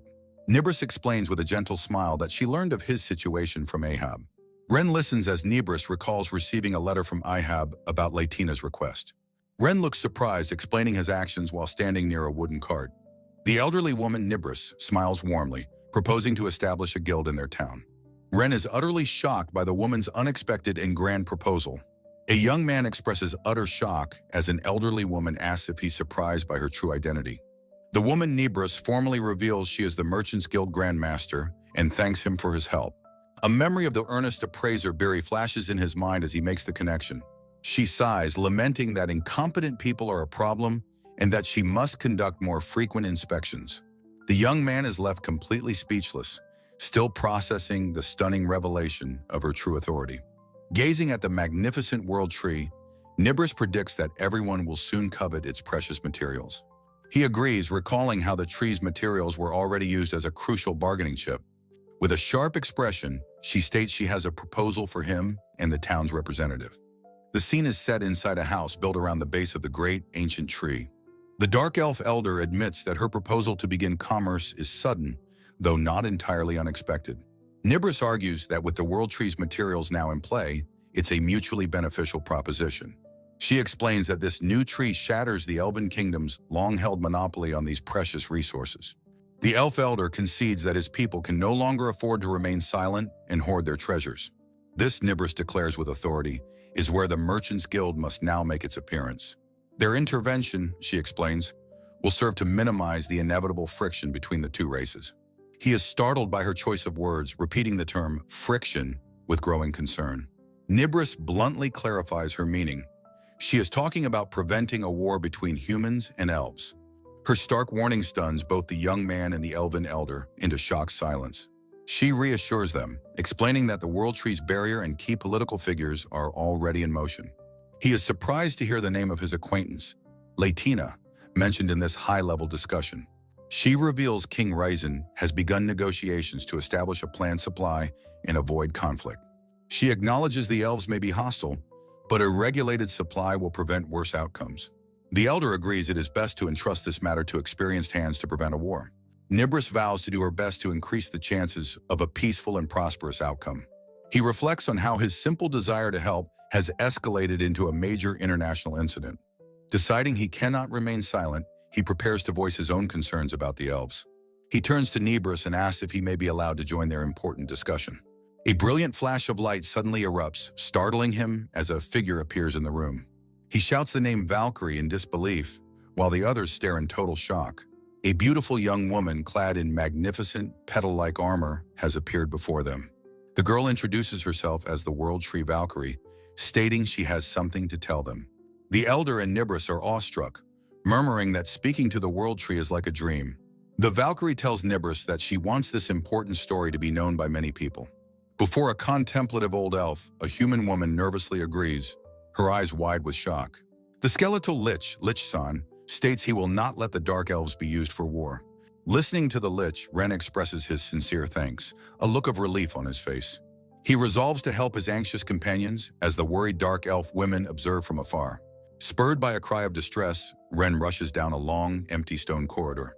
He bursts in to find a distraught Wendy cradling an unconscious Elena and crying her name. Kneeling beside them, Ren urgently asks Wendy what has happened to her friend. Wendy, her face a mask of tears, desperately pleads with the still unconscious Elena to awaken. Later, Elena rests in bed while a relieved Ren reassures her that she just needs rest. Ren places a comforting hand on the shoulder of a still shaken Wendy, who wipes away her tears. Elena weakly explains she was worried about her fever, but Ren tries to downplay her concerns. Isabella theorizes that Mithril's silver content might have antibacterial properties and suggests wearing masks. Casually, Isabella mentions learning about such things in Japan, shocking Ren with her knowledge of his world. Ren instructs Nienna to leave the arrangements to him, then turns to comfort Wendy. A relieved Nienna thanks Ren for letting her see Elena, who she is glad is recovering. Left alone, Ren sighs, feeling powerless as he lacks any real medical knowledge to help. A Valkyrie materializes before him, calmly promising to bestow her divine protection upon Elena. She explains that Elena's spirit has no ill will, which is why she can be protected. Ren, grateful, thanks the Valkyrie, realizing her protection is not absolute and depends on one's heart. Outside, Ren considers the implications, realizing the town's barrier might have a critical blind spot. Two of his companions approach, one asking if something is wrong, sensing the town's unease. The blonde man asks if Elena is all right, and Ren confirms she is resting from exhaustion. The bearded warrior reflects on their past recklessness, thankful they survived their encounter with royalty. The blonde man explains that someone from the Adventurers Guild has arrived and needs a guide. A charismatic man named Lena introduces himself as the acting vice guildmaster from Telieria. Lena proposes establishing a new Adventurers Guild branch right here in their town. He reveals he knows of Ren's famed weapon creations, which have become status symbols. Lena, Ren, and a dark elf elder scout a location for the new guild building. The elder appreciates Lena's thoughtful consideration in choosing a convenient spot for the dark elves. As Ren agrees to the plan, the skeletal lich suddenly appears, asking about construction materials. Pleased, Ren gives the lich his approval, telling him to proceed with the construction. Ren discusses the town's growth with Flora, who notes everyone seems more motivated and offers her help. Isabella runs up to Ren, excitedly thanking him for building a tool shop for her potion making. She proudly offers Ren a potion she made herself, wanting him to be the first to try it. Ren takes a sip and is amazed by how delicious it is, a rare quality for a potion. Isabella explains that using pure water changes the taste, and that the bottle itself is valuable. Ren freezes, catching her specific phrasing of, "in this world," his gaze turning sharp and suspicious. Realizing her slip-up, Isabella panics, confessing she had assumed he was a native of this world. Ren directly asks if he ever told her he was from another world, leaving her speechless. Meanwhile, in a sun-drenched river, Wendy and Nienna splash playfully, their carefree joy a stark contrast. Lounging by a luxurious, custom-built pool, Ren tells Iris he's taking a well-deserved break. He explains a Valkyrie made the water feel like a hot spring as Iris invites Elena to join. Elena politely declines, explaining she doesn't want to push herself, though she feels fine. Lenlin playfully splashes Ren, urging him to stop talking and come swim with her. A friendly rivalry brews as Nina challenges Iris to a race, while Kohinata pouts about her swimming. The beautiful Farah offers to judge the race, and Ren blushes, thinking how gorgeous she is. Farah starts the race and Nina and Iris dive in, swimming with incredible speed. Elena marvels at their unassisted skill, while Ren boasts he could probably keep up with them. The two younger horned girls, inspired by the race, decide to practice swimming together. Ren looks over the happy, peaceful scene, hoping their town can always remain this way. The next day, Kohinata bursts in, panicking that a carriage with Viscount Arla's crest is approaching. Inside the ornate carriage, Lulara sees with anger that the World Tree's barrier is blocking her path. Orna clarifies that only their wicked guards are being blocked, which Lulara understands is a divine filter. Realizing the barrier is scrutinizing even her, Lulara resolves to fight for control of this vital town. Orna reports that their intelligence points to Ren Koinata as the one who built the mithril wall. Lulara connects Ren's name to legends of otherworlders, suspecting a deep, hidden history. With her permitted retinue now inside, a sly Lulara muses how interesting it is to find an otherworlder here. Ren stands before the opulent carriage, wondering who could be inside to command such a presence. Orna steps out, introducing herself as a servant of Lulara and confirming Ren's identity. Lulara, a small girl, emerges, surprising Ren with her youth as she declares her wish to speak with him. Inside, Clear Chris greets Ren, then shyly hides behind him upon seeing the young Lulara. Orna marvels that Ren lives with a member of the demon race, whispering about their dream. Ren picks up on the comment, but Lulara dismisses it, inviting them further inside. As Ren leads the way, Lenlin relaxes on a couch, and he announces they have a guest. Wendy glares at Lura, possessively declaring that Ren is her priest, and Lura is being too familiar. Ren calmly introduces the indignant Wendy, as Lura asks if the name Chris is a legendary reference. Lura reveals that Chris was the name of the previous queen of Aaronlace, stunning Ren. Ren presses Lura's aide for more information as she recounts a story of a slave-hunting puzzle. The aide explains that by the time they investigated, all traces of the cruel game had vanished. Ren thanks Lura for the new lead, realizing they must now investigate the 3 nearby towns. Lura admits she has no right to his gratitude, tormented that she couldn't save Chris sooner. Overcome with fury, Wendy declares she will establish the Seiku Church headquarters here to fight this evil. Lura explains her own powerlessness, admitting she is little more than a figurehead Miko. She confesses that rampant corruption within the church prevents her from taking decisive action. Ren begins to tell Lura about the corrupt priest Collins, but is interrupted by her aide's warning. Learning about the punishment stone used on Isabella, Lura is horrified, wondering how it was broken. Lura's aide recognizes the pattern on Ren's back as the River of Heaven, drawn by God. The aide reveals that Lura was born with the very same divine crest on her own back. As Lura gently touches the glowing crest on Ren's back, it flares with a brilliant light. Lura explains that she is one of God's chosen, born for the sole purpose of finding him. A flash of light transports them to a vast ethereal landscape, the divine realm. In the stark white world, a large fluffy white rabbit speaks, thanking them for a compliment. The rabbit glows with an intense light, throwing Ren and Lura back with a powerful gust. In its place stands a beautiful woman with rabbit ears, who Ren recognizes from his level-up notifications. The woman introduces herself as the god who created this world, leaving Ren utterly thunderstruck. The goddess Lustina reveals that she intentionally intervened to summon Ren to this world. Ren asks why he was chosen, and Lustina explains that he was the kindest person she could find. Lustina tells Ren that she has been watching him and is certain she made the right choice. Ren denies having any special talent, but Lustina suggests he was simply a late bloomer. Elul angrily points out that Ren's cleaning skills are on par with the power of the World Tree. The Elf Queen explains she borrowed Lustina's power to save the world from the Weavers. Ren wonders why a goddess doesn't simply solve the problem herself with a single act. Lustina explains that doing so would cause a cataclysm, and she respects the free will of mortals. She asks Ren to help purify the World Tree, offering him a teleportation staff to reach Blade Mountain. Elul describes the infamous Death Tower on Blade Mountain, a place from which no adventurer returns. The Elf Queen, filled with gratitude, bows deeply to Ren, apologizing for summoning him. Ren insists there's no need to apologize, as he is grateful for the companions he has made. Lustina, revealing she cut his ties to his old world, offers him a chance to speak to his parents. In a dreamlike space, Ren apologizes to his shocked parents for causing them so much worry. He explains he must stay, and his father with pride tells him to see his promise through.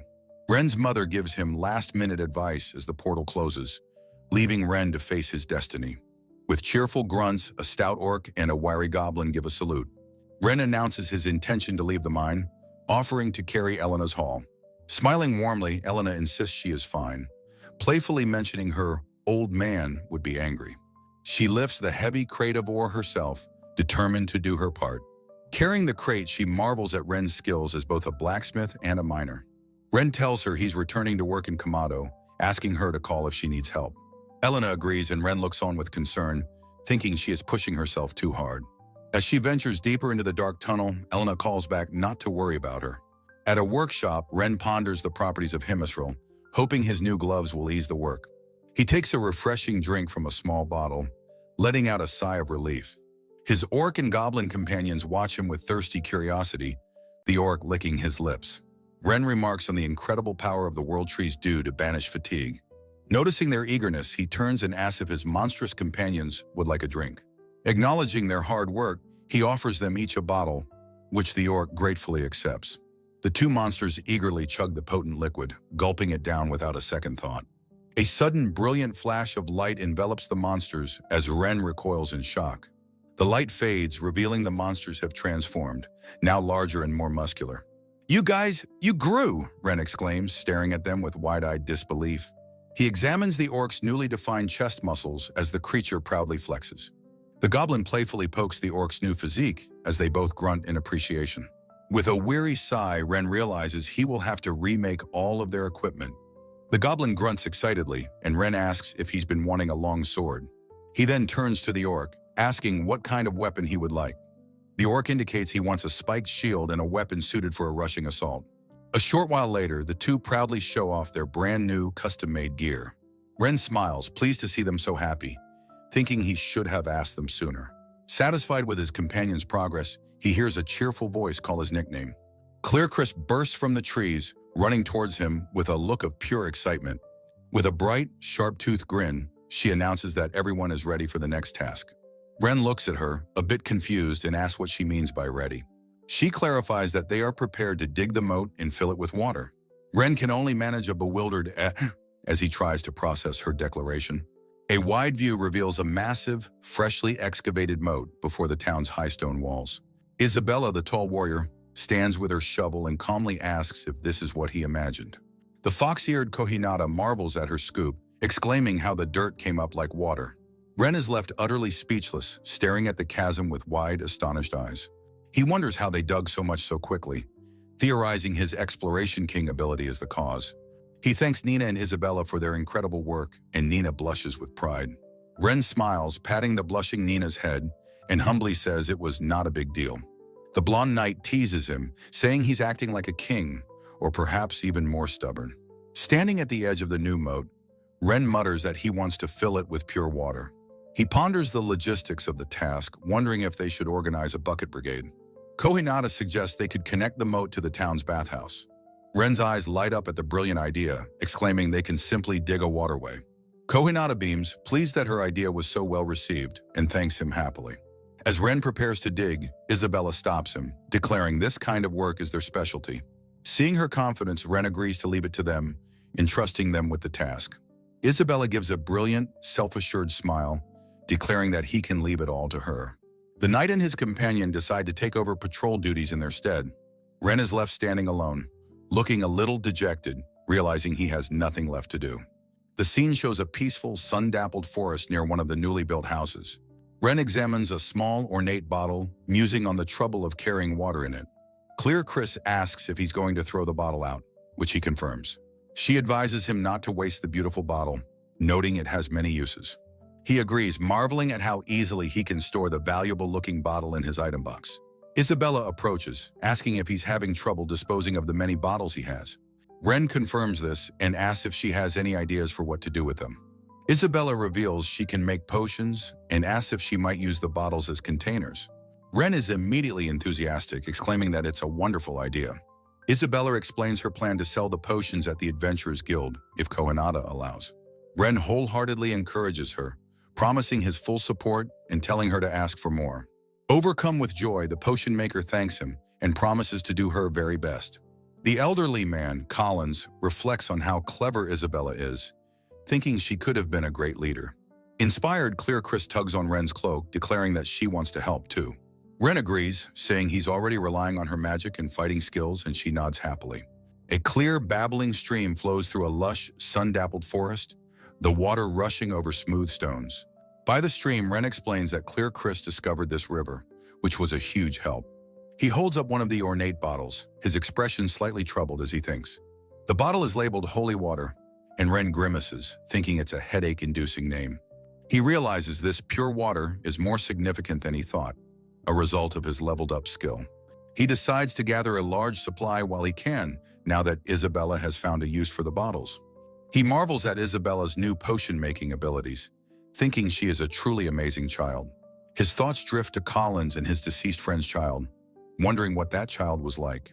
He feels he should have asked Collins more questions about the child when he had the chance.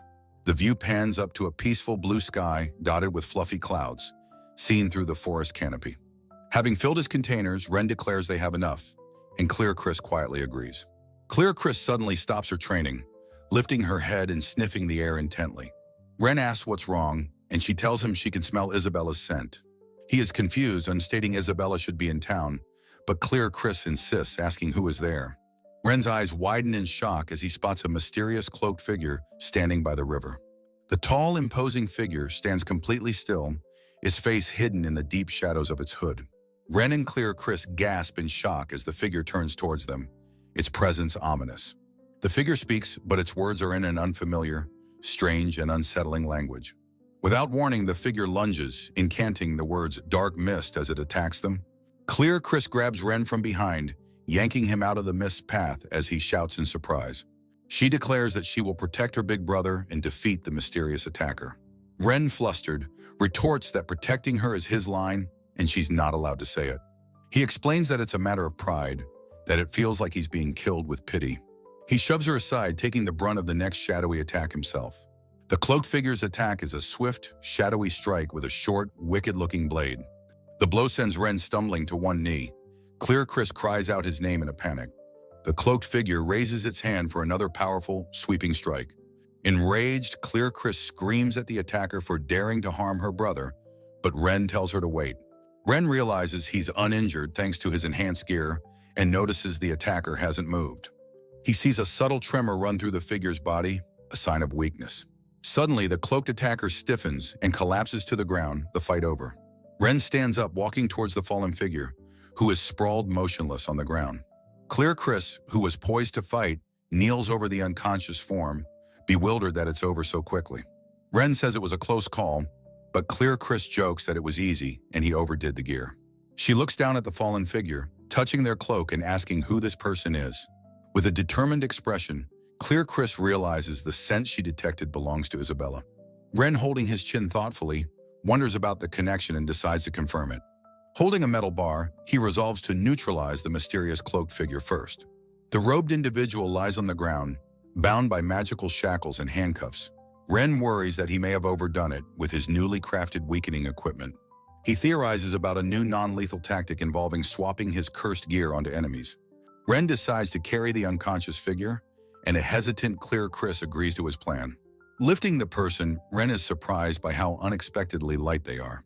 Clear Chris observes that the figure feels like an empty shell, not truly present. Ren looks at the figure, agreeing that it feels like a hollow, empty husk. He is confused, recalling that the robed person was moving just moments before. Ren concludes he must return to the village and lift the barrier to investigate further. A winged woman appears, calmly stating that she has already undone the barrier. Startled by her presence, Ren asks how long she was there. She admits she was watching. The winged woman explains that the figure is afflicted with a curse on their soul. Ren repeats her words, his mind immediately drawing a parallel to Isabella's past ordeal. The winged woman clarifies this is a soul shackle created by powerful contract magic. Ren sighs, realizing this soul-related problem is going to be incredibly complicated.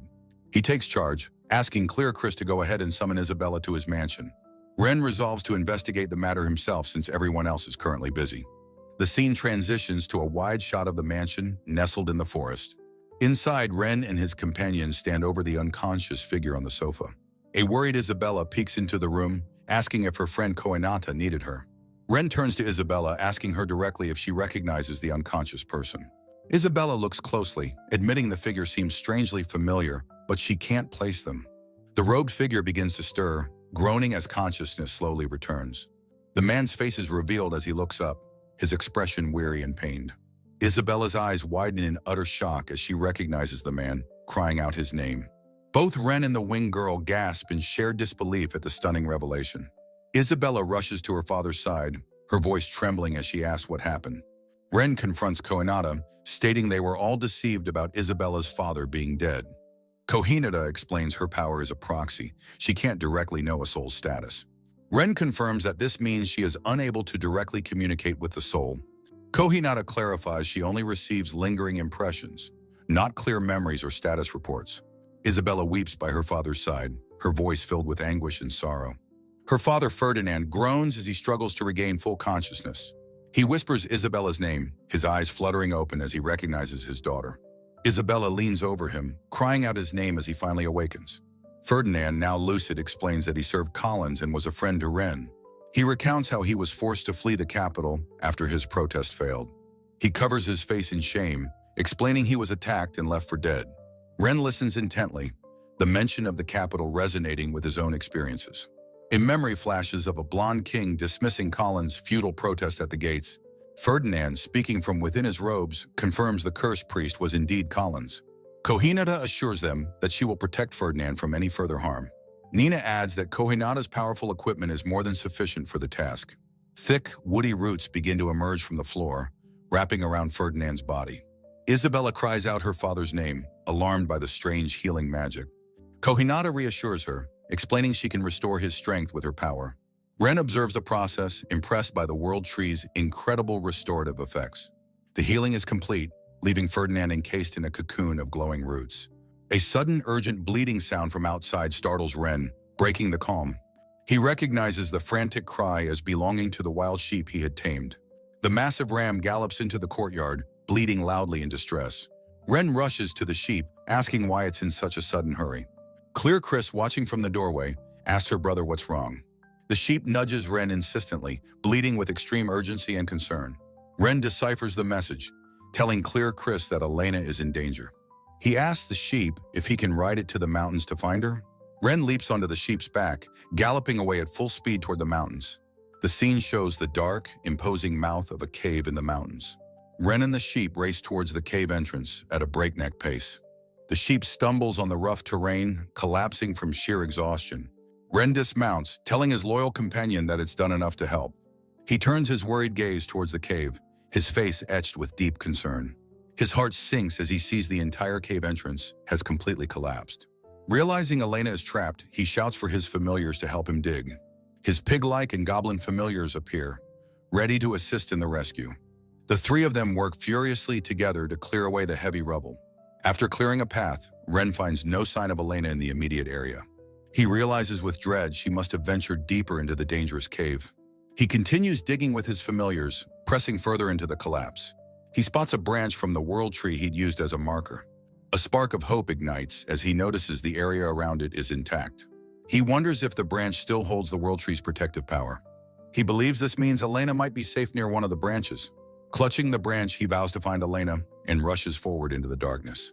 He and his familiars venture deeper into the dark, unstable tunnels. He recalls placing 5 branches, realizing the next must be the last one. His eyes suddenly widen in alarm as he spots something on the cavern floor. He finds Elena lying unconscious on the ground, calling out her name. Ren cries out her name, relief and worry warring on his face. He rushes to her side, kneeling down to check on her condition. Elena weakly apologizes. Ren tells her to save her strength and drink the potion. She drinks the potion, murmuring that it's delicious before collapsing again.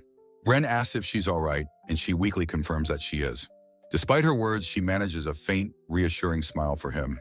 Ren observes that she's still pushing herself and is seriously unwell. He decides they must return to the mansion at once and lifts her into his arms. The scene transitions, showing a cloudy sky, marking the passage of time.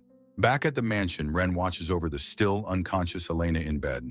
A group of concerned girls bursts into the room, asking what happened. One of them touches Elena's forehead, recoiling from the terrible fever. Ren explains to a worried girl that the potion he gave Elena didn't work. Another girl notes her high fever and insists she needs absolute rest. Ren asks if her condition is that bad. The girl tells him to be cautious. He asks the girls to step out so he can remove Elena's heavy armor. Holding another potion, Ren resolves to go gather 0 grass as a precaution.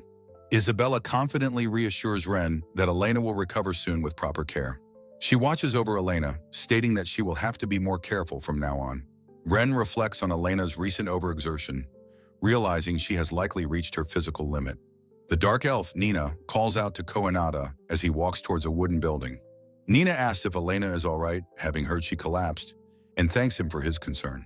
She expresses her wish to see Elena's face, believing it would ease her mind.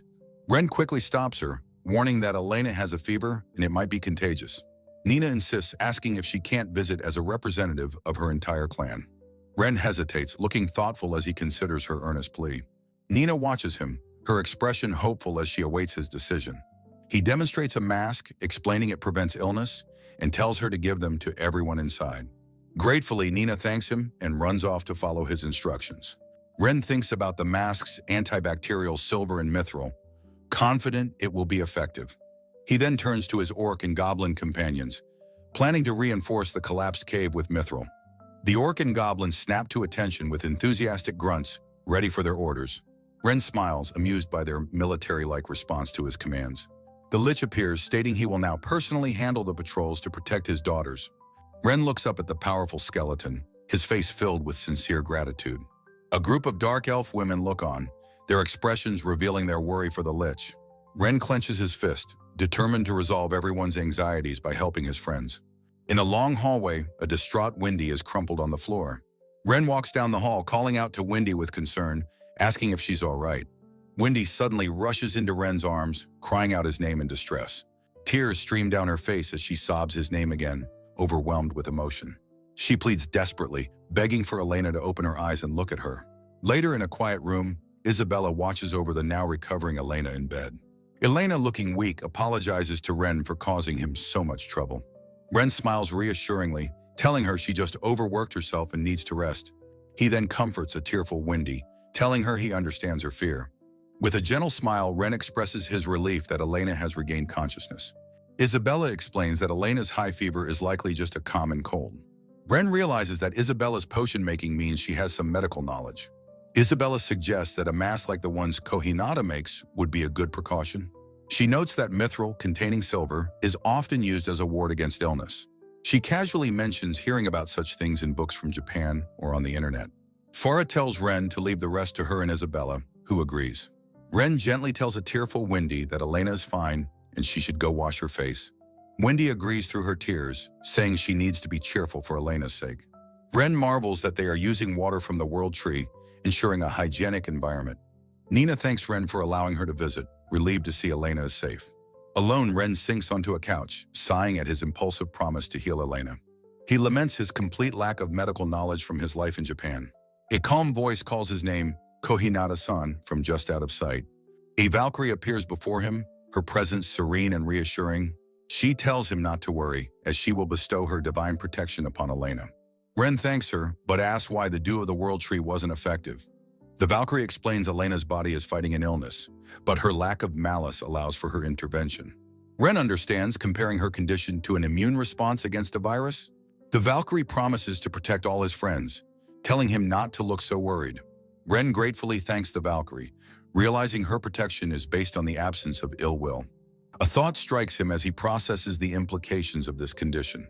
He realizes the town's barrier might have a blind spot for enemies without personal malice. A voice calls out to Ren, startling him from his thoughts. He turns to see two of his companions returning from their patrol. The armored man notes the town feels unsettled and asks if something has happened. Ren begins to explain the worrying situation concerning Elena. The blonde warrior understands, asking if Elena is going to be okay. Ren confirms she's resting, but admits he's worried because she was so exhausted. The blonde man notes Elena has been pushing herself hard with quests lately. He adds that it's only natural to worry about the youngest member, Clearicris too. The armored man chides his blonde companion for overworking just as much.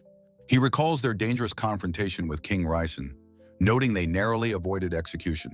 Ren reflects on their past actions, acknowledging how perilous their situation had been. He asks the two men if they needed him for something specific. The armored man explains that an Adventurers Guild employee has arrived and needs a guide. With a determined look, Ren immediately volunteers to go himself. A view of a blue sky filled with fluffy white clouds sets a new scene. The camera pans down to a formidable, high stone wall under the same sky. A charismatic man introduces himself as Lena, acting Vice Guildmaster from Telearia. Ren looks on, bewildered by the rumors this man has heard about him. Lena enthusiastically explains his interest in Ren and his desire to command adventurers here. He reveals he has already proposed establishing a new guild to Mr. Nippris.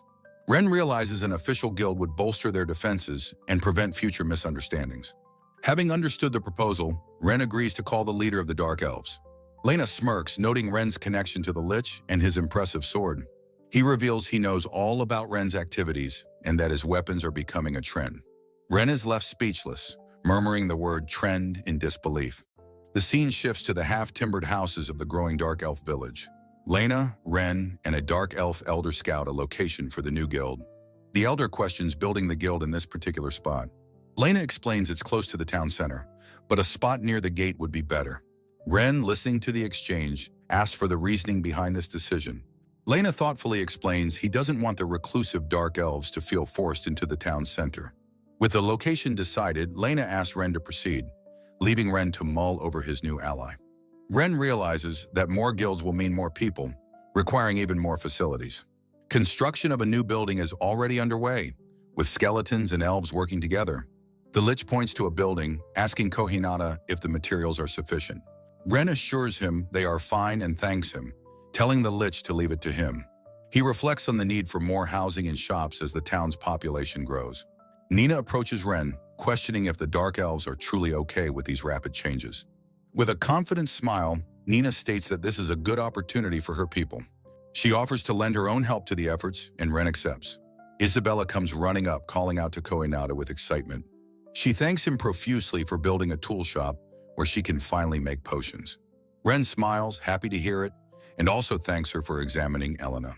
Isabella reports that Elena's condition has stabilized, and she can now look after her own needs. Ren attributes her recovery to everyone's combined efforts, not just his own. Isabella excitedly offers Kohinata a potion she made, wanting him to try it. She explains that she's only ever made them for herself before. Ren takes a sip, having only ever made potions for his own use until now. His eyes light up as he exclaims how incredibly delicious it is, much to Isabella's delight. Isabella explains that while potions are normally bitter, using pure water makes them taste wonderful. Ren praises the delicious potion, noting its effectiveness for fatigue and suggesting Elena should drink some. Holding an ornate bottle, he wonders if using the sacred water would enhance its power even further. Isabella confirms his theory with a thoughtful expression, but hesitates before continuing her thought. Standing outside, she explains the logistical problem. A more powerful potion would be too expensive to price. Admiring the container, Isabella comments on its fine craftsmanship and high value within this world. The specific phrase "this world" catches Ren's attention, sparking a sudden and startling realization. Panicked by his look, Isabella quickly tries to backtrack, stammering that it was a normal thing to say. A look of understanding crosses Ren's face as he processes her slip of the tongue. Turning away, he wonders to himself if he had ever actually told her he was from another world. Isabella muses that she should probably ask Nebris how much she thinks Kohinata is worth. The scene shifts to a large, handsome, timber-framed house nestled in a sun-dappled forest. At a custom-built pool, Wendy cheerfully splashes a friend, inviting a reluctant Renlin to play. The horn girl, Renlin, looks on with a slightly detached and serious expression. By the poolside, Ren announces to the girls that he's going to take a break. A seated Isabella marvels that she never thought she'd be able to go swimming this season. Ren explains he built the pool and that a Valkyrie warmed the water like a hot spring. He watches the others play, wryly noting how jealous a friend named Undine would be. Isabella smiles, commenting that Nebris has proven to be a skilled businesswoman with this venture. Now seated, Ren asks Isabella how the potion business preparations are coming along. With a confident smile, Isabella reports that she has found a good location for their settlement. Ren smiles back, genuinely relieved to hear the good news about her progress. Iris calls out to Elena, inviting her to at least touch the wonderfully pleasant pure water. Elena politely declines the offer, stating that she will pass on swimming for today. She explains that while her body feels fine, she doesn't want to worry everyone by overdoing it. Ren looks at her with a gentle smile, relieved she's feeling better thanks to the Valkyrie's protection. Wendy playfully splashes water at Ren, urging him to stop talking and join them for a swim. Ren, flustered, wonders if his satisfaction with everyone else having fun isn't enough. The dark-skinned Kohinata teases Nina, stating she only lost their race because she's not a strong swimmer. Nina, full of competitive spirit, enthusiastically challenges Kohinata to another race, which she accepts. The beautiful Farah steps forward with a brilliant smile, offering to act as the judge for the contest. Ren can't help but blush, thinking that, while everyone is cute, Farah is on another level of gorgeous. With the competitors poised at the edge of the pool, Farah raises her hand to start the race. She gives the command to begin with a sharp cry. Nina and Kohinata dive into the water, locked in a fierce neck-and-neck competition. From the sidelines, Farah watches the two girls power through the water with incredible speed. She remarks on how fast they are, and Ren, standing beside her, can only agree in awe. Elena marvels at their raw talent, noting they swim so fast without any special equipment. She reflects that the gear Ren makes gives a tangible boost, making her feel much stronger. Ren sits by the pool's edge, watching the two girls swim, their forms distant. He becomes flustered as Elena stands and walks past him, the view proving difficult for his eyes. A startled sound escapes him as he averts his gaze from her passing figure. Elena walks gracefully along the tiled edge of the pool, her destination unclear. Farah raises her arm, declaring the finish of the close and exciting race. Ren is thoroughly impressed, exclaiming how amazing both of the swimmers were. The display of athleticism inspires Clear Chris, who excitedly asks Isabella how it was. Clear Chris tells Isabella she wants to swim that fast too, and they agree to practice together. Farah watches the two young girls walk away hand in hand, remarking to Ren how they're like sisters. Ren looks on with contentment, hoping he can continue to make the town a peaceful place. The very next day, Ren is discussing construction plans when a friend approaches him. Kohinata bursts in with urgent news. A carriage bearing Bishop Arbara's crest is approaching. Ren asks if it's the Hoshiku Church, wondering if their new barrier will be enough to stop them. Kohinata is unsure, reporting that a large group is attempting to enter the town. Ren's eyes widen in shock at the news of their unexpected arrival. He walks toward the wall with Kohinata, wondering if there are good people in the church. Miles away, the driver of an ornate carriage mutters in confusion as the horses halt. From inside the lavish carriage, a woman named Lulara demands to know why they have stopped. Her aide, Orna, explains that a powerful barrier is blocking their path. Lulara is outraged that she, a Miko of the church, is being obstructed by the barrier. She fumes that she was supposed to be the first to know about the World Tree's rebirth. Orna clarifies that it's only a portion of their retinue that has been denied entry. Peering out the window, Lulara sees the rejected soldiers and understands. She correctly deduces that the men are Viscount Arla's subordinates. whom she brought by force. Lulara dismisses them, knowing the barrier repels those with malice in their hearts. She recalls Arla's previous attempt to invade in the greed of the Dark Elf. She laments her own lack of power, wishing she could have dealt with such fools herself. Orna asks if she should record the names of those turned away, and Lulara agrees.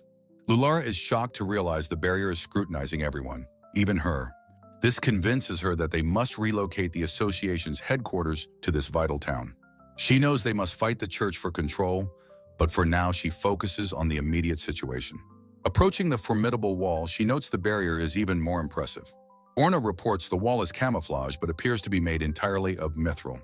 Lulara is astounded, wondering who could have built such a thing in only a month. Orna provides the answer from their intelligence reports, a man named Ren Kohinata. Lulara connects the name to otherworlders, recalling the hero Teria Aaron. She muses that this must be another person summoned from another world. Ancient documents spoke of otherworlders building nations over a century ago. She theorizes their desperate attempts to return home led to the summoning method being lost. If rumors are true, the court magician Teria Aaron was involved, but Lulara wonders why. Orna reports that all those permitted by the barrier have now entered the town. A sly smile spreads across Lulara's face. An otherworlder in this town is an interesting development. Ren and his companions stand before the opulent carriage and its impressive retinue. He stares at the vehicle, wondering what kind of person commands such a presence. The carriage door opens, revealing a crest as someone prepares to step out. Orna emerges, formally introducing herself as a servant of Lulara-sama and confirming Ren's identity. Ren begins to apologize for Viscount Arla's actions, but Orna cuts him off. She seems to appraise him, wondering if he might truly be a person of good character. Orna tests him, asking coolly if he is an accomplice of Arla or seeking revenge. The true leader emerges, the seat of the Hoshiku Church, the Miko Lulara. Ren's jaw drops. Before him stands not a powerful adult, but a small young girl. Lulara looks up at him seriously, stating that even if she is small, she has great ambitions. Leading them to a large house, she welcomes Ren and his friends to her home. Lulara gazes up at the mansion, noting it seems to be a living part of the world tree. Clear Chris runs up to Ren, proudly announcing that she has finished her cleaning. Ren thanks her with a warm smile as she beams back at him happily. In the background, Lulara and Orna observe the domestic scene with interest. Clear Chris notices the newcomer and hides behind Ren, asking who the child is. Ren introduces her as Lulara, but Clear Chris is not impressed. She recoils, clinging to Ren's leg and declaring that she doesn't know or like this new girl. Orna and Lulara observe the scene, with Orna musing that their dream of coexistence might be realized here. Ren, picking up on her comment, asks about this dream, his curiosity piqued. A woman named Farah suggests to Ren and their companions that they continue their discussion inside.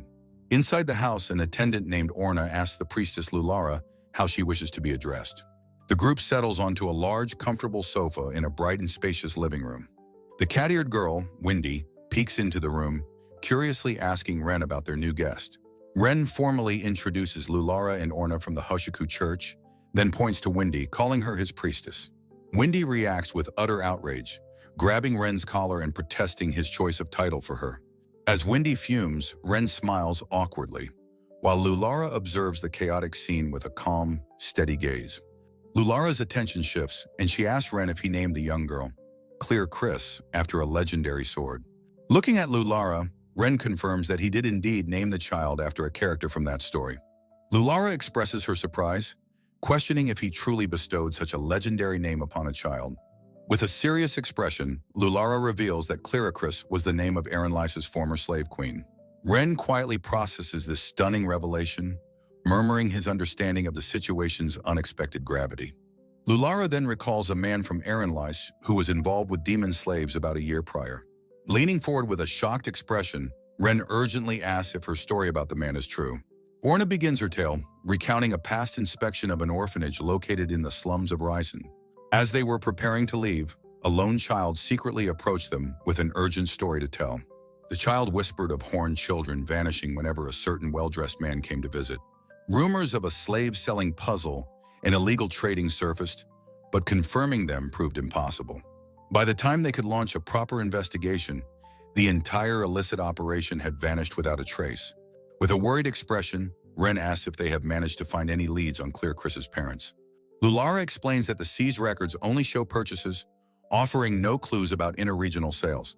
She speculates about the possibility of a hidden demon settlement living secretly in the forest. Ren realizes the operation must have been small, making it incredibly difficult to track the missing children. He concludes that investigating the 3 towns near where Chris was found might finally yield some clues. Ren expresses his sincere gratitude for the new information, but Lulara humbly deflects his thanks. With a heavy heart, Lulara admits her own search for the slavers is driven by her guilt over her inaction. A somber silence falls as Ren and Chris absorb the weight of Lulara's sad confession. Sharing a silent, determined look, Ren and Chris steel themselves for the difficult task that lies ahead. Overcome with righteous fury, Lulara declares her intention to build the church's headquarters on this very land. Ren shouts in disbelief, utterly shocked by her sudden and audacious declaration to build the headquarters. Lulara acknowledges Ren's shock, admitting that her passionate statement had been made rashly. She explains her frustration, feeling compelled to act now that the powerful World Tree is present. Chris questions if Lulara intends to directly utilize the immense power of the World Tree itself. Lulara bluntly confirms that this is exactly her intention, seeing no other path forward. She laments her own powerlessness, feeling that her official role as Miko is merely for show. Ren questions her true role, but she decides to postpone that particular, deeper discussion for later. Lulara fiercely declares she will use any means necessary, including the World Tree, to fight the church's corruption. Ren sympathizes with her painful position, though he understands her methods are extreme and worrisome. Orna apologizes, confirming that the 2 priests she knows are corrupt and completely untrustworthy. A worried Lulara asks if there are other corrupt priests, besides Arbra, that she needs to be aware of.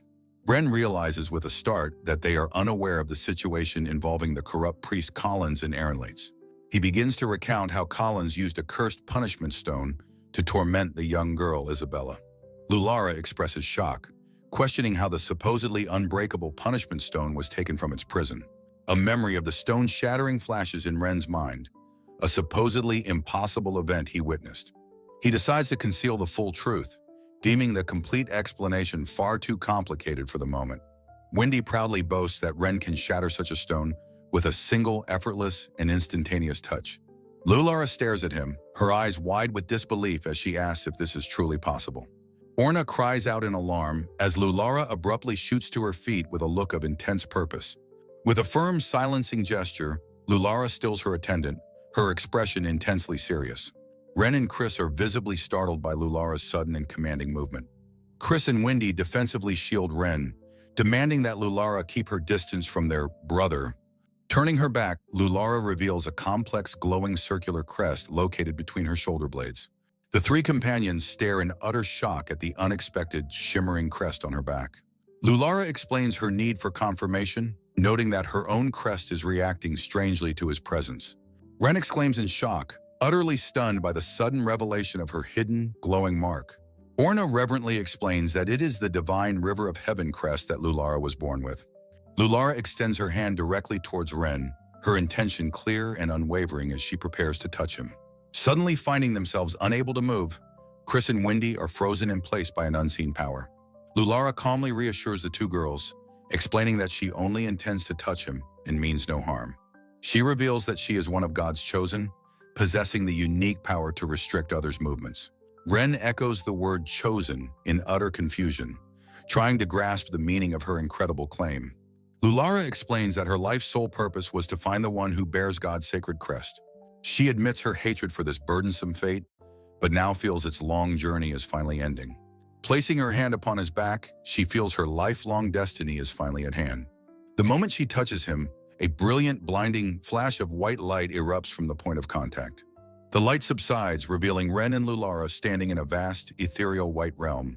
Looking around in awe, Lulara whispers that this must be the divine realm. Ren observes the stark white landscape, bewildered about what has just occurred to them. His eyes catch movement in the distance, spotting a small figure near a crystalline tree. The distant figure is revealed to be a large, fluffy white rabbit sitting serenely in the emptiness. Ren smiles, remarking on the cute rabbit, and Lulara agrees with his sentiment, calling it lovely. A calm voice emanates from the rabbit, thanking them for the kind compliment. Ren and Lulara are left completely speechless and shocked by the talking rabbit. The rabbit is suddenly enveloped in an intense, blindingly white light. The blinding light erupts outwards, forcing them back as Ren questions the bizarre event. Ren and Lulara can only stare in shock as the light coalesces into a new, humanoid form. From the light emerges a stunningly beautiful woman with elaborate, flowing blonde hair. Both Ren and Lulara are left utterly speechless, their mouths agape in disbelief at the transformation. The beautiful woman smiles warmly, thanking Koinada for his kind words and compliment. Ren is shocked, recognizing her voice as the one that announces his level-ups. As she turns to face them, Ren asks the mysterious, beautiful woman for her identity. She looks at him with a serene and knowing smile, radiating a powerful divine aura. She reveals herself as the god who created this world and who intentionally summoned him. Ren is completely thunderstruck, struggling to comprehend that he is talking to the world's god. Overcome with reverence, Lulara asks if she is in the presence of the goddess Lustina. Lustina confirms her name and gently touches Lulara's forehead, praising her for arriving. Tears of overwhelming joy stream down Lulara's face as her lifelong mission is fulfilled. The goddess Lustina now turns her full attention back towards Ren, addressing him by name. Ren is still dazed, his expression one of wonder as he processes the monumental events. Lustina reassures him, explaining that their meeting here was always an inevitability. Ren questions this inevitability, wondering if the World Tree's power accelerated their meeting. He brings up his summoning, reiterating his long-held belief that it was a mistake. Lustina confirms the intended hero was powerful but possessed a deeply flawed character. She reveals that she intervened at the last second, changing the summoning to bring him instead.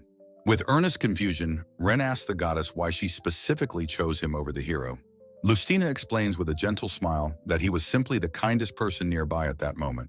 She joyfully declares that having watched him, she knows with certainty that she made the right choice.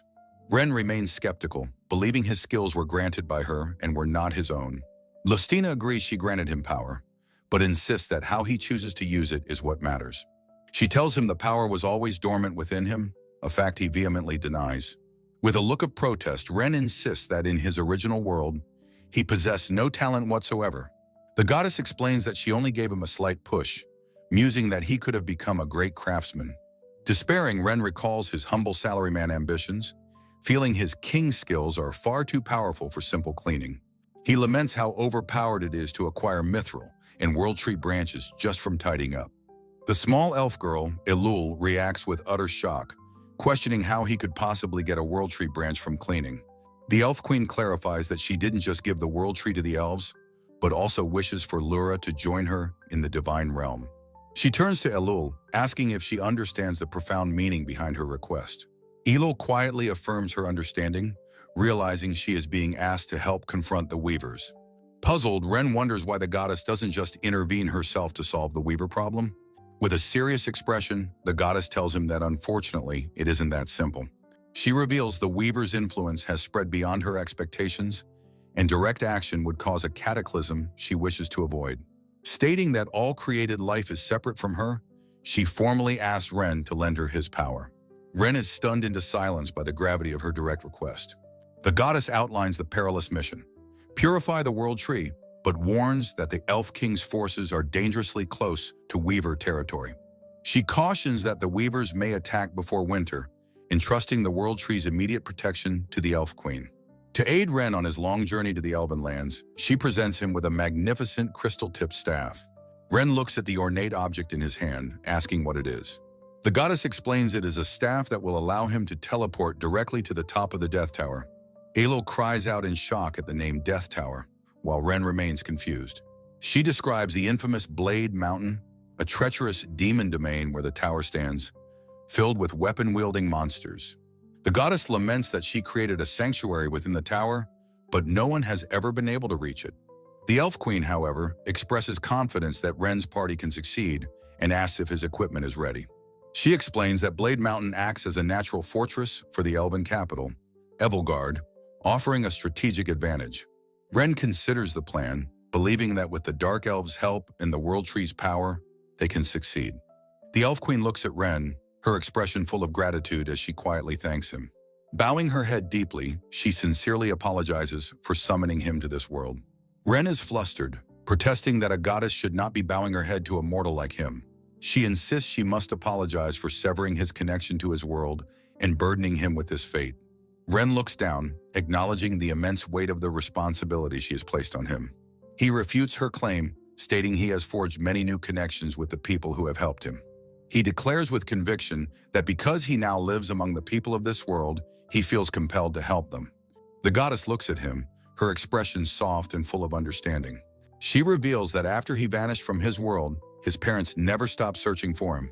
A somber look crosses Ren's face as he realizes the pain his sudden disappearance must have caused. A memory of his phone shows messages from his old company, reminding him he once thought no one would miss him. He regrets causing his parents so much worry, wishing he could just tell them he's all right. The goddess suggests he should explain it to them directly, much to Ren's confusion. With a wave of her hand, she creates a swirling portal of light that envelops Ren. He cries out in shock as the vortex pulls him through time and space. He finds himself standing before his shocked parents, who can only gasp his name in disbelief. The goddess's voice echoes, apologizing for the brevity of this dreamlike reunion. His mother rushes forward, frantically asking where he is, while his father confirms that he is truly alive. Ren struggles to explain his unbelievable circumstances. He tells them he is in another world but is safe and well, apologizing for making them worry. His mother's face falls, her voice trembling as she asks if he can ever come back home. Looking down, Ren sadly admits that returning is impossible for him. He looks up with new resolve, declaring that he has things he must do here and asks for their forgiveness. His parents stare back, processing his words in stunned silence. His father observes that Ren seems to have become a real man, surprising his mother. He states proudly that a child must eventually stand on their own and that Ren must honor his promises. Ren is visibly moved by his father's unexpected words of support. His mother chides his father for trying to act cool, and Ren tries to mediate their familiar bickering. The goddess gently interjects, reminding them that their time is almost up. His father beams, joking that since Ren couldn't get a girlfriend at home, he went and found one in another world. Ren blushes, completely embarrassed by his father's teasing comment. As the portal closes, his mother shouts last-minute advice about eating well and not causing trouble for the others. She tells him to take care of his health as the portal finally vanishes. Back in the divine realm, Ren remarks on how noisy his parents are. The goddess smiles warmly, telling him that he has good parents. Wiping a tear from his eye, Ren quietly agrees with her. The goddess informs him that their time is up and entrusts the future to him. With a firm yes, Ren accepts his mission as the world dissolves in light. His eyes snap open, finding himself back in his bed. His companions, Wendy and Farah, look down at him with concern, asking if he's all right. Sitting up, a disoriented Ren asks what happened to him. Wendy explains that he and Laura began to float when they touched, and he then lost consciousness. She proudly declares that she was the one who carried him to bed and thus deserves a reward. Farah holds the boisterous Wendy back, asking Ren to explain what happened on his end. Ren begins to recall the incredible encounter with the goddess. He looks up at the wooden ceiling of the room, his mind still processing the surreal event. He murmurs to himself in awe that God truly does exist. Farah admits that she never truly believed in gods, having lost her faith after losing her home. Ren is reminded of Farah's past connection to the noble Gaziel family. Farah smiles, saying that becoming a guild receptionist is what allowed her to meet Ren, so it all worked out. Ren looks at her with a warm, fond expression, touched by her words. Farah notes that the goddess Lustina cannot interfere too much in their affairs. At that moment, the newly awakened Elul and her aide enter the room. Ren sees that Laura is also awake, and she confirms she woke up long before him. Laura explains that since her crest reacted to the divine energy, she wishes to proceed with building the church. Ren is hesitant, pointing out that he has already met the goddess of the Starlight Church. Laura kneels before him, pleading for his help with healing, military strength, and childcare. Ren considers her request, deciding that a small, dedicated church would be manageable. Farah watches, noting that she still can't bring herself to fully trust them yet. Overjoyed by his agreement, Laura thanks him profusely, her face beaming with happiness. Ren realizes with a sigh that he likely won't be able to meet Lustina again for some time. Laura and her aide immediately rush off to begin preparations for their new church. Ren proposes a new idea, building the church just outside the current castle walls. The aide turns back, questioning his suggestion to build outside the main wall. He clarifies that the current town is simply too small to house all the new church members. Pointing to a diagram, he reveals his ambitious plan to construct a second outer wall, expanding the town's borders. The others begin to grasp the massive scale of his wall-building project. The next day, construction is in full swing under a clear, bright sky. Skeletons work tirelessly, hauling heavy bags of materials along the new wall. A worker calls up to Kohinata, who is overseeing the construction from the ramparts. The worker asks for confirmation on the depth of the new moat. From the top of the wall, Wendy gives a confident thumbs up, shouting down that the depth is perfectly fine. Elena directs the digging of a water channel that will connect the moat to the town. A dark elf and his skeleton crew let out a triumphant cheer, holding their new shovels aloft. Kohinata observes the impressive new defenses, thinking they might even be overkill against the elves. He calls out to a figure below, Kohinata Dono, signaling the beginning of a new phase of their grand project. On the high stone walls of the newly fortified town, a knight in full plate armor, Gunter, raises a hand in greeting.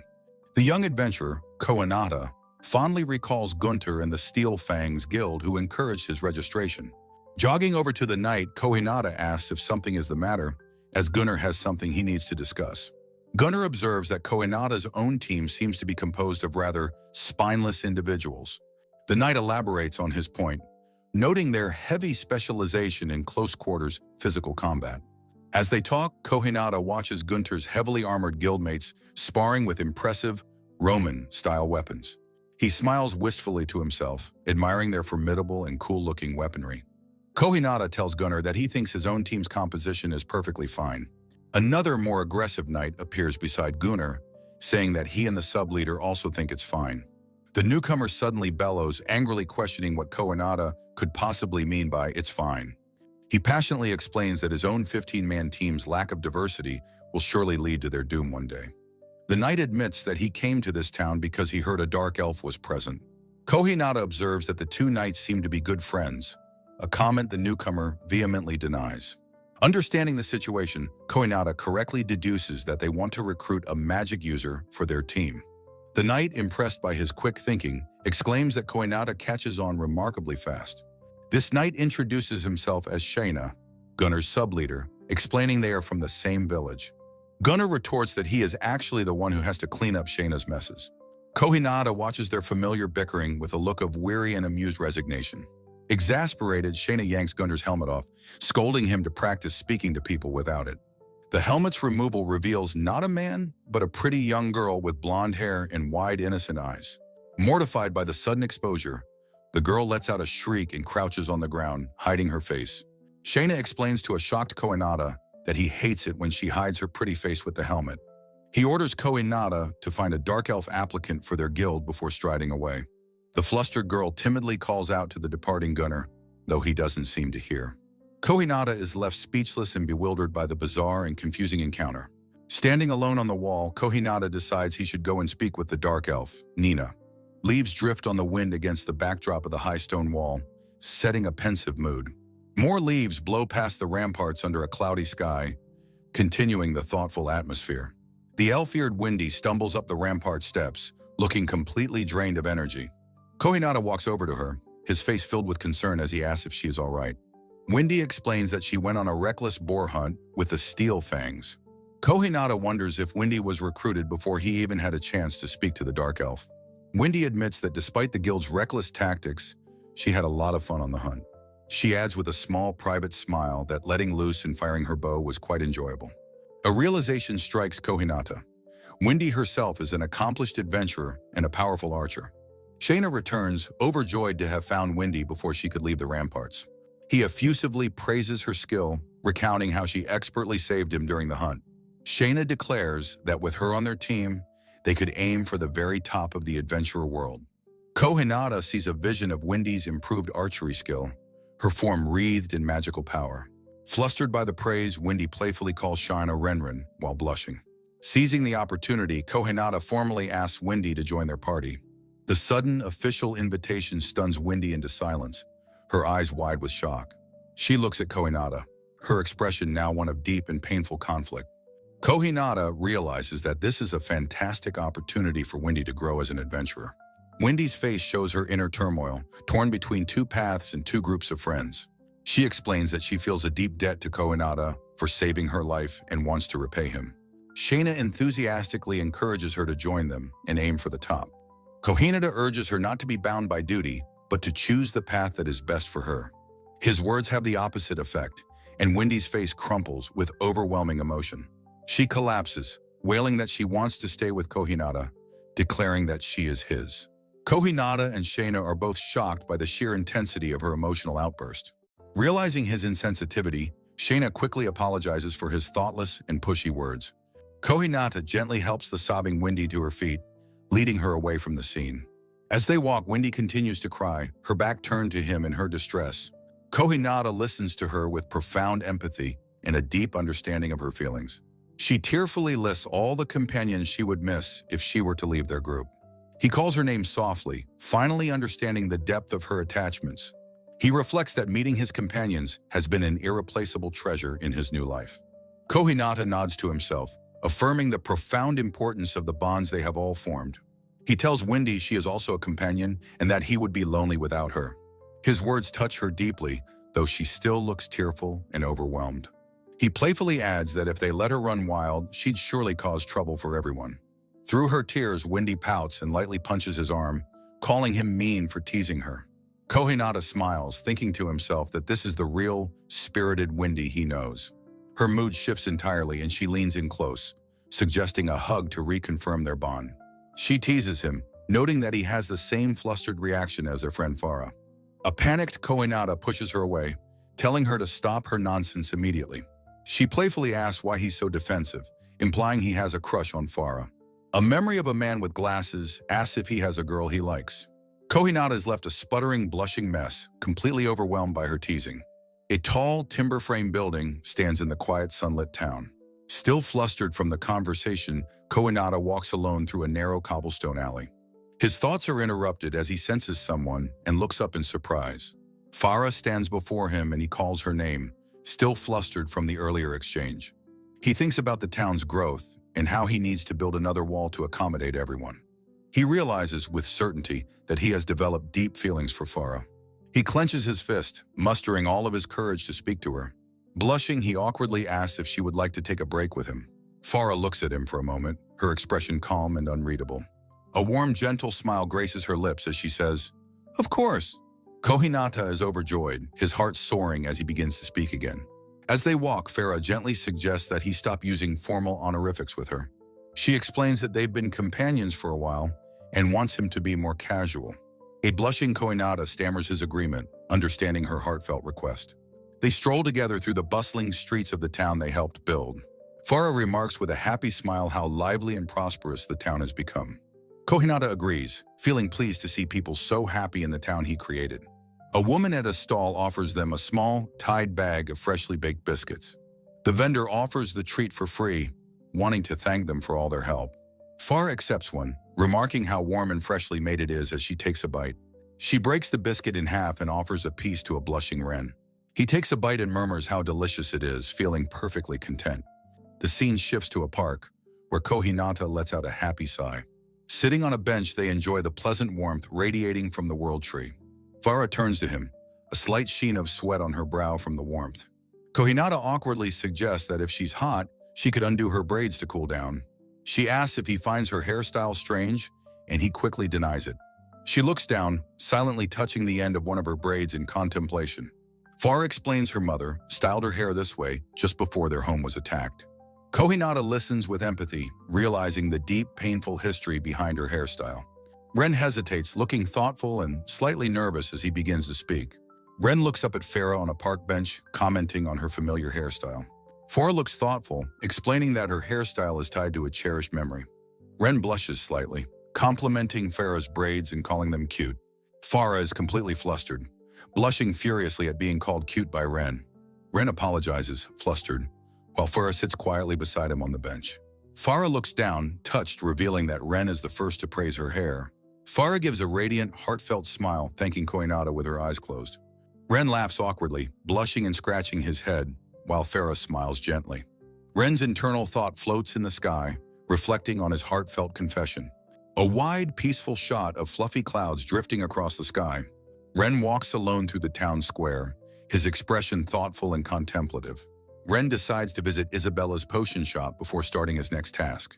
Ren approaches a building and is greeted by the elderly woman, Nifris. Ren asks Nifris if she has seen Isabella, who hasn't appeared yet. Nifris looks troubled, asking Ren if his business with Isabella is urgent. Nifris explains that Isabella's entire stock of potions has completely sold out. Ren looks surprised, asking about a recent large sale to the Steel Fangs. Isabella diligently makes potions in her spare time with a focused smile. Ren praises the high quality and effectiveness of Isabella's amazing potions.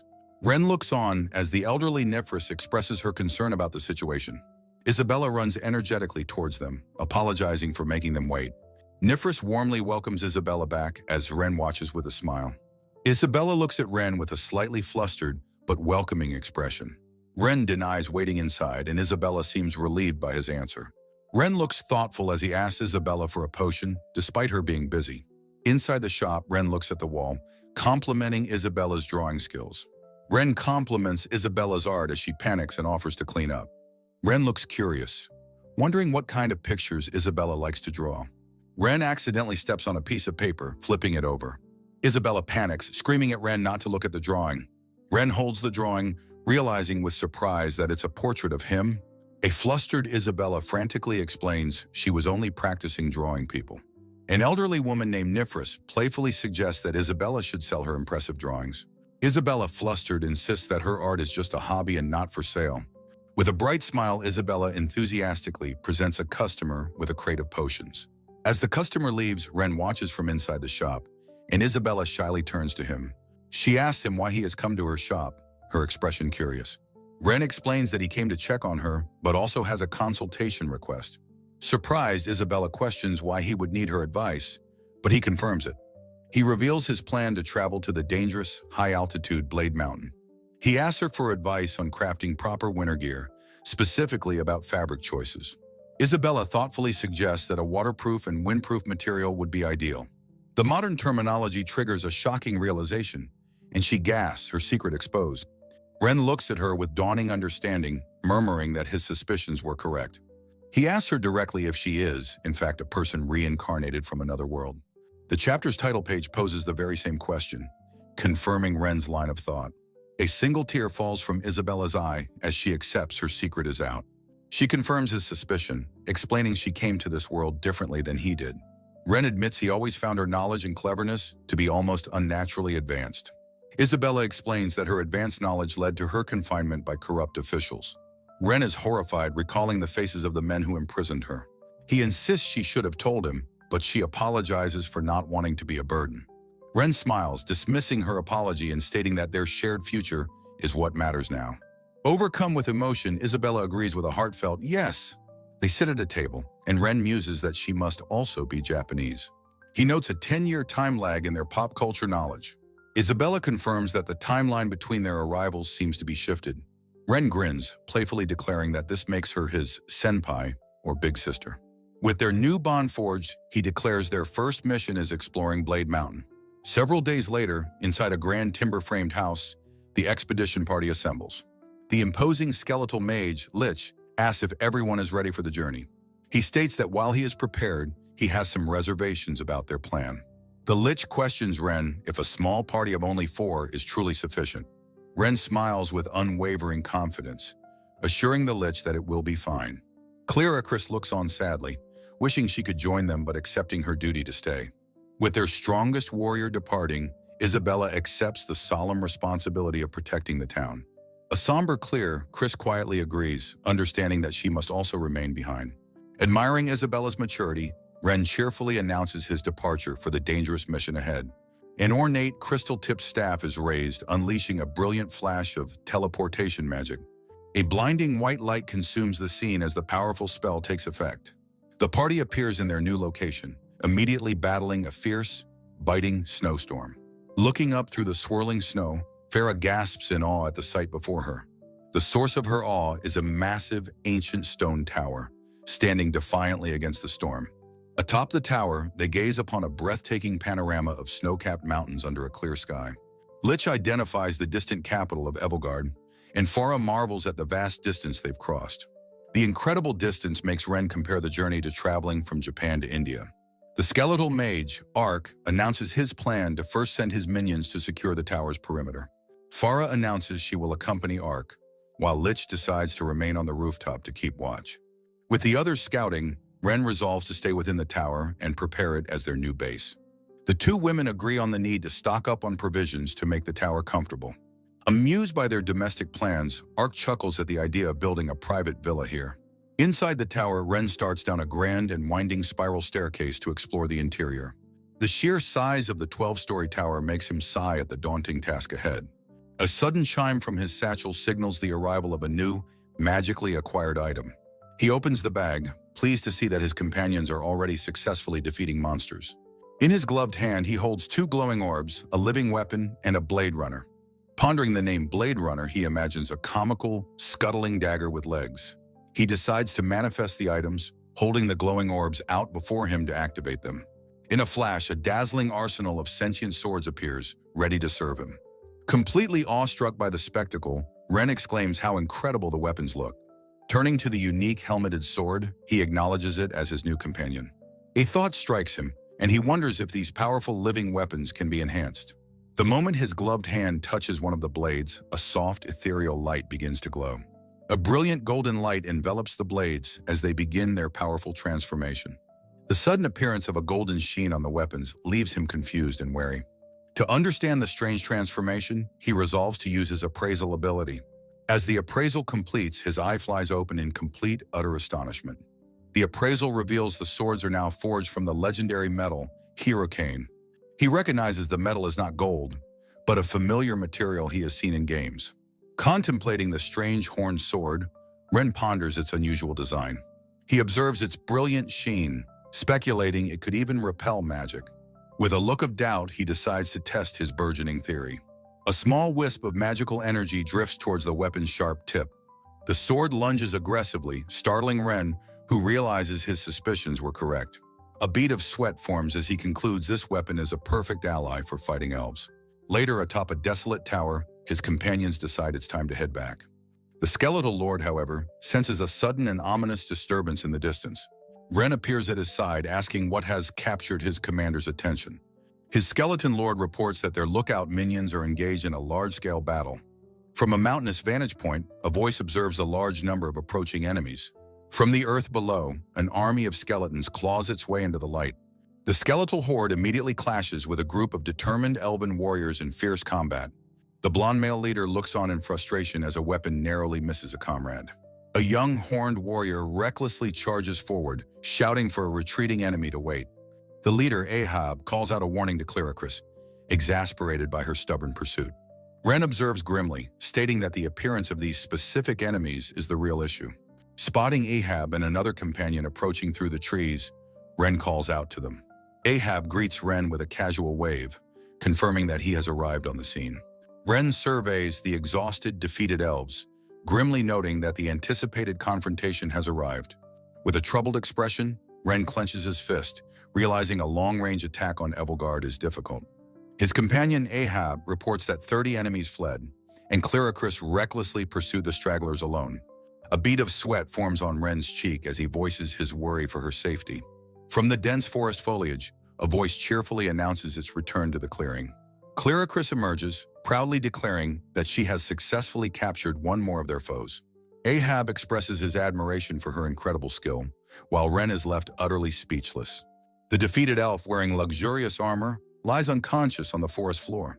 Her captors observe that she has fainted and that a magical barrier blocks their way. Suggesting a proper interrogation, Ahab gestures towards a nearby lookout cabin in the woods. A grimly determined Ren realizes this capture is a chance for direct contact with the Woven Elves.